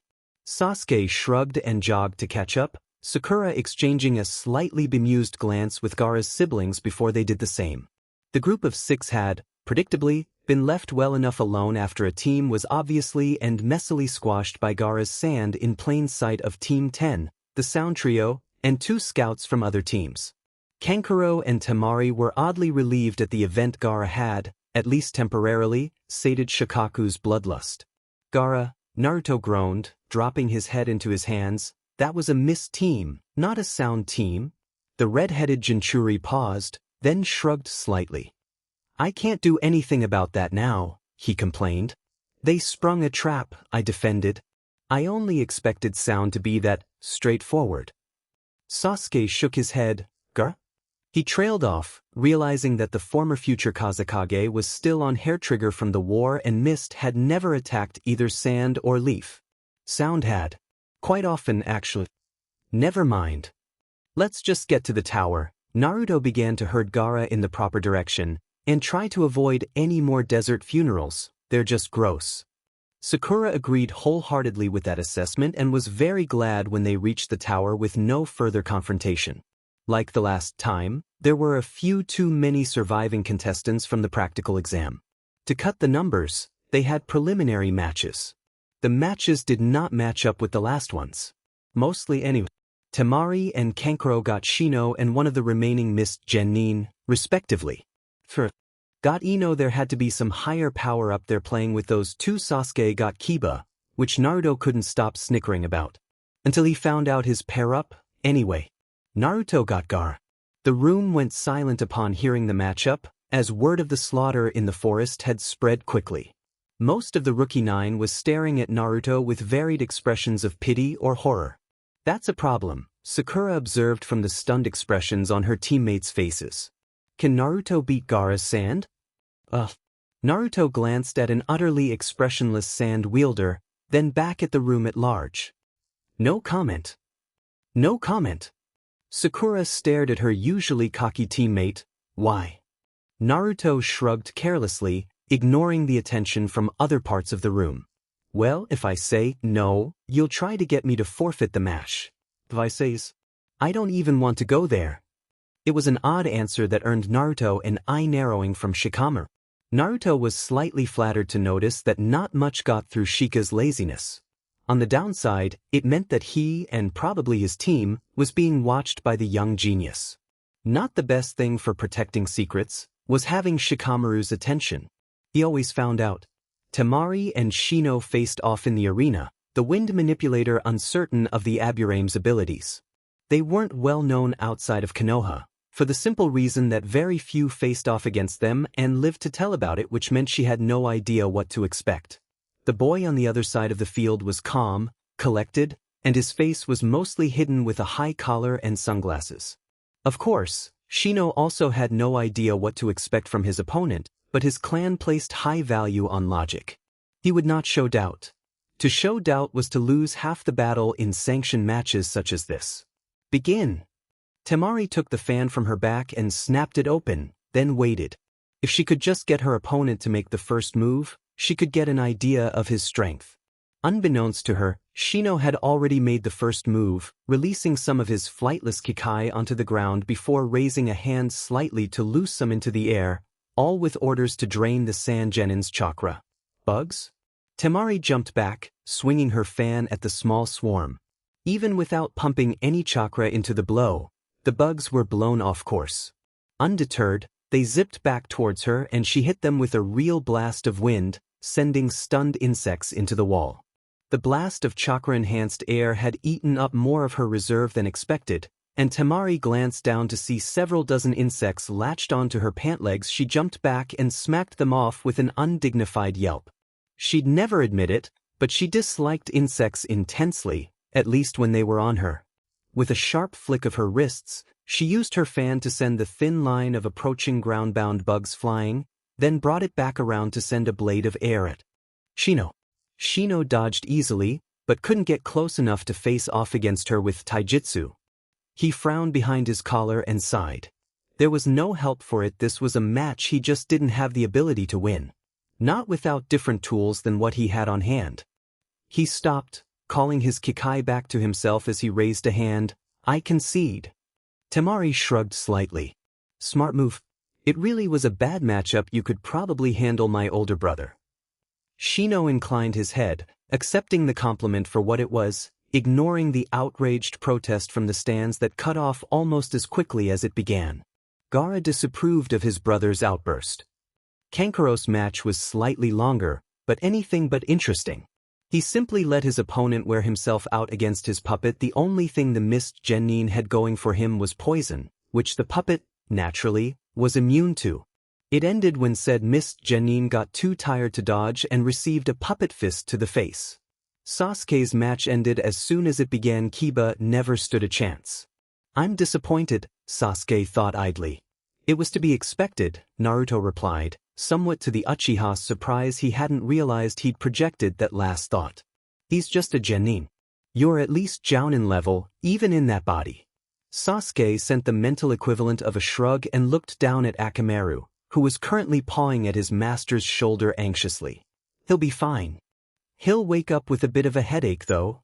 The puppy was only mildly reassured, and Sasuke was struck by how tiny and helpless he seemed. The Akamaru he remembered was even bigger than Kuramaru, almost large enough to ride. He shook off the images crowding into his head as medics took Kiba off the field in a stretcher, the little white puppy trailing along behind. Naruto? Sasuke asked silently as he returned to his seat beside the blonde, ignoring the lazy gaze of Shikamaru as another match started. A sideways glance and a flicker of question washed over him. Do you really think we can save them? Naruto's gaze sharpened, then his shoulders slumped. Honestly, I don't know. But we're sure as hell gonna try. Uzumaki Naruto vs Sabaku no Gaara. By mutual consent, the two made their way to a common staircase before heading down towards the arena. You realize that Shikaku will not allow me to fight you, Gaara stated flatly. Naruto grimaced. Even if I said it was fine? I will try. Naruto nodded. We don't want this to be too easy. And, honestly, we both need to make the next stage of the exams. That will not be possible. Pessimist, Naruto teased as he made his way to one side of the arena while Gaara headed for the other. Realist, Gaara retorted. Aside from the near bickering, they were perfectly calm as they took their places. Genma glanced from one to the other, then shrugged. Begin. Almost experimentally, Naruto tossed a few kunai in his friend's direction, making sure that the ultimate defense was at least somewhat in play. He was pleased to see the sand swirl up to block, Gaara standing impassively with his arms folded. Well, that much works, Naruto said, almost to himself, though Genma and the nearer spectators heard well enough. But can he block this? Naruto launched forward, noting the way Gaara's eyes hardened in concentration as a wave of sand crested out to block the blonde's attack. Naruto growled and pushed out a wave of blue chakra, smashing the sand off to either side all too easily. Even without him touching Kyuubi's chakra, Shikaku didn't want Gaara proving himself a threat.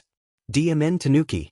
Apparently Gaara agreed, because he grimaced and raised the sand in a loose sphere around Naruto, with just enough of an opening at the top to let light in, forming words into the inside of the sand.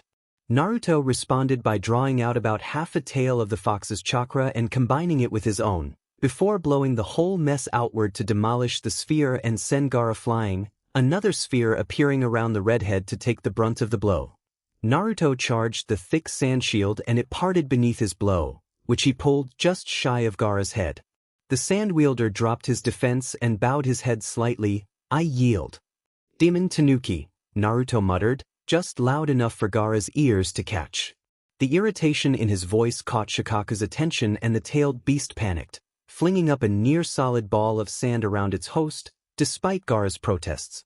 His at least in the instant before the sphere closed audible protests. It was about then that Kankuro and Temari realized that it wasn't Gaara's respect for Naruto that had the demon host so much more relaxed, it was his demon's outright terror of the blue-eyed blonde. Naruto snarled something only audible to those in the ring and Sasuke, who had the privilege of the headache-inducing mental edge of it, and the cocoon slowly dissolved, revealing an irked Gaara who used his sand shunshin to get back to his siblings. Naruto shrugged slightly and followed suit, reappearing beside his teammates in Whisper of Wind. There was a very long silence after that. Finally Genma cleared his throat. Next match. Hyuga Hinata vs Tenten. The match between Hinata and Tenten was short, expectedly so. Tenten was a mid to long-range fighter, while Hinata had to be up close and personal. Unfortunately, while Hinata had power and skill, she lacked confidence, and was too unbalanced by her father's blatant favoring of the older genin's power. She never got close before Tenten hit her with a vicious attack of unleashed shuriken, small enough to do no permanent damage, but more than enough to knock the younger girl out. Genma called the match and moved on to the next. The next several matches almost weren't worth paying attention to. Neji and Lee were both good enough that their fights didn't last long, and most of the others were unimpressive at best. It wasn't until the final match that Naruto and Sasuke got interested again. It was the one that they had been most interested in, probably Gaara as well. Sakura against Ino. It would be interesting to see how much this match changed due to prior interference on the boys' parts. For one, Sakura's hair was still long. She'd not been placed in a position to have to cut it. For another, Sakura had a great deal more training and stamina this time around. Privately, Sasuke thought that Ino didn't stand a chance, though he's never admitted aloud. Sakura might take it as a declaration of interest, and he did not want her reverting back into a fangirl. Sasuke was right. The fight was almost embarrassingly short. Sakura knew about Ino's clan jutsu, and it was ineffective in a battle situation or fast-paced spar. What with how hard they'd been training Sakura, Ino just couldn't keep up. Literally. The pink-haired Kunoichi waited until the blonde had started to initiate her technique and dodged, leaving Ino in a very awkward out-of-body experience that ended with a major migraine. Missing SCKD. Ino would personally attest to that fact and did, as she forfeited, unable to see clearly from the force of the resulting headache. That went well. Naruto gave Gaara an apologetic glance and toned down the false cheer. Well, mostly. Gaara shrugged, unconcerned. One of us had to lose. Gaara's siblings were astounded at his easy acceptance, but Sakura smiled at the redhead. I'm just glad you're taking it so well. You could have beaten almost anyone there. Anyone, Sasuke corrected. Except Naruto. Yeah, Naruto sighed. That drawing, see? Too bad I didn't get Kiba. Sasuke shook his head slightly. Let's get something to eat and head home. We'll have to figure out training tomorrow. Shikamaru was lying on his back beneath his favorite tree, staring up through leafy branches at the ever-changing patterns of wispy cloud in the sky. His mind, however, was not on those clouds. That Sangenin. Why did he do so poorly against Naruto? He crushed an entire mist team with no trouble, but barely put up a fight against the dead last of Konoha. And what was that purple chakra of Naruto's in the middle of the match? I've never seen human chakra that color before. Whatever was going on, it was clear that the Jounin sensei had a reason to warn them away from the blonde and his team. But what had gotten them to do it? Shikamaru sighed, glaring at a helpless branch. This is all so troublesome. All right, we're all going to train together, like it or not. Naruto's near shout had Kankuro and Temari sending worried glances in their brother's direction, and they were relieved, and a little surprised, despite recent events, to note that he seemed indifferent to the announcement. Sakura shook her head and Sasuke snorted, "Dobe. What? It'll do them some good to learn a few new tricks. And Sakura could learn a few of Temari's, she's got the control for it." Not the affinity though, Sasuke pointed out. You're the one. With the wind affinity Sakura's earth, remember? And your lighting and Gaara's fire, and Kankuro is earth. So what? I don't think Temari is a wind element either, really. Isn't she fire too? How am I supposed to know? And isn't Gaara earth? No, Gaara's fire. Shikaku is earth. Kinda like I'm wind but Kyuubi is fire, so I can use both. And you can train to be just as good with any other element as you are with your affinity. It's just easier to learn your affinity, and it takes a little less chakra to use. It doesn't make you better at it. Sasuke sighed a bit, ignoring the amused look he was receiving from Gaara and the blatant puzzlement from Sakura. How is it that you know all this and still manage to nearly fail the academy? Hey, you know as well as I do that my grades were sabotaged. I figured I might as well only work as hard as the grades I'd be given regardless. Anyway, we need to make a training schedule and work out who's learning what from whom. Yes, whom. Sasuke, don't give me that look. I do know proper grammar, you know. Very well, Gaara broke in before turning his green gaze to his brother. Kankuro, you will train with Naruto without your puppet. You need to learn how to manage without it. Temari, you will work with Sakura. Teach her smaller versions of Fanjutsu, so that she will have a few surprises for her opponents. Right? Sasuke agreed. Sakura, you should help Temari with her control. She wastes more chakra than she needs to when swinging that fan around. Naruto, try not to beat up Kankuro too much. We do want him to learn after all. Naruto nodded, suddenly serious. That leaves you and Gaara. Endurance training. The both of you. Gaara's got a good bit of chakra endurance, thanks to Sandy, but needs to work on physical endurance. And Sasuke, try and figure out if you can switch your Sharingan back to 3 Tomo instead of always having it Mangekyo. That thing wastes all sorts of chakra. Yeah, I know. You forgot the part about ruins your eyesight. Did not? You haven't been showing any signs of that. Sasuke blinked. Now that Naruto mentioned it, he hadn't. The silent conversation was broken by twin thumps to their respective heads, courtesy of Sakura. Quit that, you two. It's annoying. Sorry, Sakura. I'm not, Sasuke said unrepentantly. That was a private conversation that needed to be held. He got another whack for his troubles. Kakashi was getting a bit frustrated. He'd been looking for his team, as all 3 of them had passed their prelims, for the past 3 hours. He'd not been able to find any trace of them. He spotted Kurenai and her team. None of them had passed, but they were back to training already as none of them had been severely injured. Kurenai, he greeted. Kakashi, it's nice to see you, she said politely, indicating to her genin that they could rest for a while. Where is your team? Kakashi sighed dramatically. I haven't a clue. He waved a hand at the forest beyond the training ground. I've been looking for them all morning. You can't find them? Red eyes blinked disbelievingly. Kakashi rubbed the back of his head, his visible eye closed in an abashed smile. We did quite a bit of training in disguising or hiding chakra signatures, and now I can't sense them unless I'm already within 3 feet. It's a bit embarrassing, really. Could you help me? I guess you really can't find them, Kurenai muttered before raising her voice. You want my help? Well, yours and your team really. They don't have to rely on chakra signatures. The Genjutsu master laughed. You'll owe us a favor for this if everyone agrees. 2 hours later, Kurenai was starting to understand why Kakashi had asked for help. There had been no trace, and it wasn't as if Team 7 was inconspicuous. Then Akamaru started barking and Kiba went pale. He turned to his sensei, looking vaguely sick. Akamaru says he smells the dough with that kid from Sand. Hinata. The girl activated her bloodline and nodded faintly. I see Team 7 and the Sand team. It looks like they're training. A trace of disbelief echoed in her voice. Sure, the Sand Genin had lost rather spectacularly to Naruto, but why would he need to train? They'd seen what he could do. I see. Kakashi? Kakashi gave a shrug that could have meant just about anything. Let's go see then.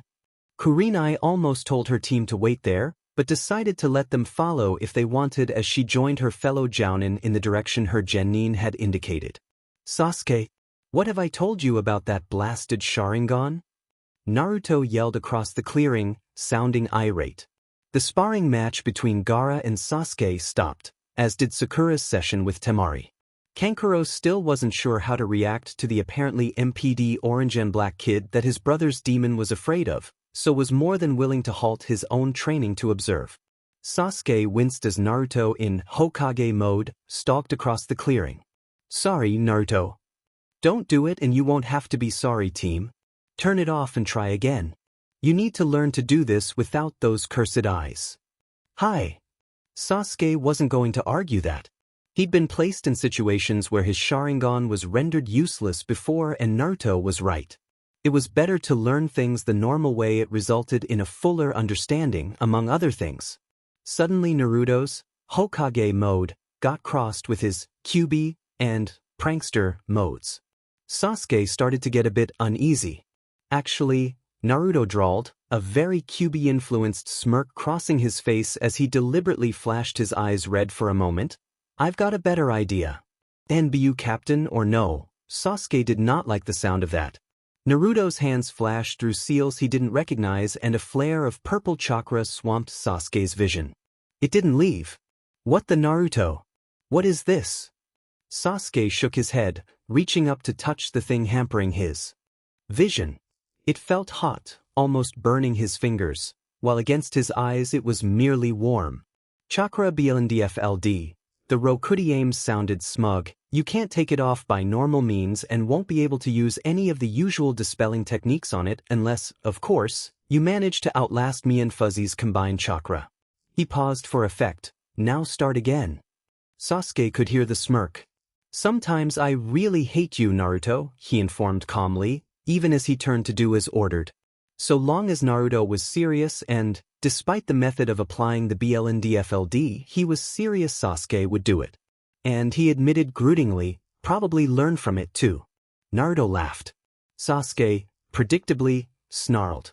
Naruto only laughed harder. Temari cast a confused glance towards her training partner, and Sakura shook her head. Mind link. I think Naruto heard something Sasuke didn't want him to. Temari decided not to ask. Gaara wasn't so reserved. He acted a temporary sandpen around his blindfolded opponent and turned an inquiring gaze on Naruto. Could you repeat the jutsu FO this, mind link? Naruto blinked. Maybe, but I was trying to get rid of a chakra overload. What does that mean? Sakura asked, slightly puzzled. It was a problem she hadn't heard of before. Oh no, my chakra was building up too much, too fast. The jutsu for the mind link is dangerous to the user because of how much chakra it requires. Which meant he could still do it, now that he could handle most of his full reserve. He and Sasuke, and probably Gaara, though he hadn't asked, only needed to siphon off extra chakra every few days, and then only if they hadn't been using any. But Sakura didn't need to know that.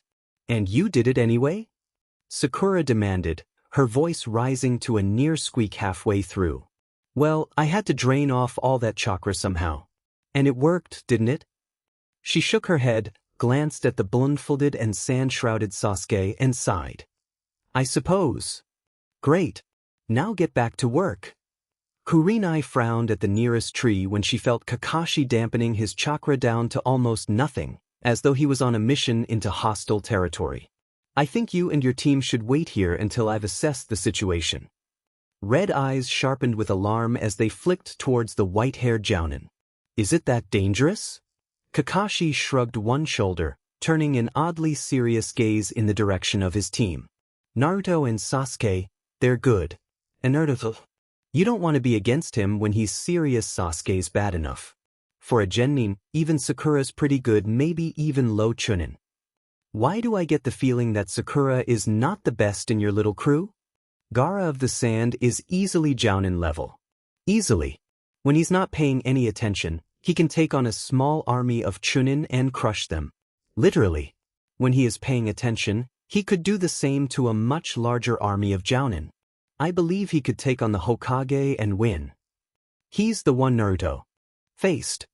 Kakashi gave a short nod. He can do those things, because he is Jinchuri to Shikaku, the demon of the sand. And he cannot fight Naruto because Shikaku fears him and his tenant. So he takes out his bloodlust elsewhere. He kept his voice low, so that Kurenai's team wouldn't hear from their position further back. Kurenai looked a bit dubious. And you're trying to sneak up on them? She shook her head. I don't think that's a very good idea, Kakashi. My team said that a Mist team snuck up on them during the practical, and that Gaara kid killed first and asked questions later. Naruto has already introduced me under the kill and die list. Besides which, I make a habit of trying to sneak up on my team.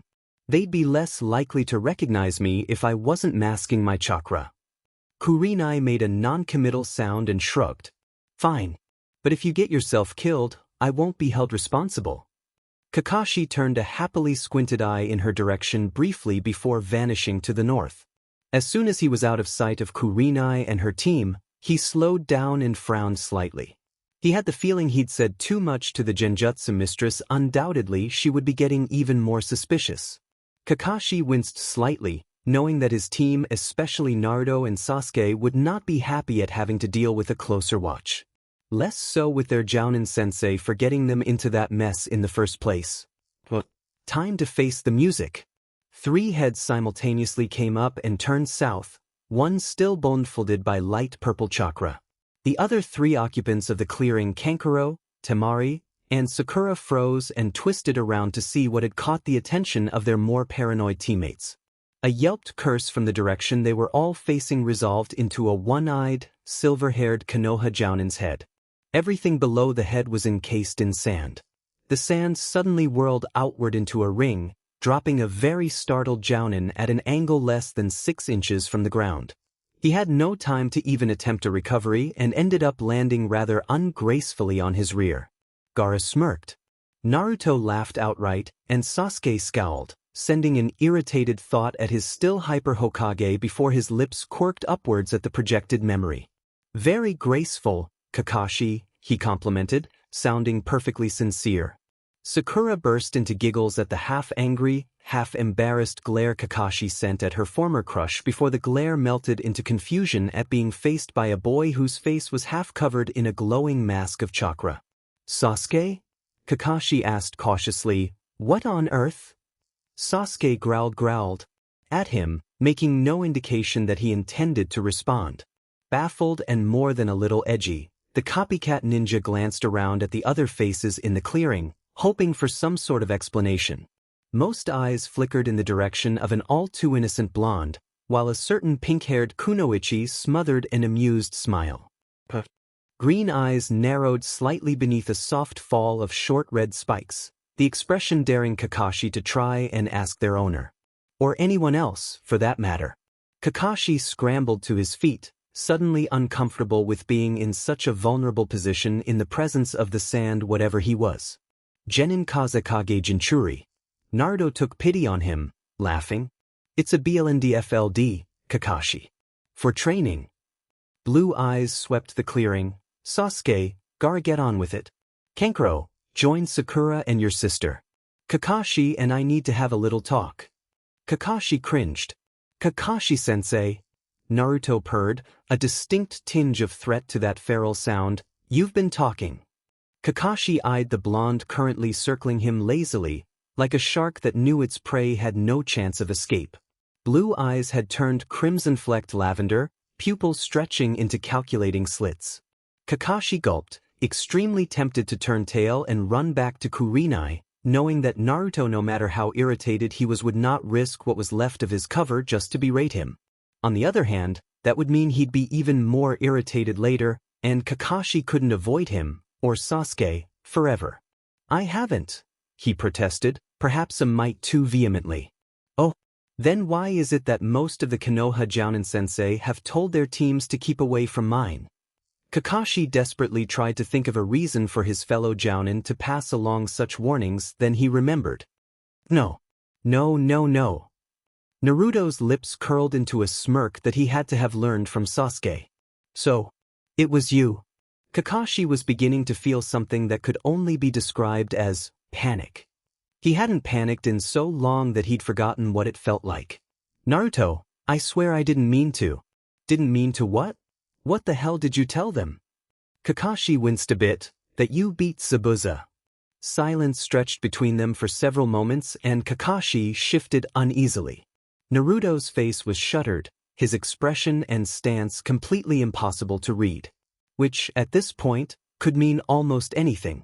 Quite deliberately, Naruto closed his eyes, forcing back anger that he knew would not help this situation in the slightest.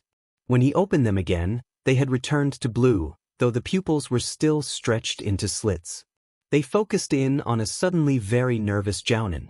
I'll deal with you later, Naruto stated calmly, a forced calm he had learned during years of war and dealing with accidental slips of the tongue that could endanger far too much. Right now, I need to go speak with Sasuke and Gaara. You will think of anything else you may have said. To anyone. Is that understood? Kakashi nodded mutely and Naruto left without a backward glance. Naruto? Naruto, what's wrong? Sasuke's mental voice had been battering around the edges of his mind for several minutes, now, trying to break through unreasoning anger and whirlwind thoughts. The blonde in question shook himself and focused in on the near-frantic voice. Sasuke, finally, what the hell is bothering you so much that you ignore me for 4 minutes? Kakashi messed up. All right, so we knew Kakashi slipped somewhere, but all the Jounin know I beat Zabuza and I'm pretty sure that's not the end of it.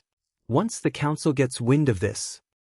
Sasuke winced enough that Gaara tilted his head, frowning as Naruto returned to the clearing and removed the BGMI with an absent wave of his hand.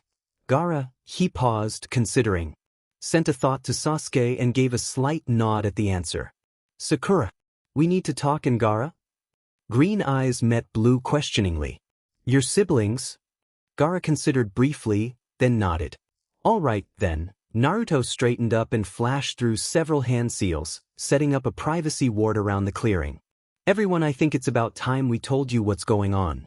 Well, that clears a few things up, Sakura said slowly, going over all the information she'd just received. Kankuro and Temari exchanged glances and agreed now they knew why Gaara's homicidal tendencies had died down. We have already drawn unwanted attention to ourselves, Gaara stated, not pointing out that most of that was the fault of Naruto and Sasuke. Yeah, Naruto grimaced. Mostly my fault. I've never been very good at hiding my abilities. I didn't help much, Sasuke offered, wanting to take some of the blame. Yeah, but the council's not gonna pay much attention to that, except maybe to give you a pat on the head. They'll be screaming for my blood, especially the Hyuga and that idiot Danzo. Unfortunately for all of us, Danzo's not an idiot, Sasuke said dryly.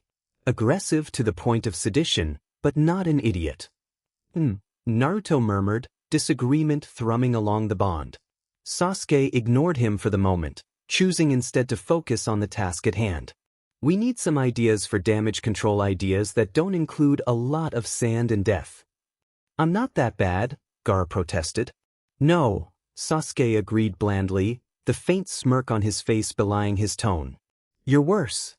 Gaara gave a mock glare, actually glad for the teasing banter as it took the overstressed edge out of Naruto's eyes.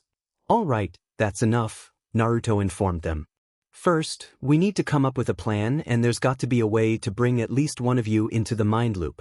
That would help with the secrecy, but right now, we need to work out a few things with our allies.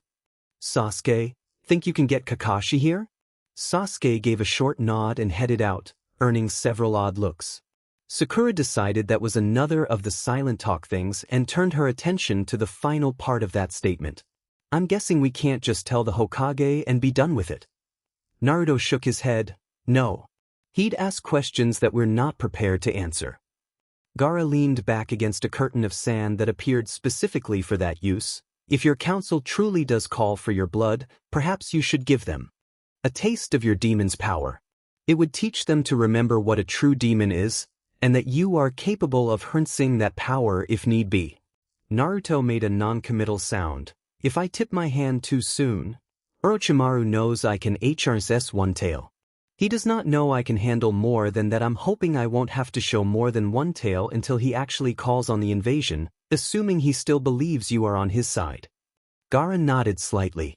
As soon as Sand sees that I am against them, and I will be restraining any Sannin I can catch when the invasion is called, I'm relatively certain Kankuro and Temari can convince them to attack Sound with Leaf. Either they agree or I kill them. And you and Sasuke will have to handle Orochimaru yourselves. Orochimaru's not the main problem at the moment. I'd rather not make myself an enemy of Konoha. I'm still Hokage, whether or not they know it.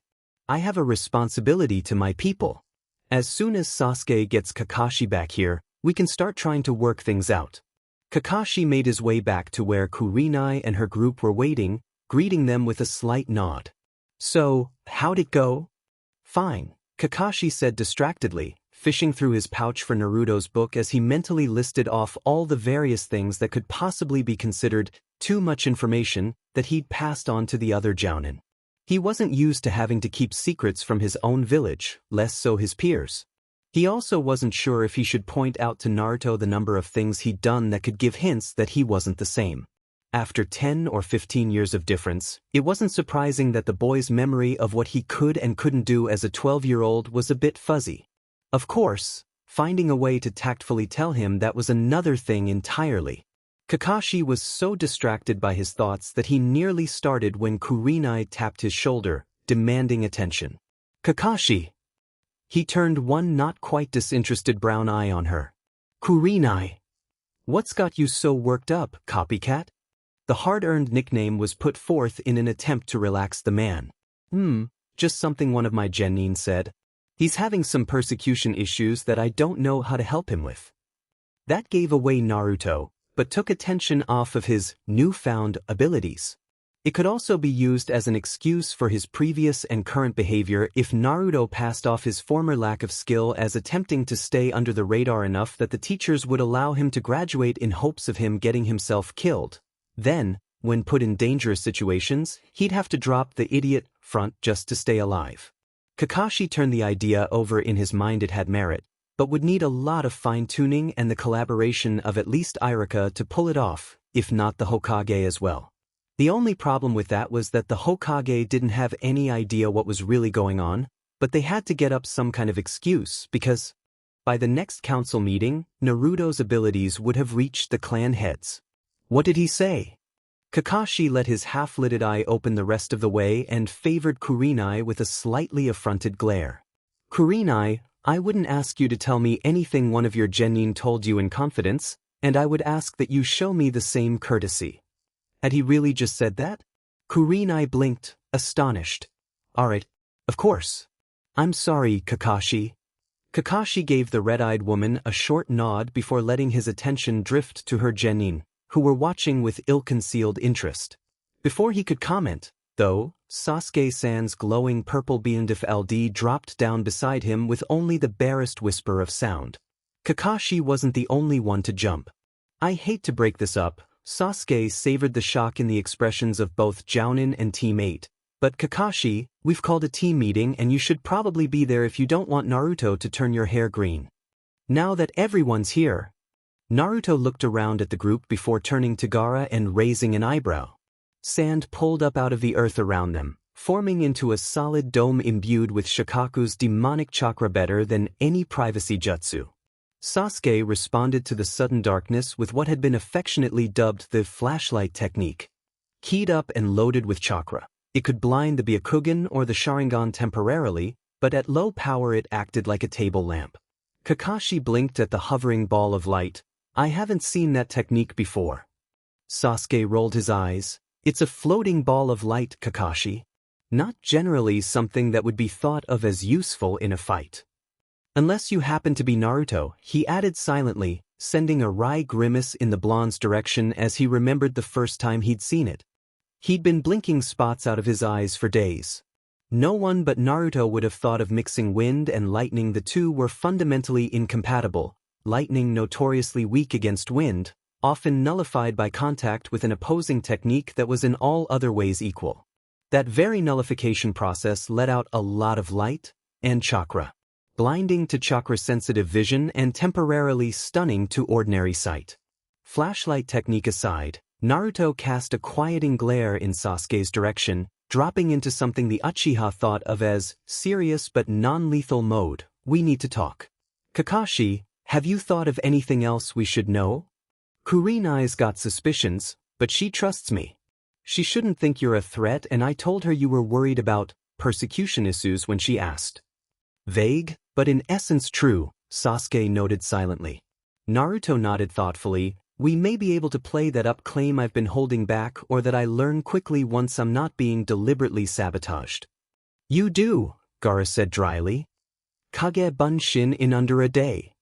Sakura wasn't the only one to turn around. And look at him.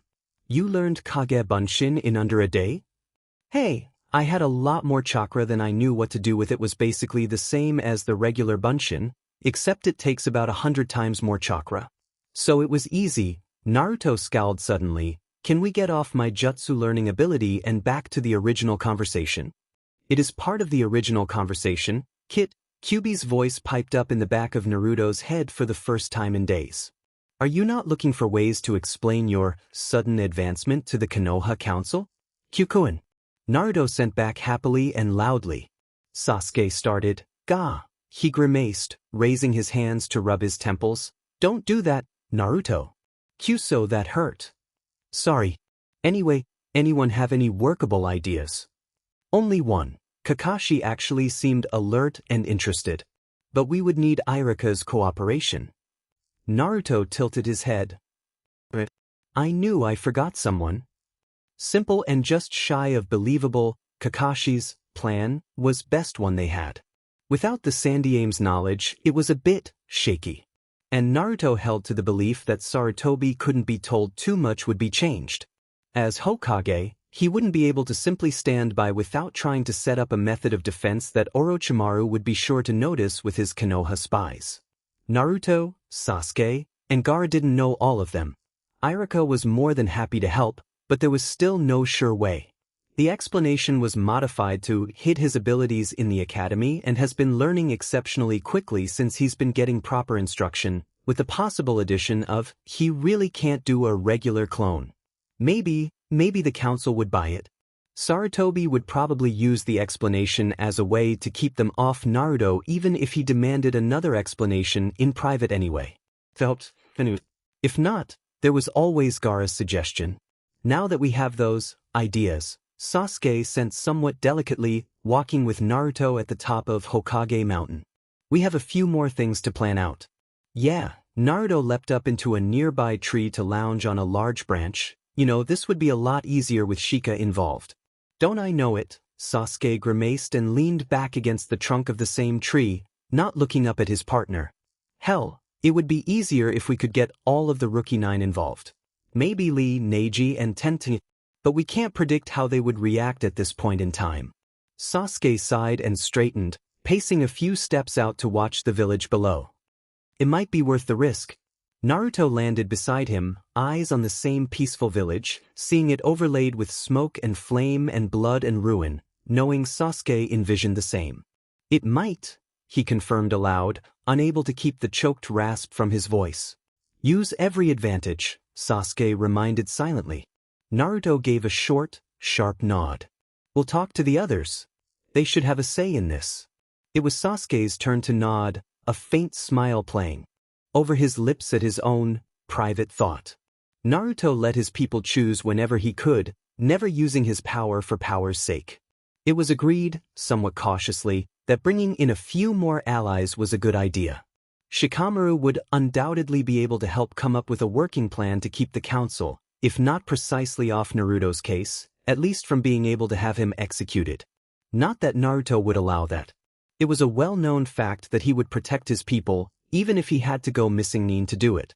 Shino would be a valuable ally as well. His calm, logical reasoning added to his natural tendency to observe, and the spy network his allies made up complemented Shikamaru's tactical thinking well when it came to manipulating groups of people on a more political front.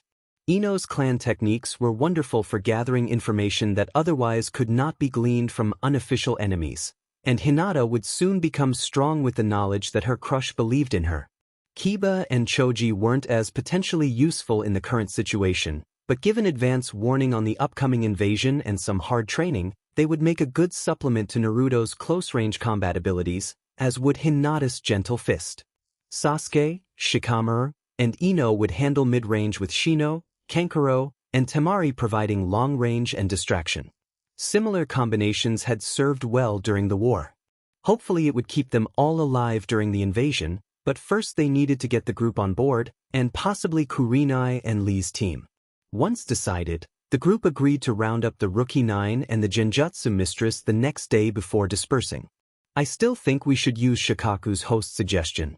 Naruto blinked at the sudden intrusion on his thoughts, nearly falling off the classroom wall he was currently sticking to in an attempt to improve his chakra control. Having his reserve size shoot up was all well and good, but it wreaked havoc on the fine control he had taken years to acquire.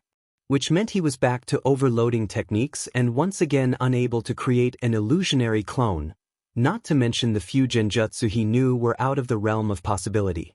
On the upside, it would be virtually impossible for a Hyuga to close his tenketsu. Are you listening to me? Naruto snorted out loud, getting Irika to glance up from his paper grading. How could I not? You're talking in my head. The foxhare's idea was far superior to the one-eyed scarecrow's. Why do we not use it? You would like that, wouldn't you? We are not threatening the council. It's a great way to get in serious trouble. Why not? Even only using 2 tails you could destroy them all, QB pointed out reasonably. Or, reasonably from the giant demon's point of view, though he recognized his wayward kit might not think so, being mostly human.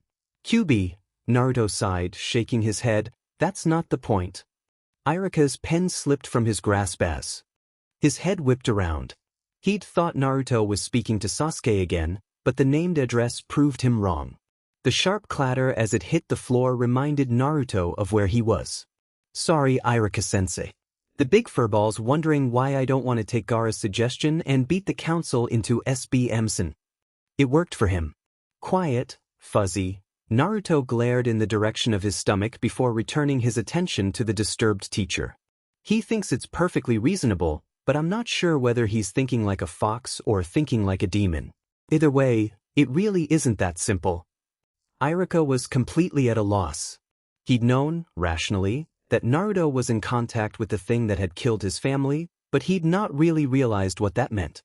The fact that Naruto was talking to it and it was talking back proved that it was an intelligent demon. Had it been a mindless killing machine, it would have been easier to let the fact that it had slaughtered his parents go. Naruto, Irika asked suddenly, completely without thinking, why did QB attack Konoha? Naruto did fall off the wall at that, caught off guard by the question. He landed on his heel and sat down cross-legged on the floor, frowning. He'd never thought to ask that. He turned his attention inward when he realized that the great demon had stilled. Red gold eyes stared down at him as he entered the mindscape, the demon possessing them seeming baffled. Finally the giant fox tilted his head, his 10 tails lashing uneasily. You do not know. I remember very little of that day, just rage. As you felt the first time you used my chakra, the day the ice boy and the water swordsman died. Naruto sat down, frowning. I get the feeling that that's not normal. Not exactly. It is normal for one not accustomed to a high level of emotion power chakra, but we fox demons are less susceptible to blind rage than most. The fact that I fell to it, something must have happened, but I cannot remember what. Naruto turned that over in his mind several times before sighing and climbing to his feet. He willed himself back out of the mindscape and shook his head, blinking away the sting from overdried eyes. Irika was crouched in front of him, looking worried and slightly guilty, no doubt thinking he was the cause of the sudden unawareness. Naruto? Are you all right? Yeah. I went down to talk to the fox face to face. He felt pretty upset when you asked. Irika frowned at that, sitting back on his heels. Demons could feel upset? Why? He doesn't know why he attacked. Naruto rubbed a hand over his face, expression troubled. He only remembers being in a blind rage, which is unusual for fox demons. Something really, really bad must have set him off, but he can't remember what, and you can't lie inside a mindscape, so he's got to be telling the truth. Irika opened his mouth, paused, and stood up to pace. He wasn't sure what he was feeling. He had lost himself to anger on it. Mission once, that was the mission when he made his first kill when a teammate had been injured. Blind rage he could understand, to a degree. It was better that hearing that the demon had merely felt like a mass slaughter and done so with glee. But it would have been, nice, exactly, but he wished he knew the reason. Why his parents' clan had been killed. Does he regret it? He asked finally. Naruto's eyes clouded again with what Irika was beginning to recognize as retreating into the mindscape, probably wanting to be able to watch the demon's expression while carrying on a conversation. Once I did not. QB sat up, regarding his host, his kit. What are the lives of humans to the life of a demon? From your point of view, it is similar to the lives of mayflies in comparison to your own. I have lived many thousands of years, yet your kind lasts little more than half a century on average. I have nothing against humans as individual creatures, but I regretted the deaths no more than you would regret the swatting of a mayfly. Passing thought at most. He flicked an ear and arranged his tails around himself. Now, though, I do not regret the deaths of the humans, no. But I do regret that my actions caused pain to those you care about, and to you. I have grown fond of you, Kit. I regret any hurt I have caused you and yours. Though I do not understand your desire to aid those who have desired your death for so long. If I could go back and know who was precious to those precious to you, I would not kill them, but to do so is impossible. I must work within the bounds of the seal. I can go no further back than the moment of my sealing. I do not regret having been sealed in you. Not anymore. Not now that I have seen the world through your eyes, your perspective. You are rather persistent. It has been an interesting experience. Naruto slowly straightened up from where he sat against the wall, closing his eyes with a mild grimace. I really need to remember to close my eyes before I do that, he muttered, tilting his head back to thump gently against painted plaster. Naruto. Irika wasn't sure he wanted to know the answer, but when Naruto told him, he found he felt a little better. But I still like the sandboy's suggestion best. Naruto snorted, shaking his head at the great furball's desire for a little havoc in the council's next session. The details, as it were, had been worked out. Now all they had to do was implement the plan. As if it were that easy. Still, Shikamaru was alone up on that hill, and he obviously suspected something. Why not start there? Naruto quit balking. What's the worst that could happen? A moment after the irritated thought had been sent, Sasuke, down trying to find Shino without any suspicions along the way, really wished he hadn't asked. Between Naruto and the furball, the answer came in video with surround sound. You know, I could have done without seeing that just before going to find the guy with bugs under his fin. Hey, you're the one who asked, Naruto sent back defensively. And you are undoubtedly wrong. Just go get him. Naruto sighed, but did as instructed without protest. It had been his idea, after all. Chakra hidden and footsteps silenced out of sheer habit ingrained by years at war made it so the lazy genius didn't notice the Rokudaime until the shadow fell across his face. Shikamaru, we need to talk. Shikamaru considered what he'd just been told, frowning slightly. While it did explain some of the things he had noticed, time travel? It didn't seem possible, and yet, he liked tactics, logic, and puzzles falling into place. The pieces of this strange puzzle matched up. It made sense. Troublesome. Oh, right. Naruto's voice cut through Shikamaru's thoughts.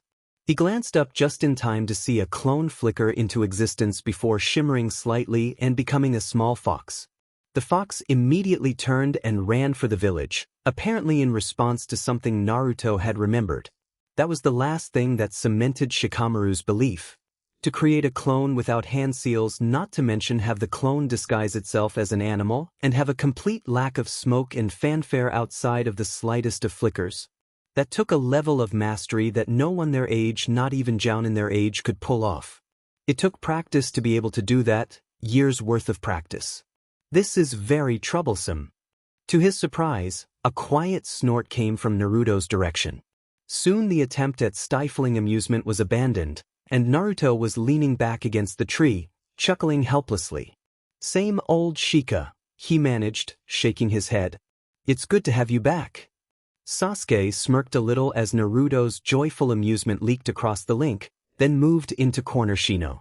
It had taken him years to perfect the technique for hiding from the Aburame's Kikai, but it all paid off in that moment when Shino actually jumped and let his sunglasses slip half off when Sasuke tapped his shoulder for attention.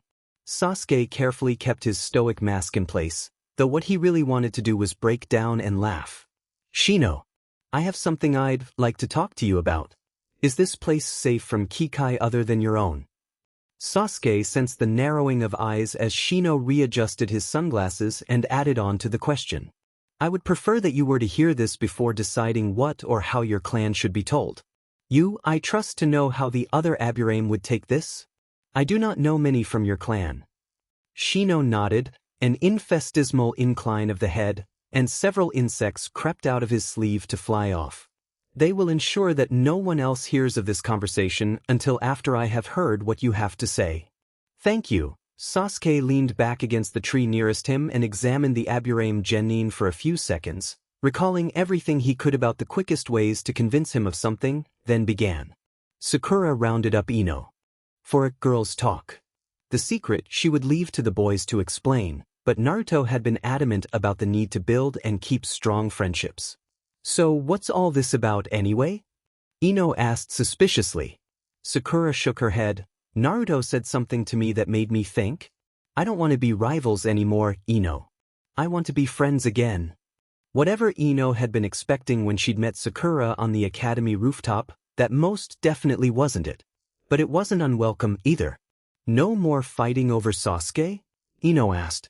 Sakura smiled. No more fighting over Sasuke. Ino eyed her for several seconds before abruptly pulling Sakura into a quick hug. I think I'd rather be friends again too. Hinata-chan. Naruto shouted, running up to the now frozen girl. Hey, can I talk to you for a bit? Naruto. He blinked, splitting his attention between the Hyuga heiress and the voice in his head. What? At this point, Hinata still had a rather large crush on you. And she hasn't learned to, be the little demon we remember. You could have approached this better. A mental sigh, then again knowing you've maybe not. Hi, Naruto-kun, Hinata stuttered, pressing her fingers together nervously. Really? Naruto blinked, trying to equate the timid child before him with the confident Jounin who had spent perhaps a bit too much time in the company of her sensei's friend Mitarashi Anko. She'd never gotten out of practical, modest dress, but the Hinata he remembered had a temper. You see? Sasuke sniped. Yeah, I get it. Naruto grinned at the pale-eyed girl. Great. Hinata, this is really important, so we should take it to one of the training grounds. Oh, all right. We have got to introduce her to Anko soon. No arguments here. The Naruto clone, Fox currently controlled by Kyubi, who was having more fun than he'd had in years, ran up the side of the Hokage tower, dodging Enbu-thrown kunai and aiming for a familiar window. The small red fox darted into the Hokage's office and skittered sideways, using a touch of combined human and demon chakra to keep its balance on the smooth floor, and leapt up onto the desk, scattering papers. A snarl and a snap sent a certain crystal ball shattering on the floor. Kyubi knew he'd be scolded for that later, but it wasn't as if the thing couldn't be replaced. Besides, Exercising that kind of long-distance control over a clone meant sacrificing a bit of agility. He was just supposed to provide a distraction for the next bit of Naruto's explanation to the rest of the Rookie Nine, so the Hokage would be too busy to watch, but breaking the crystal would provide the same effect. Not at all to the controlling fox's surprise, NBU guards burst into the room from both door and window, the Hokage also moving to put a stop to the sudden chaos. Watching through the chakra-enhanced link to the clone's senses, Kyuubi grinned and instructed it to create absolute pandemonium. Naruto sat quietly in his tree, waiting for Shika and Shino to bring their teams while Sasuke scouted the town with a Kagebunshin, Sakura, and the Sand Trio. He was glad that half, including Hinata, of the group he was going to be talking to had already been convinced, otherwise the briefing would have been the stuff of nightmares. Once Kiba, Ino, and Choji were convinced, it would be time to bring in Kurenai. Between her and Kakashi, they should be able to convince Guy and his team pretty easily, but Asuma, safer to leave him out for now. There was still too much at stake, and there was no guarantee that his estrangement would mean he wouldn't feel compelled to warn his father. The Sandaime could not be told, not yet. Not unless they managed to kill Orochimaru before Sarutobi got killed. But Guy and his team would be great assets once convinced. Their loyalty was rivaled only by the Inuzuka and Aburame, a rare gift. Thinking of which, both those clans could probably be safely brought into the know, but it would be difficult to convince them, even with Kiba and Shino helping. Well, that was a plan for another day. Right now, teams 8 and 10 were coming. Just how much of an idiot do you think I am? Kiba demanded, his indigence echoed by Ino. Yeah, right. Like I'll believe that. Naruto sighed, I don't think you're an idiot, Kiba, and this isn't a prank, Ino. He glanced at Choji, who pulled out a bag of chips and began to munch, not commenting after looking at Shikamaru for a moment. I'm just trying to save my village, he finished in a harsh whisper. Ino was the one to break the uneasy silence. All right, fine. Let's say we believe you. What would you have us do? Train, first and foremost. I want you to survive what's coming. Train with all the jutsu you know until you can do them in your sleep. Train with weapons and in taijutsu.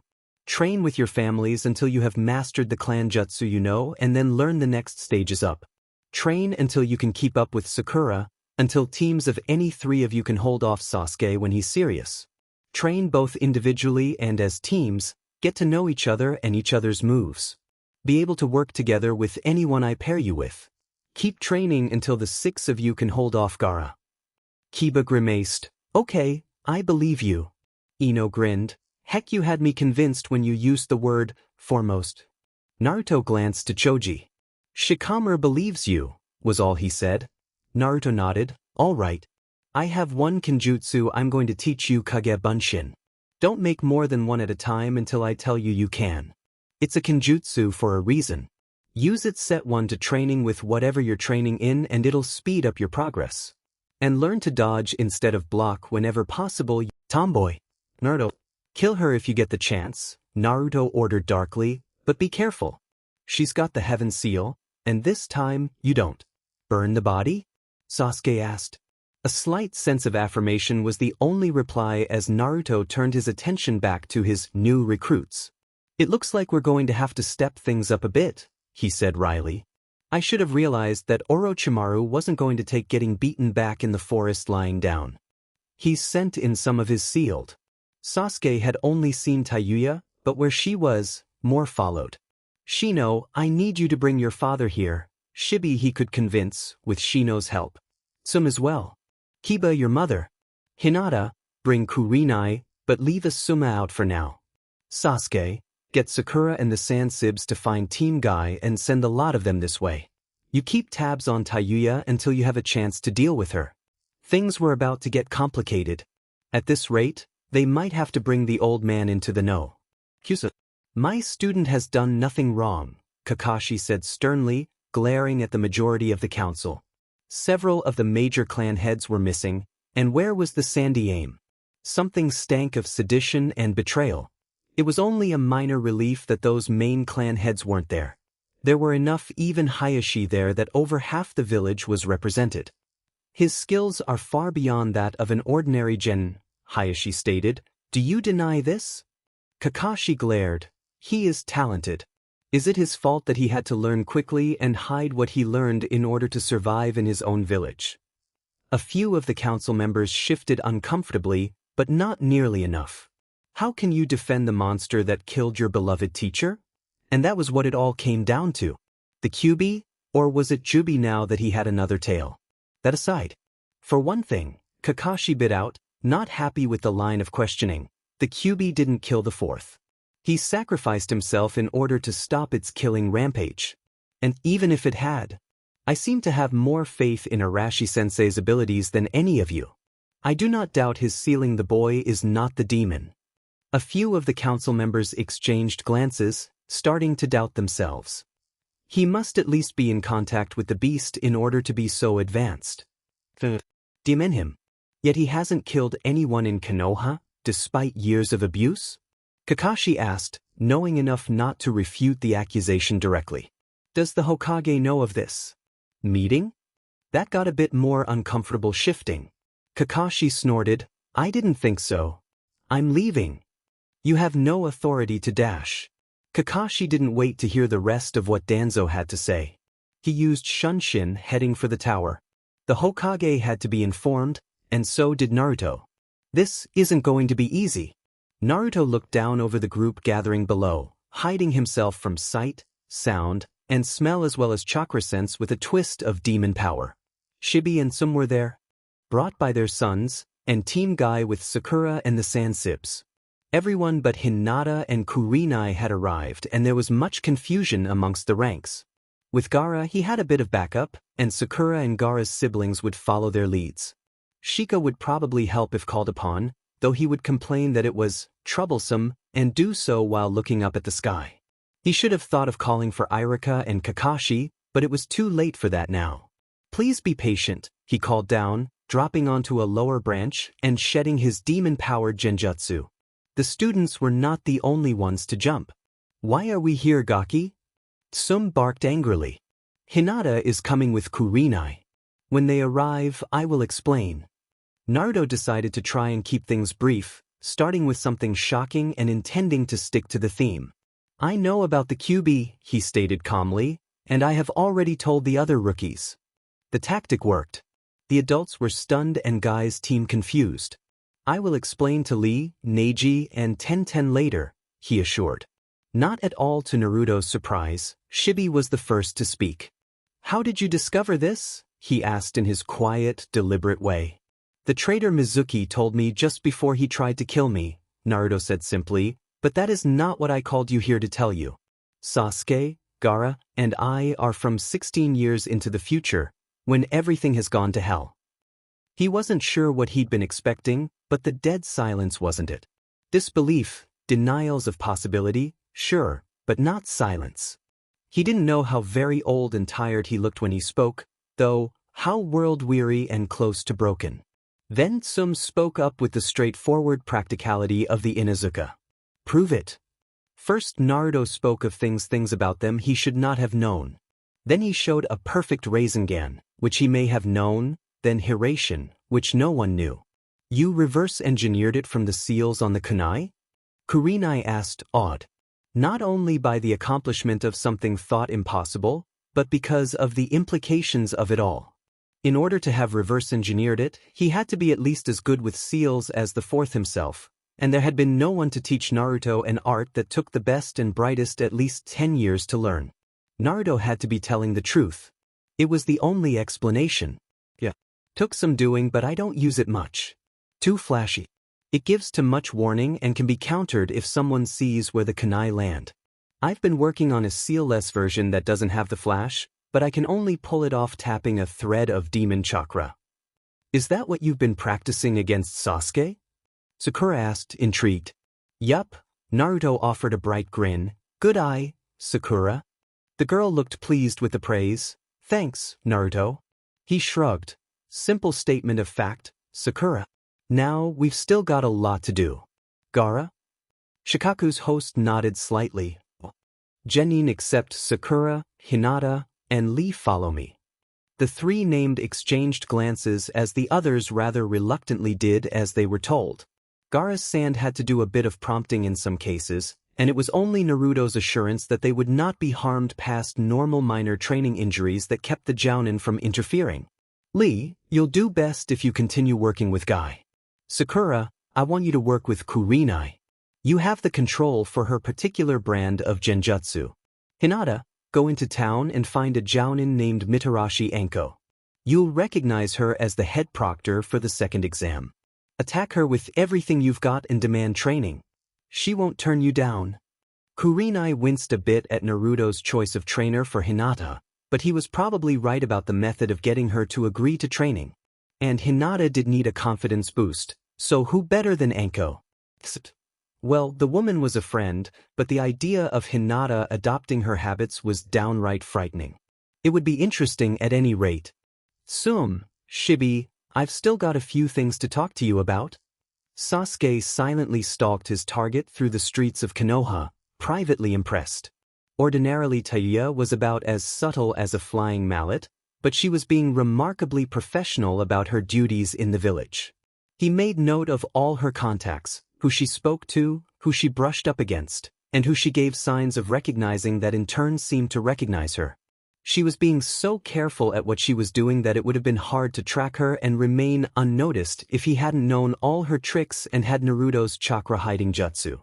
But just as she was slipping into the forest, her guard dropped a bit, and Sasuke took the chance to strike. Kakashi entered the Hokage's office, automatically making a hand gesture he had learned as an ANBU captain, one meaning there was need for absolute secrecy and the message was of utmost urgency. The Hokage immediately dismissed the various aides and activated the privacy wards that was about when Kakashi registered the state of the room and was almost distracted from his reason for coming. But questions would have to wait, although he had the sneaking suspicion that the state of the room had something to do with Naruto. Hokage-sama, I was just called in front of over half the council and questioned about Naruto. Danzo was the most outspoken and I believe he is searching for an excuse to have the one he thinks of as a demon brat executed. Sarutobi's eyes hardened and a look of cold fury settled over his features. In 2 sharp hand seals he dismissed the wards and vanished. Kakashi made an educated guess and followed. The encounter was brief and brutal, Sasuke landing a devastating hit on Tayuya's cursed seal before she could begin to react. The furious blast of chakra that exploded from the damaged seal threw him into a nearby tree and killed Tayuya instantly. Sasuke, chakra still hidden, fireballed the area to disguise what had happened. It would look like a training accident with sensible traces of only one chakra source and the body would be incinerated far beyond recognition. With so many strangers in the village for the Chunin exams, it would be presumed that it was a foreigner which it was, technically, and soon be forgotten. Orochimaru would be the only one to find out who it was, and he would be furious. Naruto? Mission accomplished. Naruto confused the 2 clan heads he was talking to by stopping very nearly in the middle of a sentence, tilting his head slightly. Then he gave a slightly bloodthirsty grin. I just received word from Sasuke. One of the Heaven Sealed is dead, and Sasuke has located several contacts of hers within the Konoha. The rest aside for now between the 2 of you, you should be able to get at least some of them to Ibiki. Shibi showed little reaction, but Tsum echoed Naruto's grin. Once convinced, she like her clan and dogs trusted completely. I'll ask how you know that later, she decided, just tell me who. To the Inuzuka, there was nothing worse than a traitor. One who turned against his own declared pack was despicable at best to the loyal clan's eyes. Those spies who started out and remained belonging to another village were not quite as despised. Naruto was glad of that trait, as it made his life easier and the Aburame weren't far behind in loyalty. He started listing names. Gaara worked the genin hard, forcing even the arrogant Hyuga whom he remembered as a near friend to admit that, even together, they were badly overmatched. The fact that his own siblings couldn't completely hide their terror when his sand encased them stung, a testament to the madness that the 2-point had initially inflicted on him. It had taken years to build true trust between them, and now all that was gone. But they learned. Mostly dodging and awareness, but both those things would help them to survive in the coming war. It would fall to Sasuke to teach physical offense and control, while Naruto would test their jutsu, teaching more if needed. It would be hard on them, but they would survive. And that was enough. And after the Chunin exams, they would do the same for Suna's young. It had to be enough. It had to be. Kurenai was surprised by how well Sakura grasped the concepts of genjutsu and impressed at how quickly the girl picked up on some of the more advanced control exercises. Of course, she didn't know that Naruto and Sasuke had already been working with her. Even with the extra tutoring, Sakura was progressing at an impressive pace. Kurenai thought the girl would soon be able to use a few of the simpler genjutsu and found herself having fleeting thoughts of taking an apprentice. Hinata had searched almost the entire village by the time she found the woman Naruto had sent her after taking apart a ninja bar. A bar? In the middle of the day. The second exam proctor reeked of sake and dango, and Hinata vaguely wondered what Naruto had been thinking, sending her to train with a woman like that. Especially given what she was wearing, she'd thought the fishnet had been a play to get the genin off guard before the second exam, but it no longer looked that way. Still, the woman had while drunk taken on quite a few chunin and a couple jounin and one. And Hinata was fairly certain Naruto had sent her to the woman for her skills, not her faults. So she did as Naruto had instructed.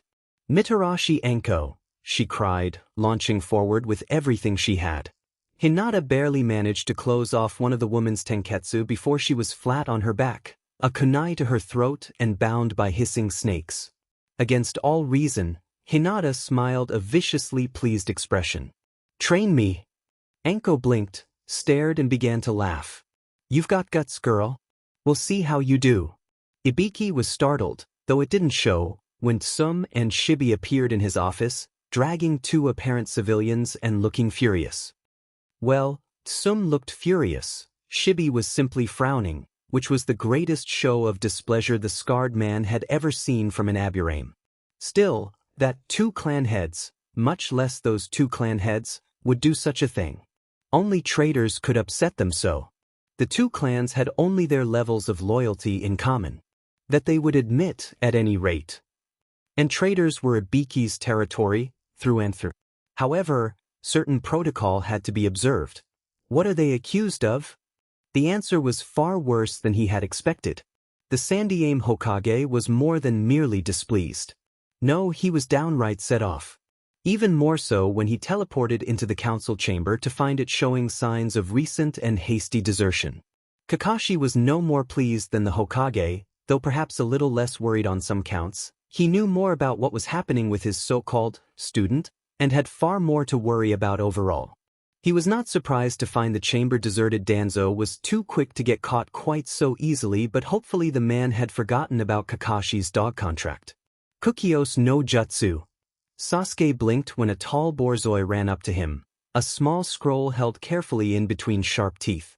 He accepted the scroll, recognizing one of Kakashi's summons. The quick breed was good in a fight, but far better as messengers.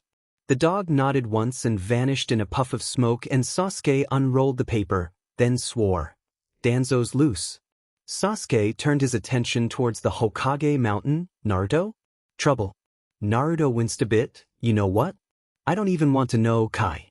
He had initially asked what exactly the fox had the clone do to distract the Hokage, but the combination of glee and reluctance was all too telling. Better not to know plausible deniability and all that.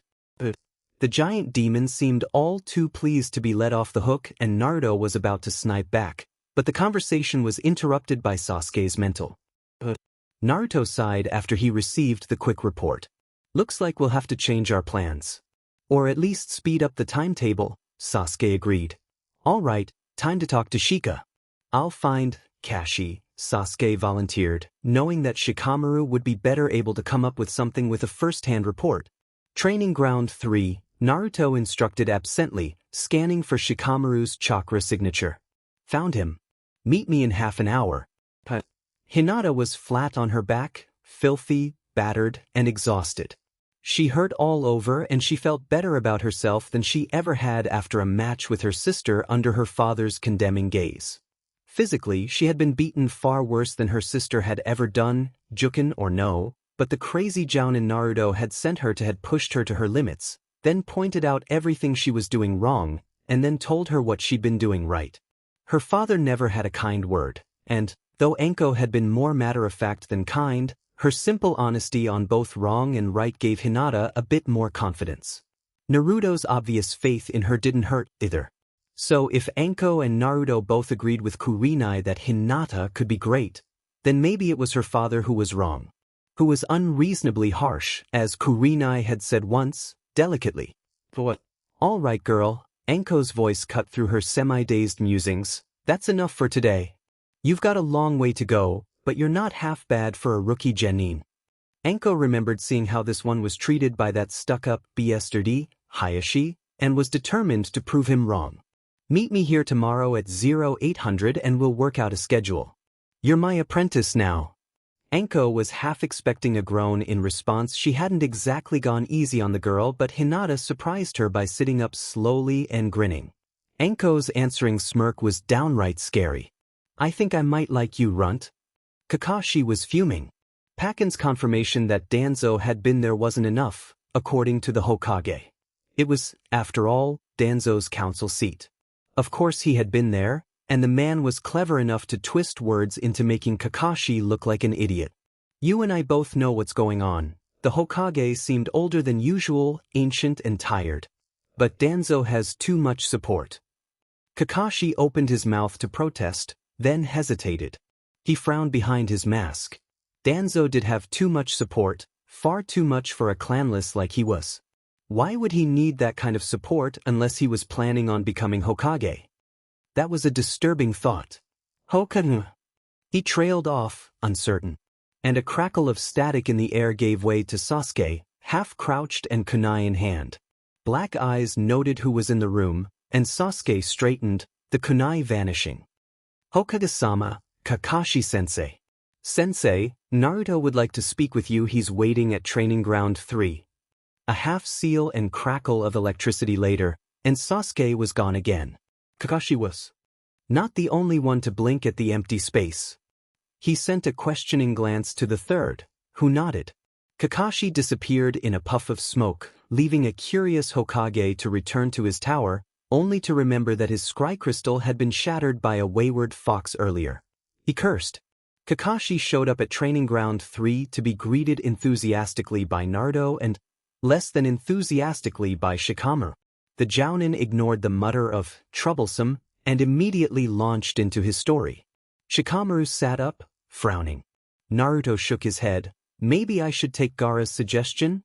Not yet, Shikamaru ordered absently, still thinking. If they did things just right, Danzo would be the one discredited. Carefully, quietly, Shikamaru began to outline a new plan. Gaara sat quietly at the table, staring out the window above the kitchen sink. His siblings had just come to the doorway and he could sense them hesitating there, uneasy. He sighed silently. It stung that they didn't trust him the way they had before.